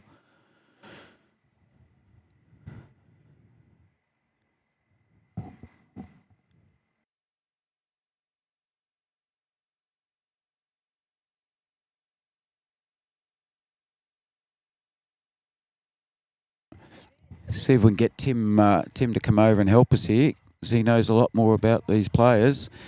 There's a great bowl, great Gisborne bowl there. You know the players a bit better than I do, mate, so I thought that might help. Big welcome to Tim Rogers from Gisborne. Thanks very Keep much, us in Tim. the loop. Keep us in the loop, mate, because we're trying to watch 16 players over here now, and we haven't been watching them all day.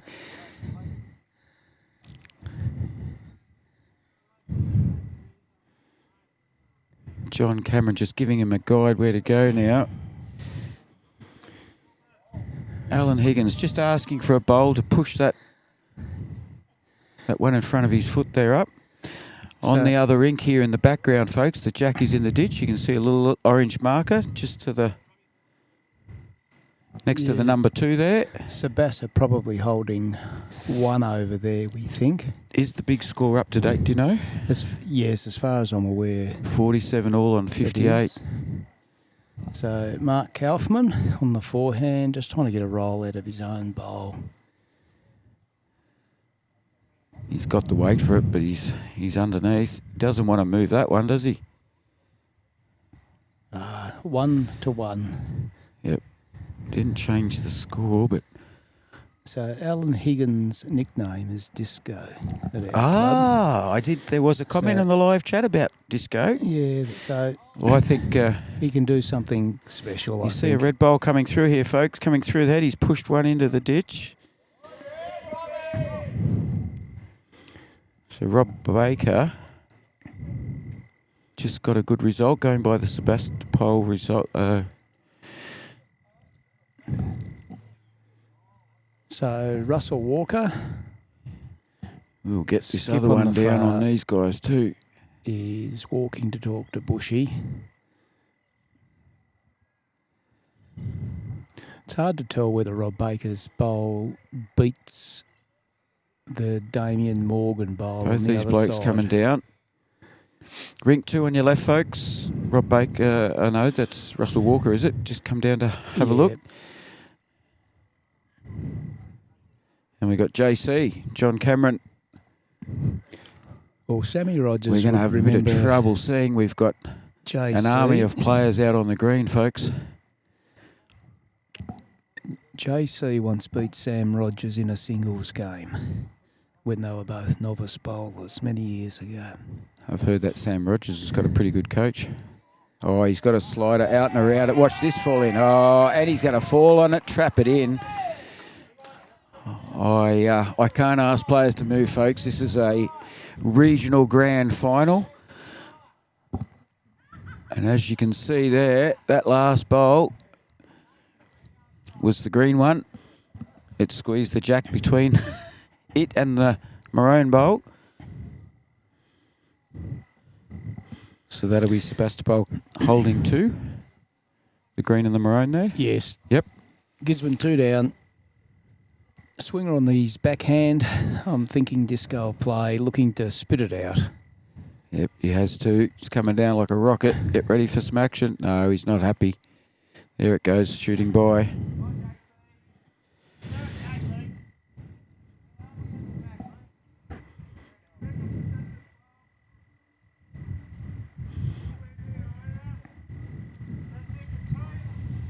Anywhere near the tees to call. Alan showed his hand there a second ago, so it does give John a bit of leeway just to throw one round the back. It might not look like it on the screen, but the short bowl might protect the head a little bit for Sebastepol, I think. Exactly right. We just can't quite see past one of your teammates' legs there. No, he's moving now. Special K. Will that stay up?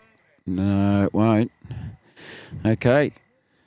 A true test for Alan Higgins. If it was good enough first time, it's good enough to go again. Yep, definitely.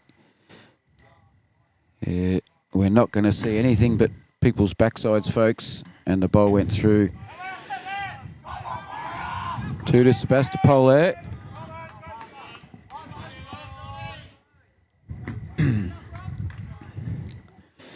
So we move into, well, that's game over for Rink 3.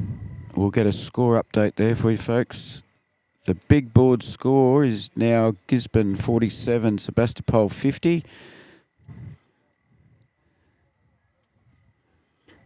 There's still one more in to go on the Higgins rink, I think. Yes, they're on their last. Well, they may have had a dead end, did they? It's their scoreboard showing 19, so I'm assuming this is the 20th. They might not have had a dead end. Yeah, they've just flicked over. It's the 20th. They've just played. Oh, hang on. Yep, you're right. We've still got both rinks going, which of course makes it tricky because I'm trying to use 2 cameras that aren't designed to be filming it, but we'll get our best we can for you folks.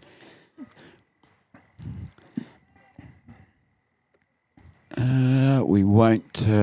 We'll try. We'll struggle, but we'll try.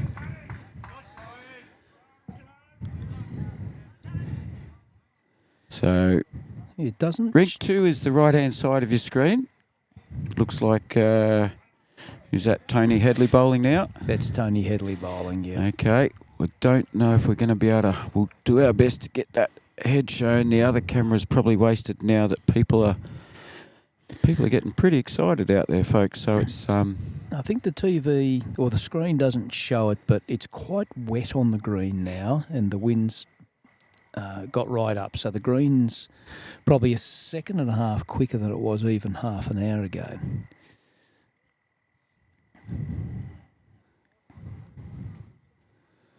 Actually, we can do a better option here.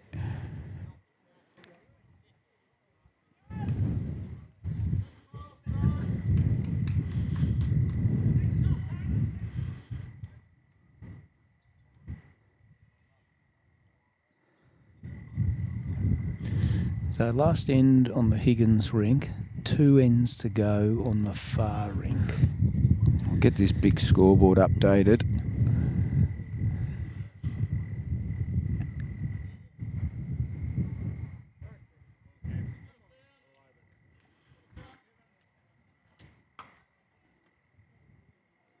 Yeah, so 12-16 Sebas up on the far rink. That's by 4. So 47.50, that's correct. We're on the 21st end for Rink 4, which is the head you can see, the jack you can see there. So Gisborne's come back quite well on rink 2, mate. 12-16 down.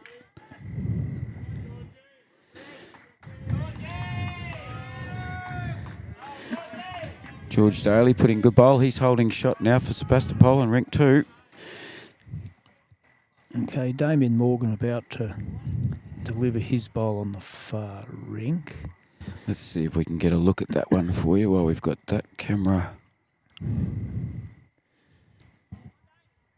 And as soon as it looks a bit short, it will run nearly all the way to the jack.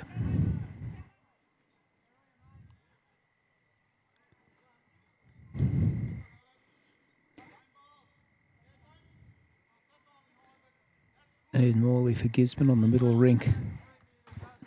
Nearly drawing shot. Ian played for Tasmania in the armed team some years ago. Wow. Yep.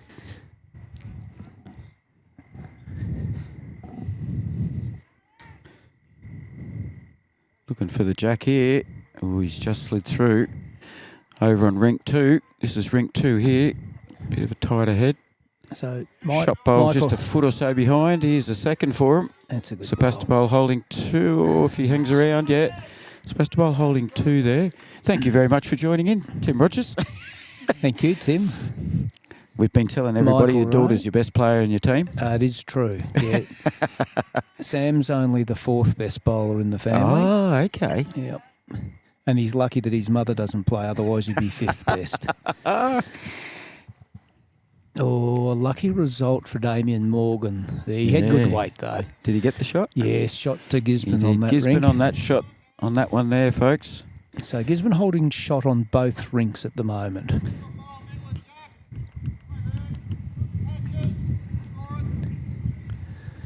Michael Rowe pushing up into the wind. How'd you find the wind?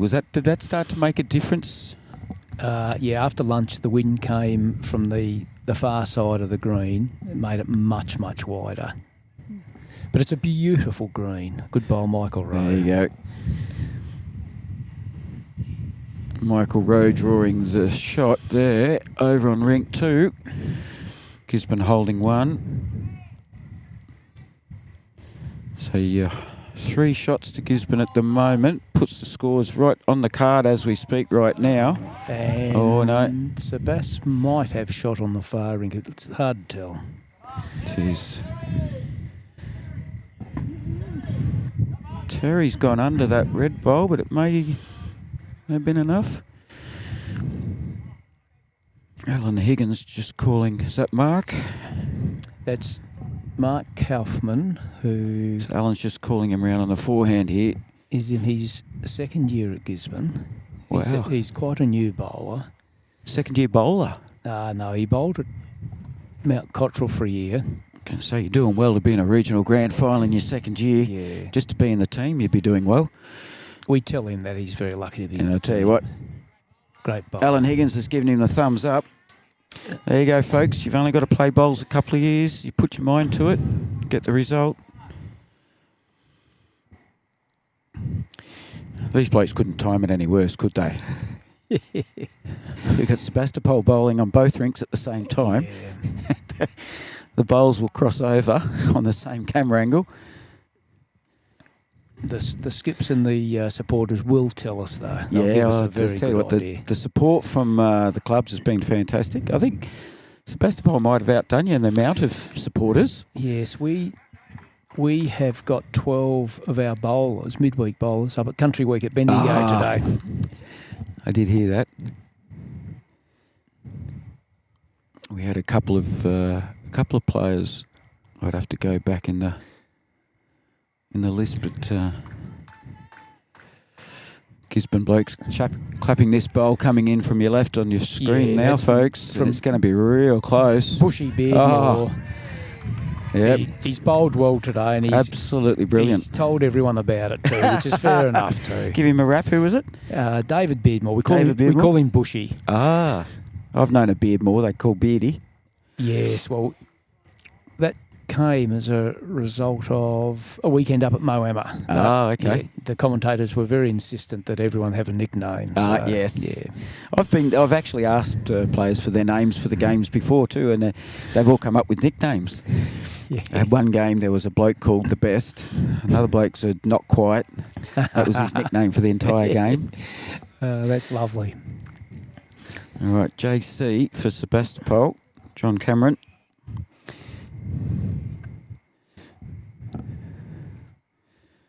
Oh, this is better. Each rink's waiting for the other rink to bowl, so we'll pretend that they're doing it for it's- our benefit. Yeah, it's got so wide out there that when they're on Yeah. the same hand, they do have to wait. John's weight is very good.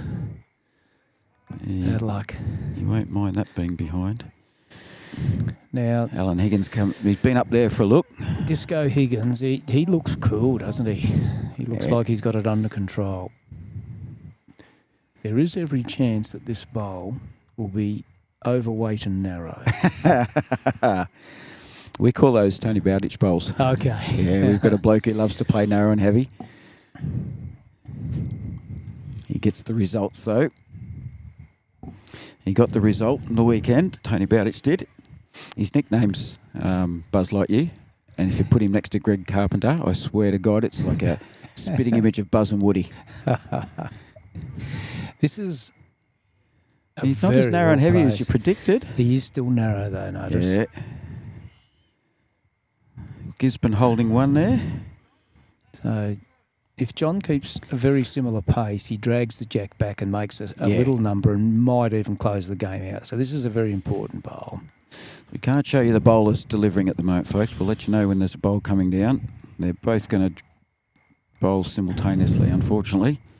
So we'll go to this one first. Orange bowl coming into the left of your screen in a second. It's Russell Walker. We call him Big Dog. And JC's pulled up short, I think. And John's bowl. No result from either there. Neither of them were too far off. It's probably important for Disco to go down and have a look at the head because JC's bowl is in his draw line now.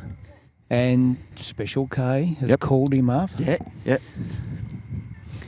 So he's playing third. This Mark Kaufman, he's playing third in a regional grand final. And he's in his third year of bowls. Was he a good sportsman, other sports pride, you know? He's a very good fisherman. I don't know if that helps you with bowls or not. Fishermen will tell you that's sport. Yeah. I'd call that a drinking hobby, Yes. personally. Yeah. All I know is you put the smelly bit on the sharp bit, you tie some string on it and put that on the end of the stick. And then when all that smelly stuff's gone, you put more on and you feed the fish again. He might not truly qualify as a fisherman. He actually doesn't drink. Okay. He hasn't had a drink for 20 years. Yep. Which would make fishing very interesting. I haven't had a beer in 20 years. Would say I drink other things, but it's not beer. Yeah. Well, you can't get by without I haven't a had cup tea or of coffee in 56 years. Rob Baker's very close. Yeah, Rob Baker's bowl's coming in here now, and he's got it. jumping around. He could have made 4 there. And Oh, it's gone through. Yeah. Right, now we wait for results on rink 4, because that is their last end. I think They're all having a big stare at it. Sebastopol's got his fingers down, whether it was 1 or 2. 2. 2 to Gisborne. They'll 2 to need it, Gisborne. which brings them back within 1. But Sebastopol are holding 4 on the far rink.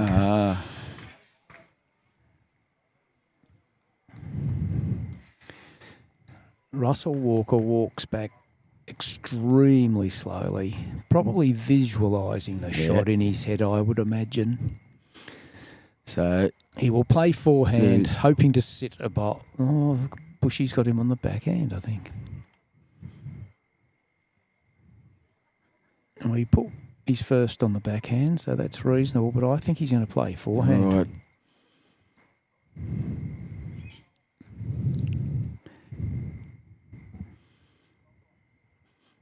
Okay, he's got the pace to certainly get there. There's no noise at this stage. They're cheering at home. He's awful close. Oh.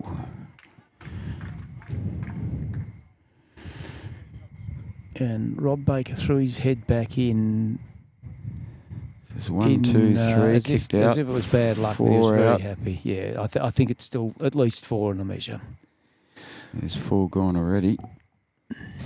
And that will stretch the lead out to at least 5 with 1 end to go. 1 end to go on that rink number 2. Let's see if we can get some... 2 good bowls by Rob Baker, but Gisborne left him with that opportunity by only having 1 in the head. It is 4. It's 5, 1 end to go. It was a 4, was it?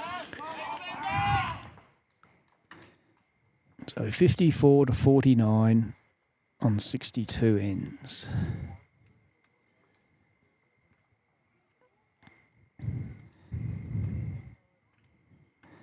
Last end, folks, of course, 21 ends per rink, so 63 is our total number we're looking for.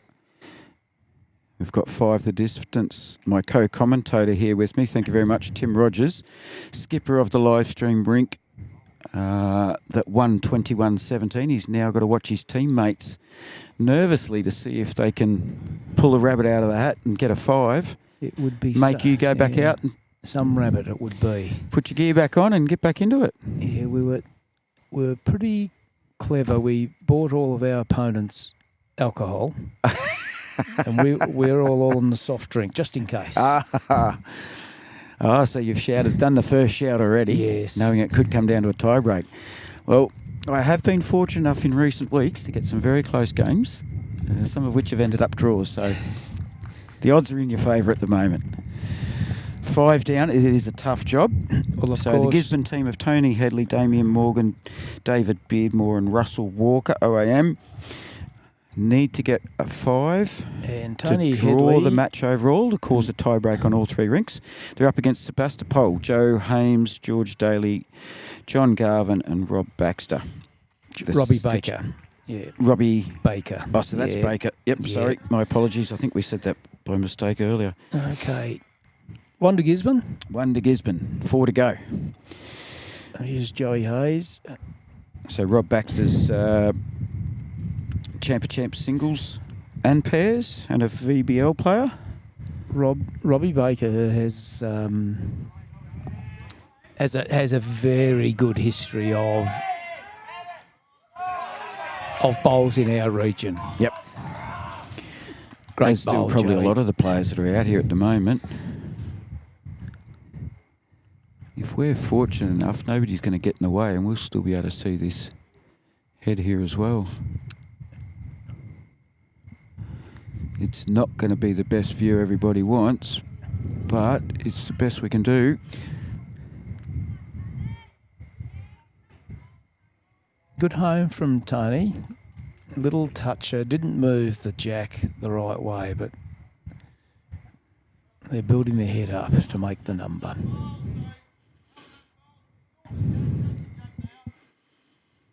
And Rob's just called George to cover that last bowl rather than the jack.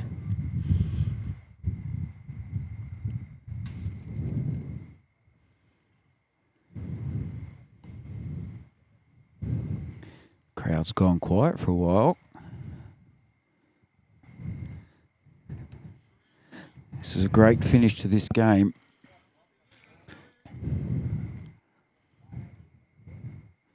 There'd be close to 1,000 bowls gone down in this match so far, folks, and there's 5 shots in it. Okay, Damien Morgan with the chance to sit the bowl. If he can sit the bowl, it would make 3. A trail of the jack would make 2.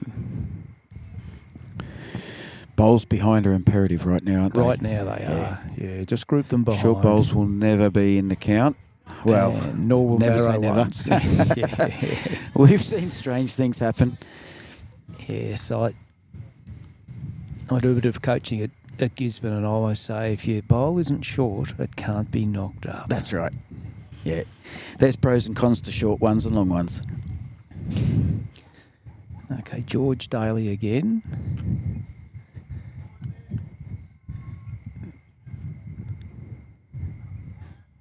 Just needs a little straightener. Yep, he's got it. Okay, now's Gisborne's chance. They need that jack through now. Well, that's a good bowl from George. However, it has set up a head where you can play to those bowls. Yeah. This has got the weight. It just needs to stay on the deck. You don't want to lose it. Don't want to lose it. Oh, he's just stepped onto the first step of the pool and in he goes. Unfortunate there. Well, the maximum Gisborne can win by now is just 2 if they get 7.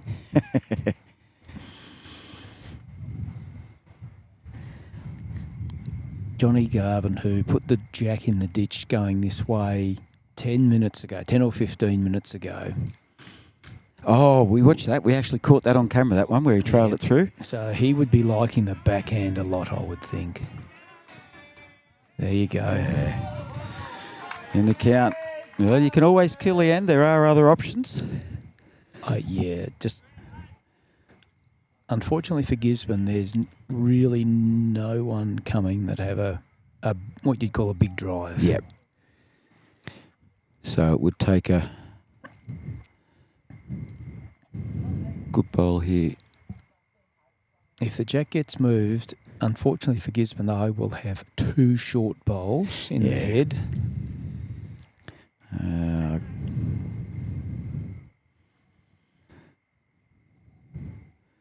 This one's not quite going to make it either.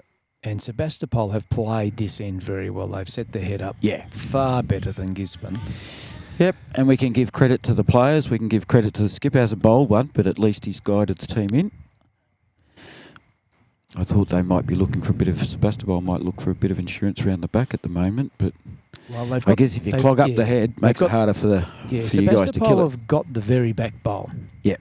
And so they don't need the insurance at the back. So he's put in a perler here. Okay, Guess the more clogged up it gets. It's time for David Beardmore Rob Baker's to go pretty big on the backhand. Baker or Baxter? I keep getting Baker. Yeah, Baker's doesn't. He's just slowed up John Garvin there and said, "Look, I dare say this chat will be. When was the last time you had a drive? Guess when your next time's going to be." I can't see them getting a 5 at the moment, can I? There's no 5 there. No. So it's kill the end. Even if they get a result, there's no 5. They've got to try and kill it. And on carpet, this is that moment you don't want to trail it all the way into the ditch. Yeah, that's exactly which is right. what he did, like you said. Carpet 2 ends doesn't. ago. The jack doesn't need much to go out of bounds on carpet. So so this is his running into it. shot. And they're all having a good close look. Oh, he's unfortunate there. So it's going to come down to Rob to try and kill the end, to keep the game alive for Gisborne. It's been a great seesawing battle, the whole game, hasn't it? Yeah, Sebastopol played those last 3 ends, the 2 ends on the Baker rink, including this one, and the last end on the Higgins rink, very well. Yeah, well, Sebastopol's been up on rink 2 the entire day, I think from what I could see. They only won by 1 on the 4th rink, and then you took care of them by 4 on the other rink. So 12-20 is the score on the rink that we're on. Yeah, 3 rinks is very hard to cover a rink that wins comfortably. That's like right. Rob Baker is. We had our club's first semi-final last week, and our rink we won by 12, but it still wasn't enough, unfortunately, and we got knocked out by the Mount Gambier boys. So it doesn't matter what happens some days. That's a deliberate shot to try and block. It could be an intentional blocker, that one. Yep. It would have been part of the plan. He's unaware that Russell Walker cannot drive that straight. It will just be more of a swinger to try and kill the end. So an OAM doesn't make you a good driver, is that what you're saying? Yeah. Well, Take a deep breath. I love a Russ. close game, so I've got my fingers crossed, not just because you're standing here next to me. I'd love to see this go to a tie break. So I don't care if it keeps going all night. That's about as big as Russ can go. If there wasn't 10 bowls in the way, he was probably very close to online there. Looking at it, he's got a clear run at the jack with his next one. that gap there.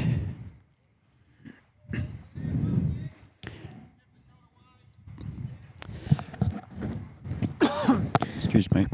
So you suspect that Rob Baker, would actually want to trail the jack, and he's quite happy to go one down to hide it away behind all the bowls. I think that was what John Garvin just said to him. If you can get to it and tuck it away, you're not going to give away 3. If you gave away 3, you'd have a few problems. But well, he wouldn't. He doesn't mind He's if he in the even area. drops 3. Yeah, he's got it, and he's played hide and seek with it, and made it even harder for Rob here.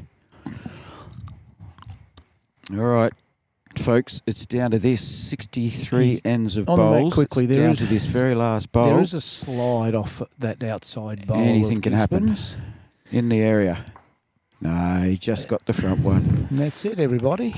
A fantastic result for Sebastopol on that rink and on the other rink. And, of course, your rink. Sebastopol, one that too held good. up. Too Yes, good for they us. were. All right, Tim, They'll I go might- on to I might Moama. go and say Thank you very much, congratulations to the Tony others. Rogers. Go and enjoy those drinks you've earned. They owe you a few.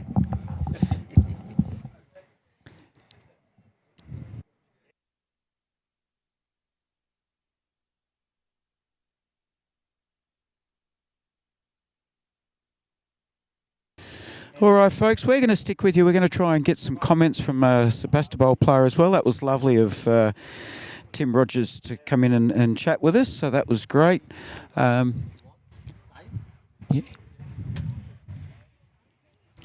We'll see who we can get.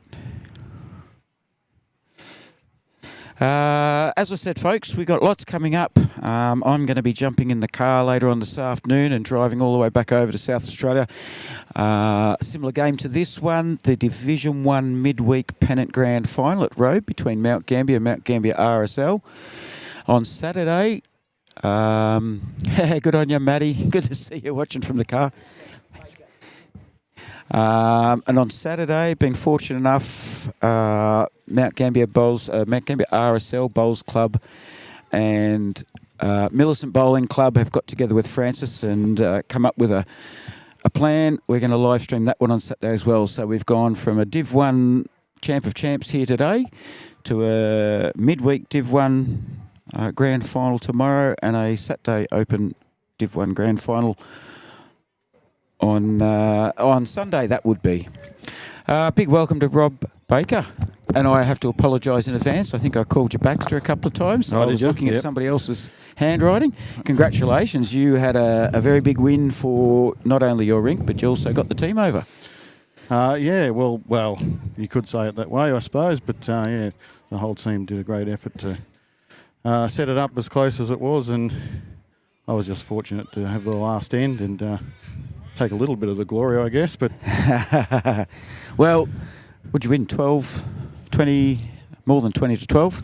yes, 21-12, I think. Yeah, Very good. Yep. So, in the old saying goes, sometimes that's your turn this week, and then another week somebody else might have a win, and you have the small loss, and that's how bowls works. That's it. So, how'd the green go? Well, what would you say it was running at today? Well, it was tough to call, actually, because it started off pretty quick. It's funny because with all the moisture on the green, it made it quite quicker. And as we bowled along those paths, you could see the path of the bowl. As you bowled along all those, it sort of cleared off the moisture and slowed it down in those parts. So if you went wider where there wasn't many bowls out there, it would go quicker and turn more, which was really unusual. Yeah. But I'd say it would have been running at most 16 and a touch. Yep. Probably in those slower parts, probably down to about 14 and a half. Yeah, it was nice. Very good. So you're off to Moama now for the state finals. So how many regions would be competing at your state finals? There's 16. 16 of them. Yep. Okay, and so that would be knockout as well or sectional? Oh, you're asking the wrong person there. I haven't Sorry. looked past this game, to be honest. Well, congratulations. Breaking new ground. Someone did say it's a long few days, so it's probably maybe sectional it's sectional. then. Yeah. Oh, well, and when's that on?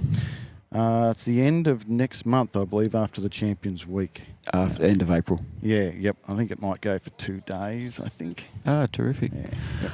Well, thank you very much for coming over. Please congratulate your entire team, in particular your rank of Joe Hames, George Daly, John Garvin and yourself. Yep. Johnny Garvin trailing that kitty on the third last end.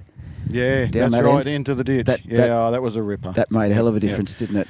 Yeah, And at that eased the pain. stage, I think prior to that, you guys were down on the big board. Might have been 1 down or something, I Yep. think. Yeah, so that levelled it up. Yep. Yeah, he set it up for us nicely. Congratulations. And, And good luck in Moama. Yeah, thank you very much. Yeah. A bit of practice between now and then, a few tournaments and that sort of stuff, or you got other Yeah. events on? Oh, pretty busy with running events at Yep. the club, but Scotty Roberts and myself made it through to the state pairs finals. I did have a So- note there that you're a champ of champs, singles and pairs. Yeah, I didn't make it in the champions past the Ballarat level. Yep. I lost the region playoff. Yep. Convincingly, to be honest. So I was happens. optimistic and thought I might get through in 2 events, but no, that didn't happen. But so I get to concentrate more on the pairs and help Scotty hopefully.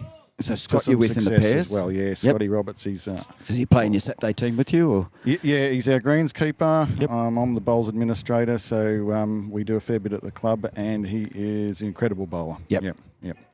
Very good. Well, good luck to you guys. Good luck to everybody else that's going to be in that match as well. Very Yeah. much appreciated. Thanks for your time, Rob. No worries. Thank you. Excellent. Cheers. Congratulations. Appreciate it. Thank you. That just about wraps us up, folks. First time over the border into Victoria. Thoroughly enjoyed it. Big thank you to Matt Clark.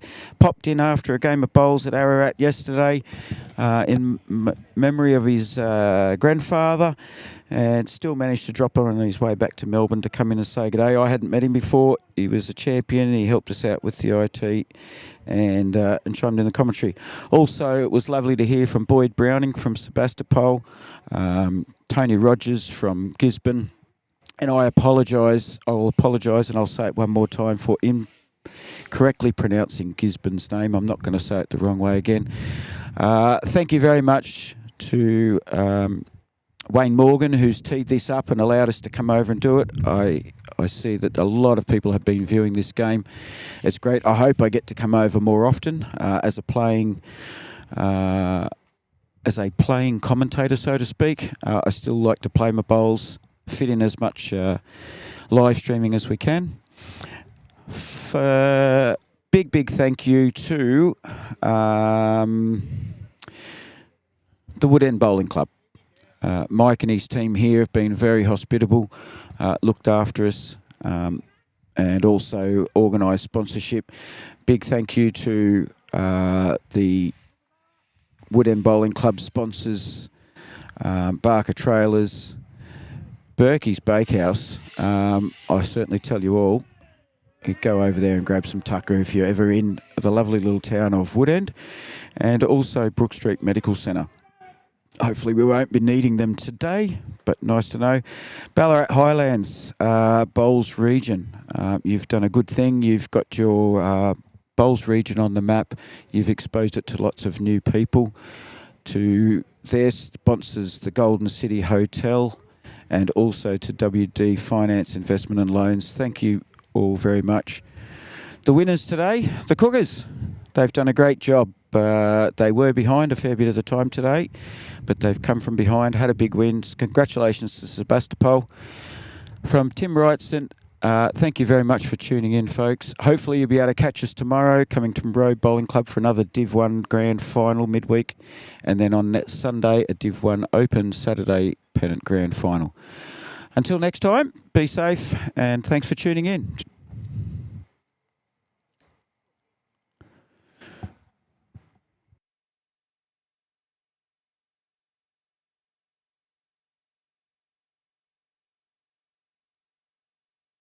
And I did forget one thing. Thank you to all the people who have been chiming in on the live chat. It's very much appreciated. We've had people from all over Australia and overseas again. Don't forget, do your best to get onto YouTube Live Sports You can subscribe there. You're not signing up to anything. You're not paying any money. You're just being advised of all the best bowls that are going on in Australia, such as the Platinum Pennants in New South Wales at the moment, the Taylor Challenge up in Queensland. Get onto YouTube Live Sports. It is better than sliced bread when it comes to watching bowls of all sorts of qualities. And if you feel so inclined, I set up a Facebook page called Border Sports Live. The links to my ones are on there, and also the banter between us and the other guys. Good luck to all the blokes that are doing commentary, and good luck to anybody that's bowling for the rest of the week. This is the final goodbye.